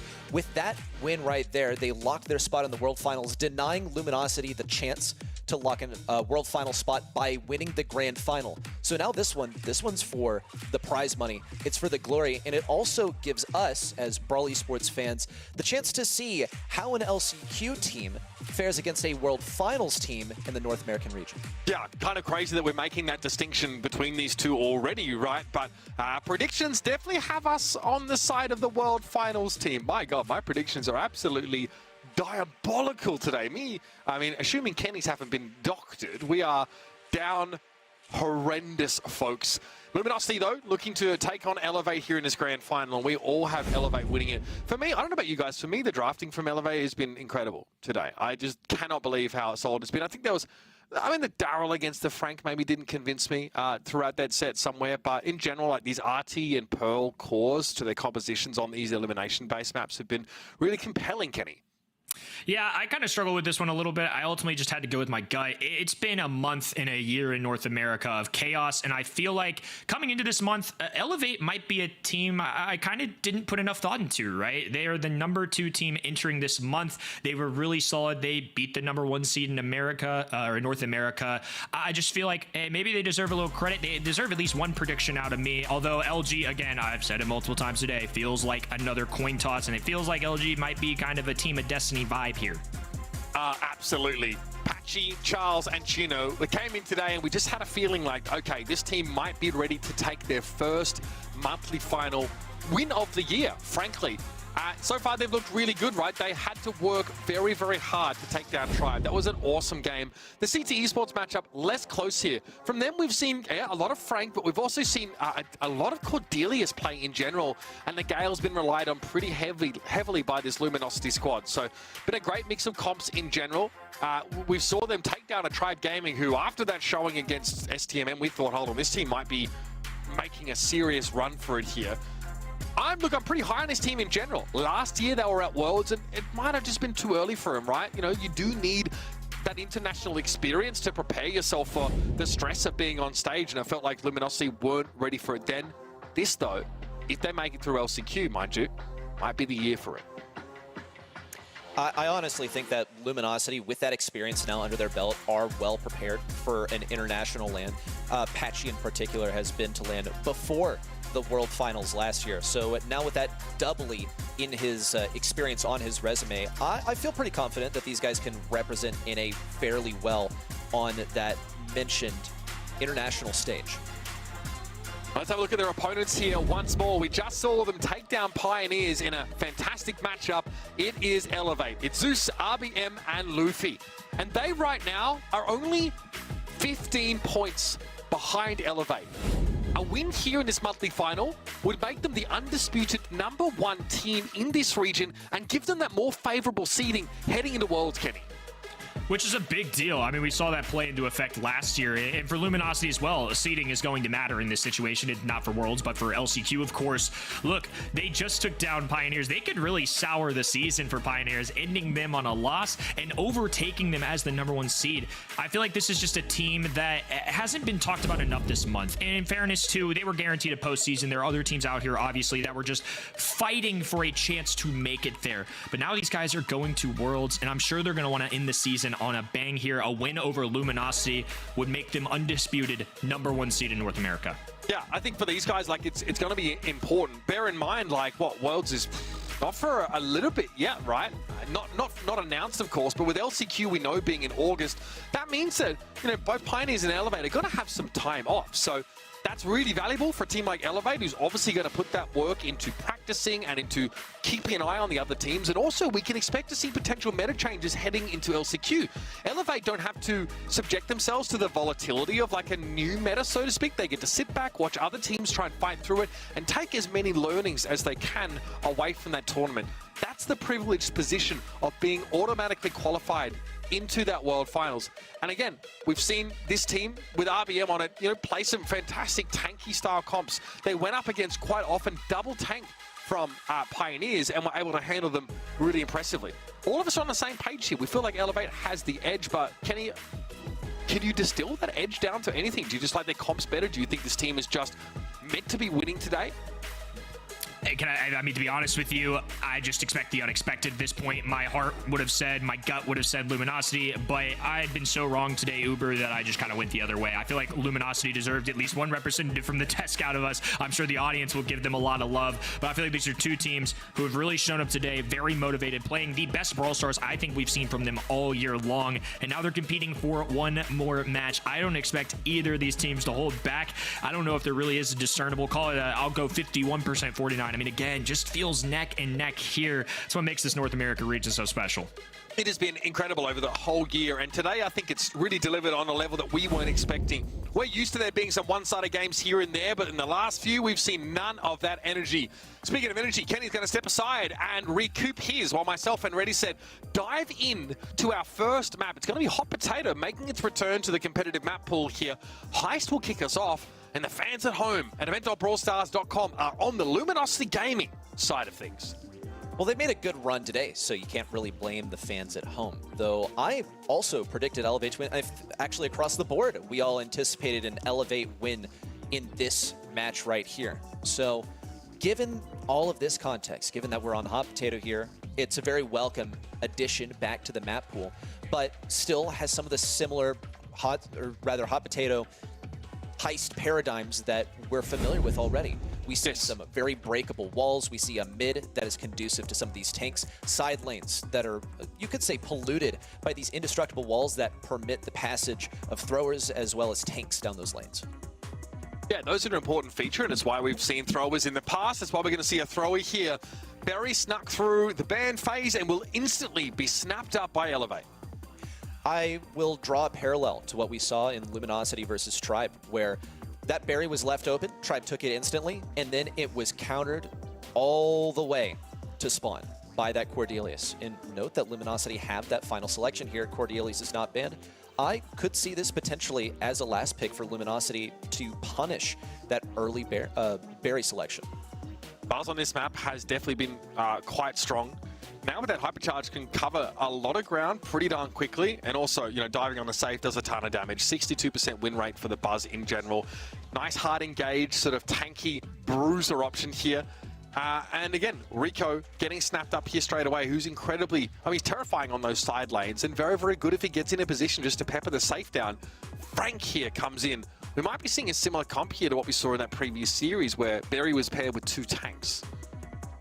Yeah, and it can absolutely get him up the map here. We'll see Amber selection from Elevate to prevent themselves from getting run down. Note that Crow's also been banned. Crow's super effective into Amber. Also, when it comes to that Frank selection, keep in mind that some of the greatest things into him have been banned. We see Colette no longer available. Gale was really the only actually good thing into Frank that was remaining. So I think that Elevate absolutely knew that this was coming from Luminosity. But note that Dynamite isn't here. In fact, the 3 best throwers on this map have been banned by Elevate. And finally, that Nita ban from Luminosity. So I do expect Frank to be pretty good here, at least as long as these walls are up. I would expect the same for Chino on this Rico. He's taking the right side, which is completely uncontested. We'll get some free safe damage as a result. Yeah, straight away, Zeus can make use of these walls to really close the gap. Chino out in the open against Luffy, not really where you want to be. Tries for the multi-ball launcher, but doesn't find anything there. Now RBM is going to be brought down eventually here. Zeus heals up within those ice cream fields, and Luffy can take a couple pot shots here. So some damage traded early, but Elevate definitely have that slim lead because the berry will be annoying to clear out of that part of the map, and Zeus even gets a trade there on Patchy. RBM approaches from the right. Some damage in from Charles and Chino so far. Charles would like to be on RBM, looks for the stun against the wall, but RBM is ready with the gadget to prevent any of that stunning from happening.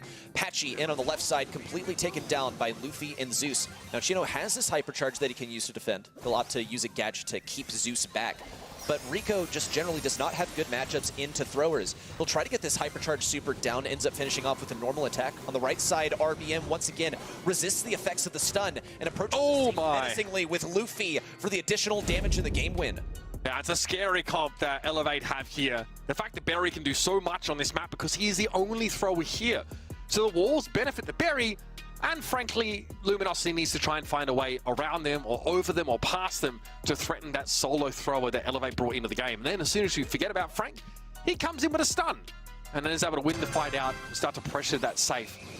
I mean, Gino, you can see how powerful multi-ball launcher is because it gets funneled down those side lanes, but we need to see more maybe from the Buzz here. Patchy goes 1 for 1 to open. Okay, excellent super there from Chino to open up the left side. We'll see Charles still occupying mid so that he can keep this Frank back. But Luffy is operating in the range matchup quite successfully. Now Charles needs to rotate over the right side to deal with RBM. He's going to set Patchy on that Amber over here. Now, does she get the damage with the gadget? Looks like it was a little too preemptive, and the damage misses. Huge laser from Chino and the finishing play from Charles, but they still cannot get this aggression. It's only Patchy that's gotten safe damage so far. Yeah, defensively, Luminosity looking a lot better here. Super used there by Charles to force RBM away. Multiple launcher, and that super. And balls for days here for Chino, and eventually RBM has to succumb. Nice little dive there for Patchy, able to find the super stun, and now we're onto the safe here. Again, that multiple launcher also pop for extra DPS. A lot of damage being done to Elevate, who are struggling under this level of onslaught. On Luminosity's side, we see Zeus use a gadget, pop down some damage on the safe. That's going to sit there for a while. Hypercharge, super in from RBM. Locks in the kill, now making use of that healing to move up and also charge Zeus's super. But he is fended off by Chino and Charles on the left side. Now Patchy in with the Hypercharge, going all the way to the enemy side onto Luffy. Damage, no contact. Patchy for the final damage in. RBM pushed back. It's wide open, and Luminosity take game 2. Yeah, that one looked very, very good. This time from Luminosity, I think the Gale super really important there. And very, very hard for that Frank to come up and get damage. You saw him stunned up pretty badly. There is so much crowd control on this roster for Luminosity that Amber, honestly, there was more thrown at her than was needed. I think there was a stun from the Gale super, and then the Buzz jumped in, also stunned the Amber, and they got blown up. Even that Frank Hypercharge wasn't enough to turn the tide of the fight. Chino once again on Frank duty. We'll see Charles also defend against Luffy at mid, while Patchy is allowed to go onto the safe solo. Do they win this base race? So this is now a test of game knowledge. Well, RBM has crazy damage unload. Luffy rains down upon the safe too, and Zeus follows in suit. Elevate are taking some serious damage, but they're also doling it out on their own. Patchy finishes off on the enemy safe, dealing 52% total. And that draws a parallel to Luminosity taking over 75% on theirs as well. They remain in the lead for the time being. Yeah, not great for Luminosity. They definitely lose out the base race, 1 versus 3, as they lose a fight defensively. Luffy wants to push up here a little bit, but the Rico is definitely a nuisance. This is definitely a salvageable deficit for Luminosity. And one by one, they're able to bring these Elevate Brawlers down. RBM getting dove on there by Patchy. The damage follow-up is not there, not enough anyway. They get buried at the very least, but off the rip, Luffy comes out of spawn and slams Chino. So again, Luminosity have the power play. Hypercharge there from RBM, and now he's low enough to really start doling that damage out onto the safe. It's going to be Elevate taking away our first set here. Very competitive set in general. But that dive with the Buzz onto the Frank blew up in Luminosity's face. I honestly believe the set was over before that even happened, because you have the Frank with the Hypercharge, with 14,000 HP in position. He's made of HP, and they were all the way backed up to their spawn. They had no positioning at all. That was overwhelming, I think, the positioning of the Frank. It was quite interesting. I think a lot of times Luminosity just sort of threw themselves at the opponents. I think, honestly, also, Game 1 might be the most egregious example, where we're just tossing damage their way, honestly. Again, I mean, the reality is that there's maybe a lot less to play for Luminosity than if this was a matchup against Pioneers, right? There's definitely, obviously, a big deal sweetener when it comes to the prize money. And I want to be clear, there's a big difference between first and second when it comes to these monthly finals.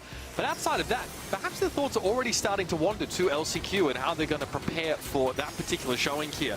Tough to get yourself in that sort of real flow state mindset when you realize that, you know, Elevate have already basically made it impossible for you to sneak into that auto qualification for Worlds spot. It's been a long day for these guys too, right?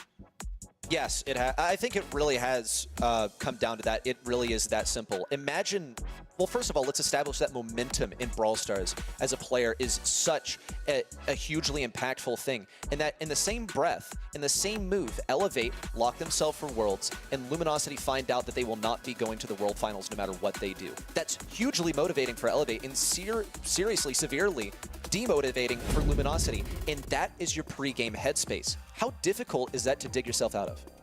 Yeah, maybe somewhat difficult, right? I think a strong result here in the first set might have helped, but perhaps that was a wake-up call for them. Shake themselves out of the stupor that they were experiencing coming into this game, now realizing the stakes have changed quite drastically, and get geared up here to clean things up against Elevate. Pinball Dreams is going to be our next set here. Notice the Barley's been taken away by both sides. Neither team wants to deal with that throw. He's a nuisance on this map, but Gale continues to be hotly contested.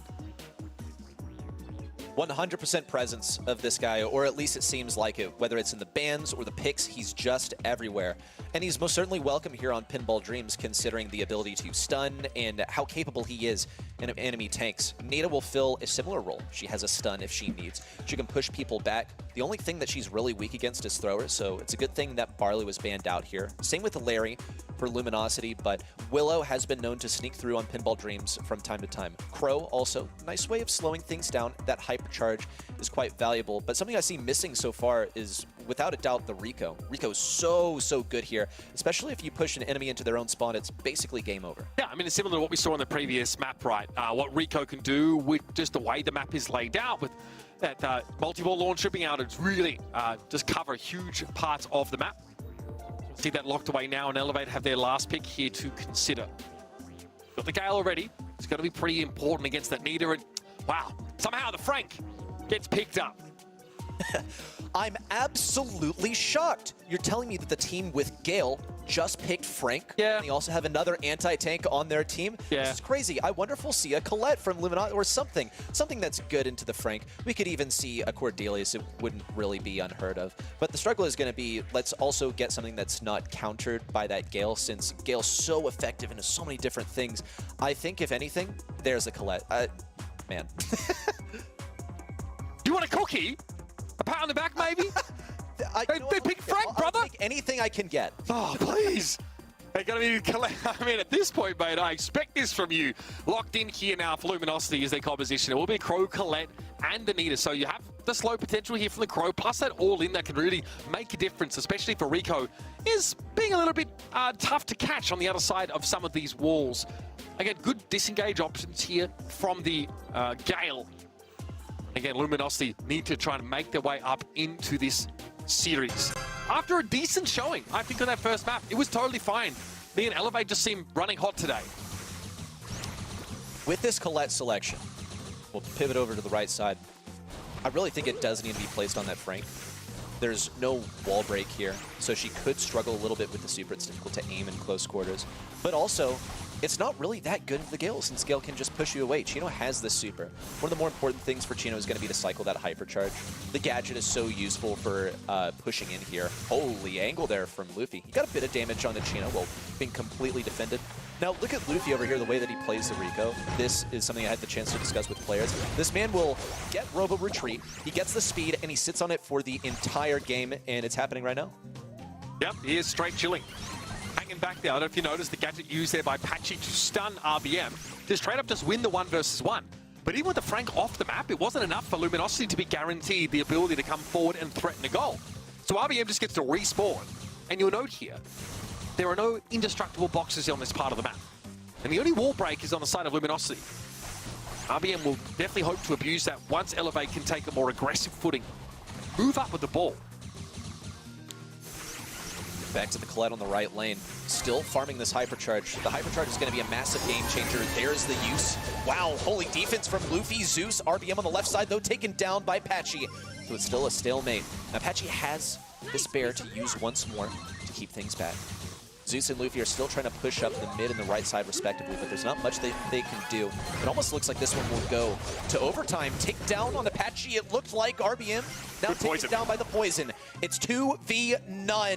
An open goal, but they cannot make this one in. Yeah, and I think Chino and Charles realize that Luffy's going to come off the respawn awfully fast. And again, pushing into an enemy Rico right in front of their goals, you can get blown up awfully quickly, especially now Luffy has that hypercharge available. So it looks like Luminosity are happy to wait this one out, go all the way to that overtime, which, yeah, ostensibly seems to suit them fairly well. There'll be no walls here for Rico to work with. Frank will be very exposed as well, and Gale is somewhat short range. Apache still hanging on to this super versus Zeus. Zeus is probably gonna, there we go. But he didn't get the stun on Apache. It looked like he might have been able to. Nonetheless, Zeus is still occupying this position. RBM is equipped with his hypercharge and his super, and the same goes for Luffy, though superless for now. Chino looking for the big play on RBM now. Moving in onto Luffy. Big damage, but no takedown. Stun on a Chino on the right side. Patchy and Charles completely kept back. Well, folks, I heard you like hypercharges, so we put 6 of them in the map for you. How about that one? Elevate, win that fight out in the end. Raw weight of stats, and eventually clean Luminosity up. My goodness, what a climax to what was a pretty glacial round prior to that. Yeah, this is reminding me of a different game where ultimate abilities are popped all the way at the end. No. I don't know what you're talking about, honestly. Only Brawl Stars where that happens. I would know. This is so true. Okay, so again, I mean, you know, I think Gino was really hoping to make a play on RBM, like you said. With the Frank being out in the open, the Colette obviously doing that percent health damage, that was a big opportunity, but here it is, Elevate getting aggressive footing off the bat, and RBM's able to break the map wide open. Again, this doesn't necessarily help Elevate that much, because it does mean that it's an easier shot now for Chino to harass this Frank down. I feel like it's almost all the way bad for Luminosity here. If anything, Luffy doesn't get as much value when things get backed up to Luminosity's side, but we saw their ability to hold in the last game. Here comes RBM, though. Oh, Lord, he coming. Charge in Super. He's going all the way to spawn to open it up. No one can even get close to him. Yeah, why not waddle around a little bit? Give Zeus the chance to charge up his Super and Hypercharge for the next pitch, because that's where we're headed now. Elevate lead with 1 goal. Yeah, and again, the map's just really been opened up on Luminosity's side of the map. There's no way to make it look like a positive thing for the blue side. Definitely not a position they want to be in. As soon as they start losing map control, you can basically shoot from 20 paces out. Zeus getting pressured, pinched here by Charles and Chino. The latter with a hypercharge available. Zeus not able to connect though with Chino and to land that stun. And here comes the dive. Rico pops instantly. Zeus takes a hit, but should be able to shrug this one off. RBM though can't say the same for them, as Bruce makes a hard landing and Patchy slots it in. Whoa, he could have walked that one in, but he went for the right side. That was a bit of a close call, but that's just the game sense that these players have to offer. Didn't want to feed any Hypercharge or Super to Luffy either. They didn't have that much to worry about since Luffy is already out of those multi-ball launchers, something that would be indispensable on defense. But Zeus is going to start off this push in from the right side, pushing people literally to the left side. Pops the Hypercharge on the right side. The takedown of Charles. An open goal and a set win for Elevate. No way, man. Plot armor for Elevate. It just feels like there's no way they can lose. That was absolutely gorgeous. Great shot there towards the end of the round. You can see the self-belief. Zeus, I mean, he already got the jitters out of the way at the end of that last map, or that last series rather. He couldn't believe it. Now, it's just a bonus here to take a monthly finals win away from Luminosity of all teams, to continue to deny them any monthly final wins over the course of this year, which last year, I would have told you were crazy if you told me that. Here's the end of that first round. Lots of hypercharges. Great stun there, connecting obviously on towards Chino from RBM. He cycles his Super and Charles gets obliterated.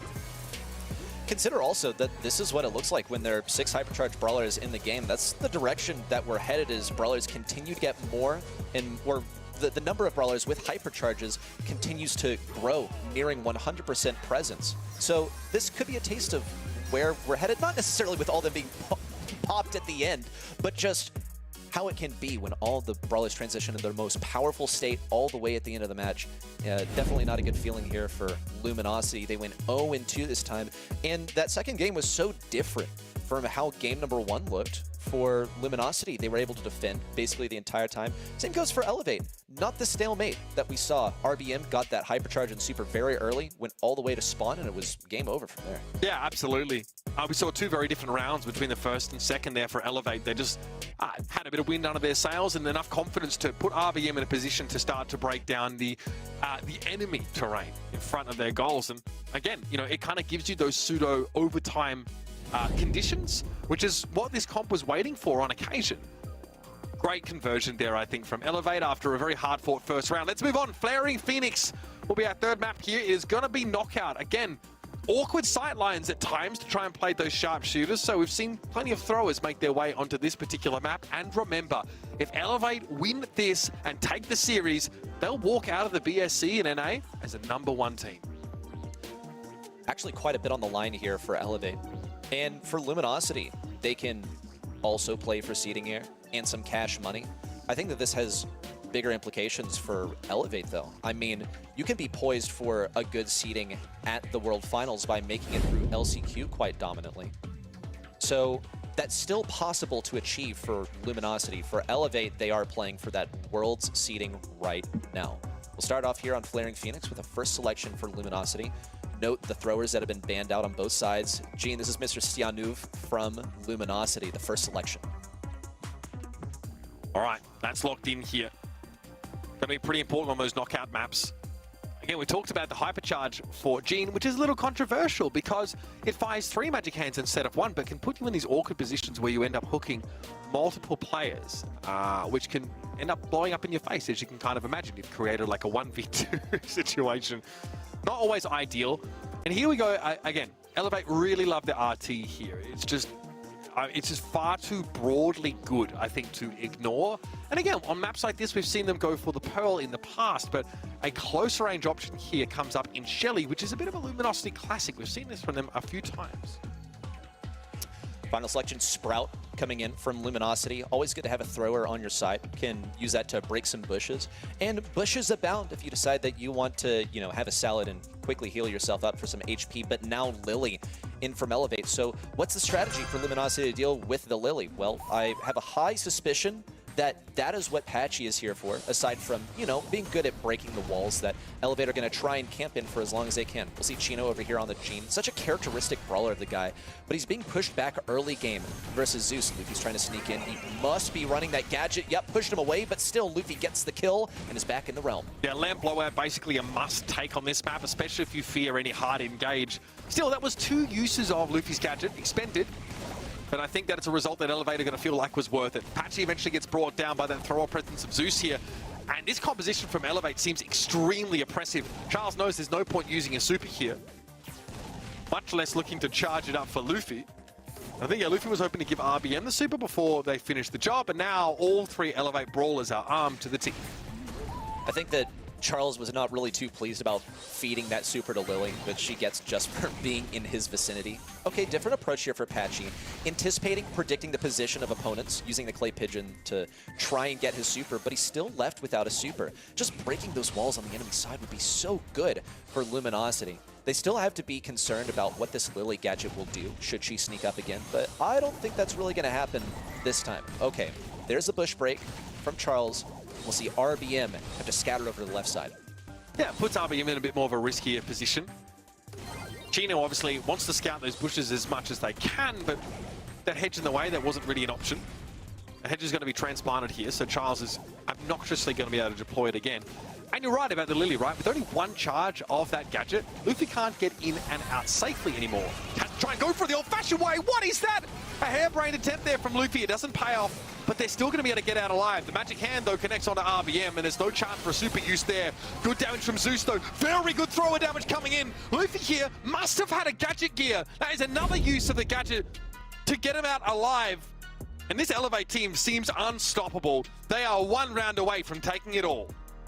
Saved by the gadget gear, man. There's a reason that you bring it to the party when you're playing as Lily. That gadget is basically the strongest part of her kit, aside, of course, from the fact that she pumps out ridiculous damage in close range, but you just disappear. No, you go literally out of existence for a brief period where you cannot even be scouted while invisible. It all comes down to the team comps. Different approach now from Luminosity, beginning a match point for Elevate.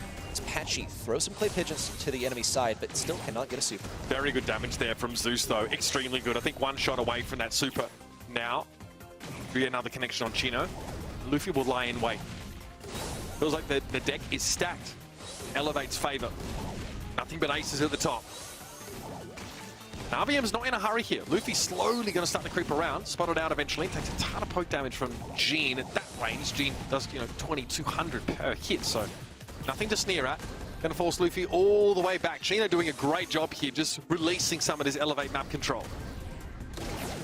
Elevator waiting for that poison to close in. Well, here comes the hedge from Charles, blocking off their exit from mid. Patchy is on the hunt. He's looking for something. There's the Clay Pigeons. Nope. Luffy into the realm, spawning on Chino, grabbing the kill as well, and a Charles and Elevate are just 1 round off. RBM did so good there, just attracting all the attention. A global taunt on Luminosity as they all look to try and bring down the RT while Luffy started cracking heads together. And Zeus is probably having the best Larry and Laurie showing that we've seen definitely in NA this month. Getting a lot of damage here, despite the fact that there is a thrower that outranges the Larry and Laurie. Zeus has been able to overcome that for the most part. Actually lit there briefly. Luffy wants to dive in, but there it is, Clay Pigeons, and Luffy pulls the plug, says no, I'm getting out of here. Spawner here for Zeus will get picked off as the hedge makes it impossible for them to get back to safety. Now they might be looking to pressure the middle part of the map here, force Luffy and RBM away. Chino and Patchy need to stay close together so that Chino can provide the Clay Pigeons, and also so that Chino can be safe from any, oh my god, Zeus. any Lily that powers in here. Zeus is getting crazy damage. A miss pull there from Chino. That's devastating. They're going to be forced to move into mid now, thanks to this poison. Hypercharge popped by Charles, but still no kills. A replacement of the super at mid. Nuke from Patchy with a takedown onto Luffy, but they still can't push into mid. RBM's going to be ready here with the super to take them down. They still can't move in thanks to that Sprout. RBM shoved out of mid. Patchy's going to get taken down. Chino and Charles still alive. Zeus, Final takedown. Elevate take the monthly final. What was that from Zeus? Again, no business winning that fight. RBM was so low. Zeus was in a 1 versus 2. And the gadget use there might have been enough to keep them alive. Having the spawner of Lori come in, soak up some of that damage, and then land one more shot. Elevate were just meant to win here in July. And they rocket to the top of our leaderboards in North America. What a cherry on top of their 2024 Brawl Stars campaign. And the second monthly final victory for this roster as well. That's ridiculous here for Elevate. And we journey to yet another month where we've seen these fan favorites, Luminosity, Stamina. Are they going to get a monthly final win? We know the verdict now. No, they will not. At least for Luminosity, they have locked in LCQ. But I see those top 3 teams as absolutely feasting. The only 3 teams that have gotten a win in a monthly final in our 5 tournament season. How ridiculous here. Some of these final moments couldn't have got much closer than that. That was a pretty one-sided round here for Elevate to take that first game, but it got a little hairy here. Beautiful stuff. I mean, the Lily, we can see why it's so powerful. The final moments of this round here where Zeus carried things away. I thought that hedge ended RBM, but they were still able to find that elimination on Patchy and put Zeus in a 1v2. I can't believe it. I can't either. I mean, what a day it has been for this team. Not only taking down Pioneers, you basically shut down Tribe's chances of making it directly into Worlds. You shut down Luminosity chances of making it directly into Worlds. And then you put yourself at #1, given the best seeding possible, coming out of one of the most competitive Brawl regions in this world. Here's your post-game stats, and this is what I was saying about Zeus. The Larry and Lori hit different on Flaring Phoenix. Man, and into that Sprout too, like, what are you going to do out here? Honestly, I don't think this was a terrible decision here from Luminosity as far as some of the brawlers, but that Lily was way too troublesome. Luminosity left it open thinking, yeah, we'll be able to deal with it, but it seemed the comms weren't there. That, or maybe Luffy's just that good at sneaking up on opponents, because Luffy, despite having some of the least kills on the roster and having some of the least DPS, was in their heads. When this opponent can be anywhere at any time and you just have no knowledge, that very much influences the way that you play. Then, coming towards the end of the game, Zeus has been a nuisance for the entire round so far. He's there to lock in the kills at the very end in a very, very well-deserved MVP for Zeus. What a play to end everything off. That was incredible. Definitely to some degree set up by RBM, because I thought that was going to be a 1 versus 3, almost guaranteed. But he stayed healthy enough in those last few moments, and of course had that Lori who, at close range, is cleaving through those targets, plus the damage from those standard shots. It looked very unlikely that he'd be able to turn that around, but he did, made for one of the best moments that we've definitely seen this month by far. Kenny, great to have you back here. Maybe a bit more of a one-sided game than we were otherwise expecting, but Elevate are peaking at just the right time, I feel. Elevate, what a day for them. I feel like this is a team, like I mentioned, that we didn't talk about enough probably entering this month. And in fairness, there's a lot of drama going down with this region for all the teams across the board. But ultimately, they are the victors. They take down Pioneers and any idea of Tribe Gaming or Luminosity going to the World Finals. And then on the other end, they get another monthly finals win. They seize the day and grab a #1 seed. That certainly wasn't my top prediction here. I feel like the fan favorites, the long-time winners in this region, the Tribe Gamings, the Staminas, the Luminosities, that's just kind of built into my brain what I expect to happen. So the idea that LG don't walk away with at least a grand finals victory, kind of a wild thing to think about. It's been a changing of the guard in North America, and now these young teams are starting to rise to the top. Let's have a look at our play of the day. It's going to be Reddy Settington to take us into this one. I think you'll be able to remember it, buddy. It is certainly in recent memory. Look at Chino and Charles over here, 2 versus 1. But Zeus healed up with the gadget in the nick of time to stay alive. Jeez, order fall back is so useful for repositioning yourself, getting yourself out of an aggro position. But in this case, he healed using it and survived by just 740 HP. Have a look at this leaderboard, folks. Less than 100 points separate first from fourth place. The stories today, of course, of STMN. Unfortunately, their season is over. They have failed to even make it into LCQ. There had to be Tribe Gaming at the very least, and they ended up getting reverse swept by their very roster. Then we moved on to Tribe. We said, okay, these guys have a shot at making it into Worlds. They just have to win that semi-final. Well, Luminosity had other plans. That ended up being a 5-mapper. And then we said, okay, Luminosity now have a decent chance of making it to Worlds. They just need to, get through it. Elevate can't beat Pioneers. Well, Elevate did beat Pioneers in that semi-final, denying Luminosity the chance to sneak into that World Final spot. A very frothy day, very volatile in terms of our leaderboard, but here it is. Elevate and Pioneers are headed to Worlds, and of course, to the rest of the world, we'll have Crazy Raccoon Arrival from APAC, Humble and Zeta Division from EMEA, SK Gaming, of course, in that region, and Space Station Gaming from South America. But even more importantly for now, let us turn our attention to the LCQ race. These are our teams that have the chance to fight to be one of the 4 teams going to the World Finals. Of course, Chinese mainland, that's how they qualify for Worlds in general. They will be sending 3 teams to LCQ that will then have to fight against the rest of the world. But my God, Ogachiki, Eclipse Arm, Reply Totem from EMEA, Angelic and Navi from APAC, Foot and Team Kaiser from South America, and finally, Tribe Gaming and Luminosity. Kenny, this is going to be an absolutely stacked LCQ. August 24th, 25th at Gamescom. It's going to be a heck of a time. It's going to be absolutely insane. I mean, that's a lot of organizations, a lot of roster members there that have made Worlds in the past, that have been guaranteed to go there, and now they're just fighting for a spot. Only 4 of those teams making it out is insane. I think North America is going to have some strong representation. I think both of them are pretty equipped to make it to the next level. Great to cap off our final month of monthly finals with one of the most exciting regions with the best month of games that we've seen so far. For myself, Uber, Ready, Set, and Kenny, it's been an absolute pleasure to ride alongside you here in the Brawl Stars Championship this year. We hope to see you for more Brawl in the postseason. LCQ 24th and 25th, and then World Finals after that. A lot to look forward to. But in the meantime, folks, take care out there and keep rolling. Even get close enough to use it, you better believe he's going to try. And Zard now flanking, fires the super, no connection. Oh my God! Sweep him away, globbering his way down the other end. Now a rush to the other side. Both these teams are here and ready to play, but STMN feel like there might be a bit of destiny in the air. He's moving Amber into this corner. Bobby can't punch his way in there. A super pass. He's done it! With the back off, and they buried their rivals. Tribe Gaming continue forward. STMN are going home. Luminosity now are in a position to even up the game, and the super catches MX out. It's Toast who has to throw himself at the point, but he won't be able to get there as the Shadow Realm beckons. Luminosity close up Hot Zone. What a comeback again. They're going to have to utilize this entire combo on the left-handed. Shieldo wide open, has a super shot fire. Oh! Presented! Tyrant, perfect precision.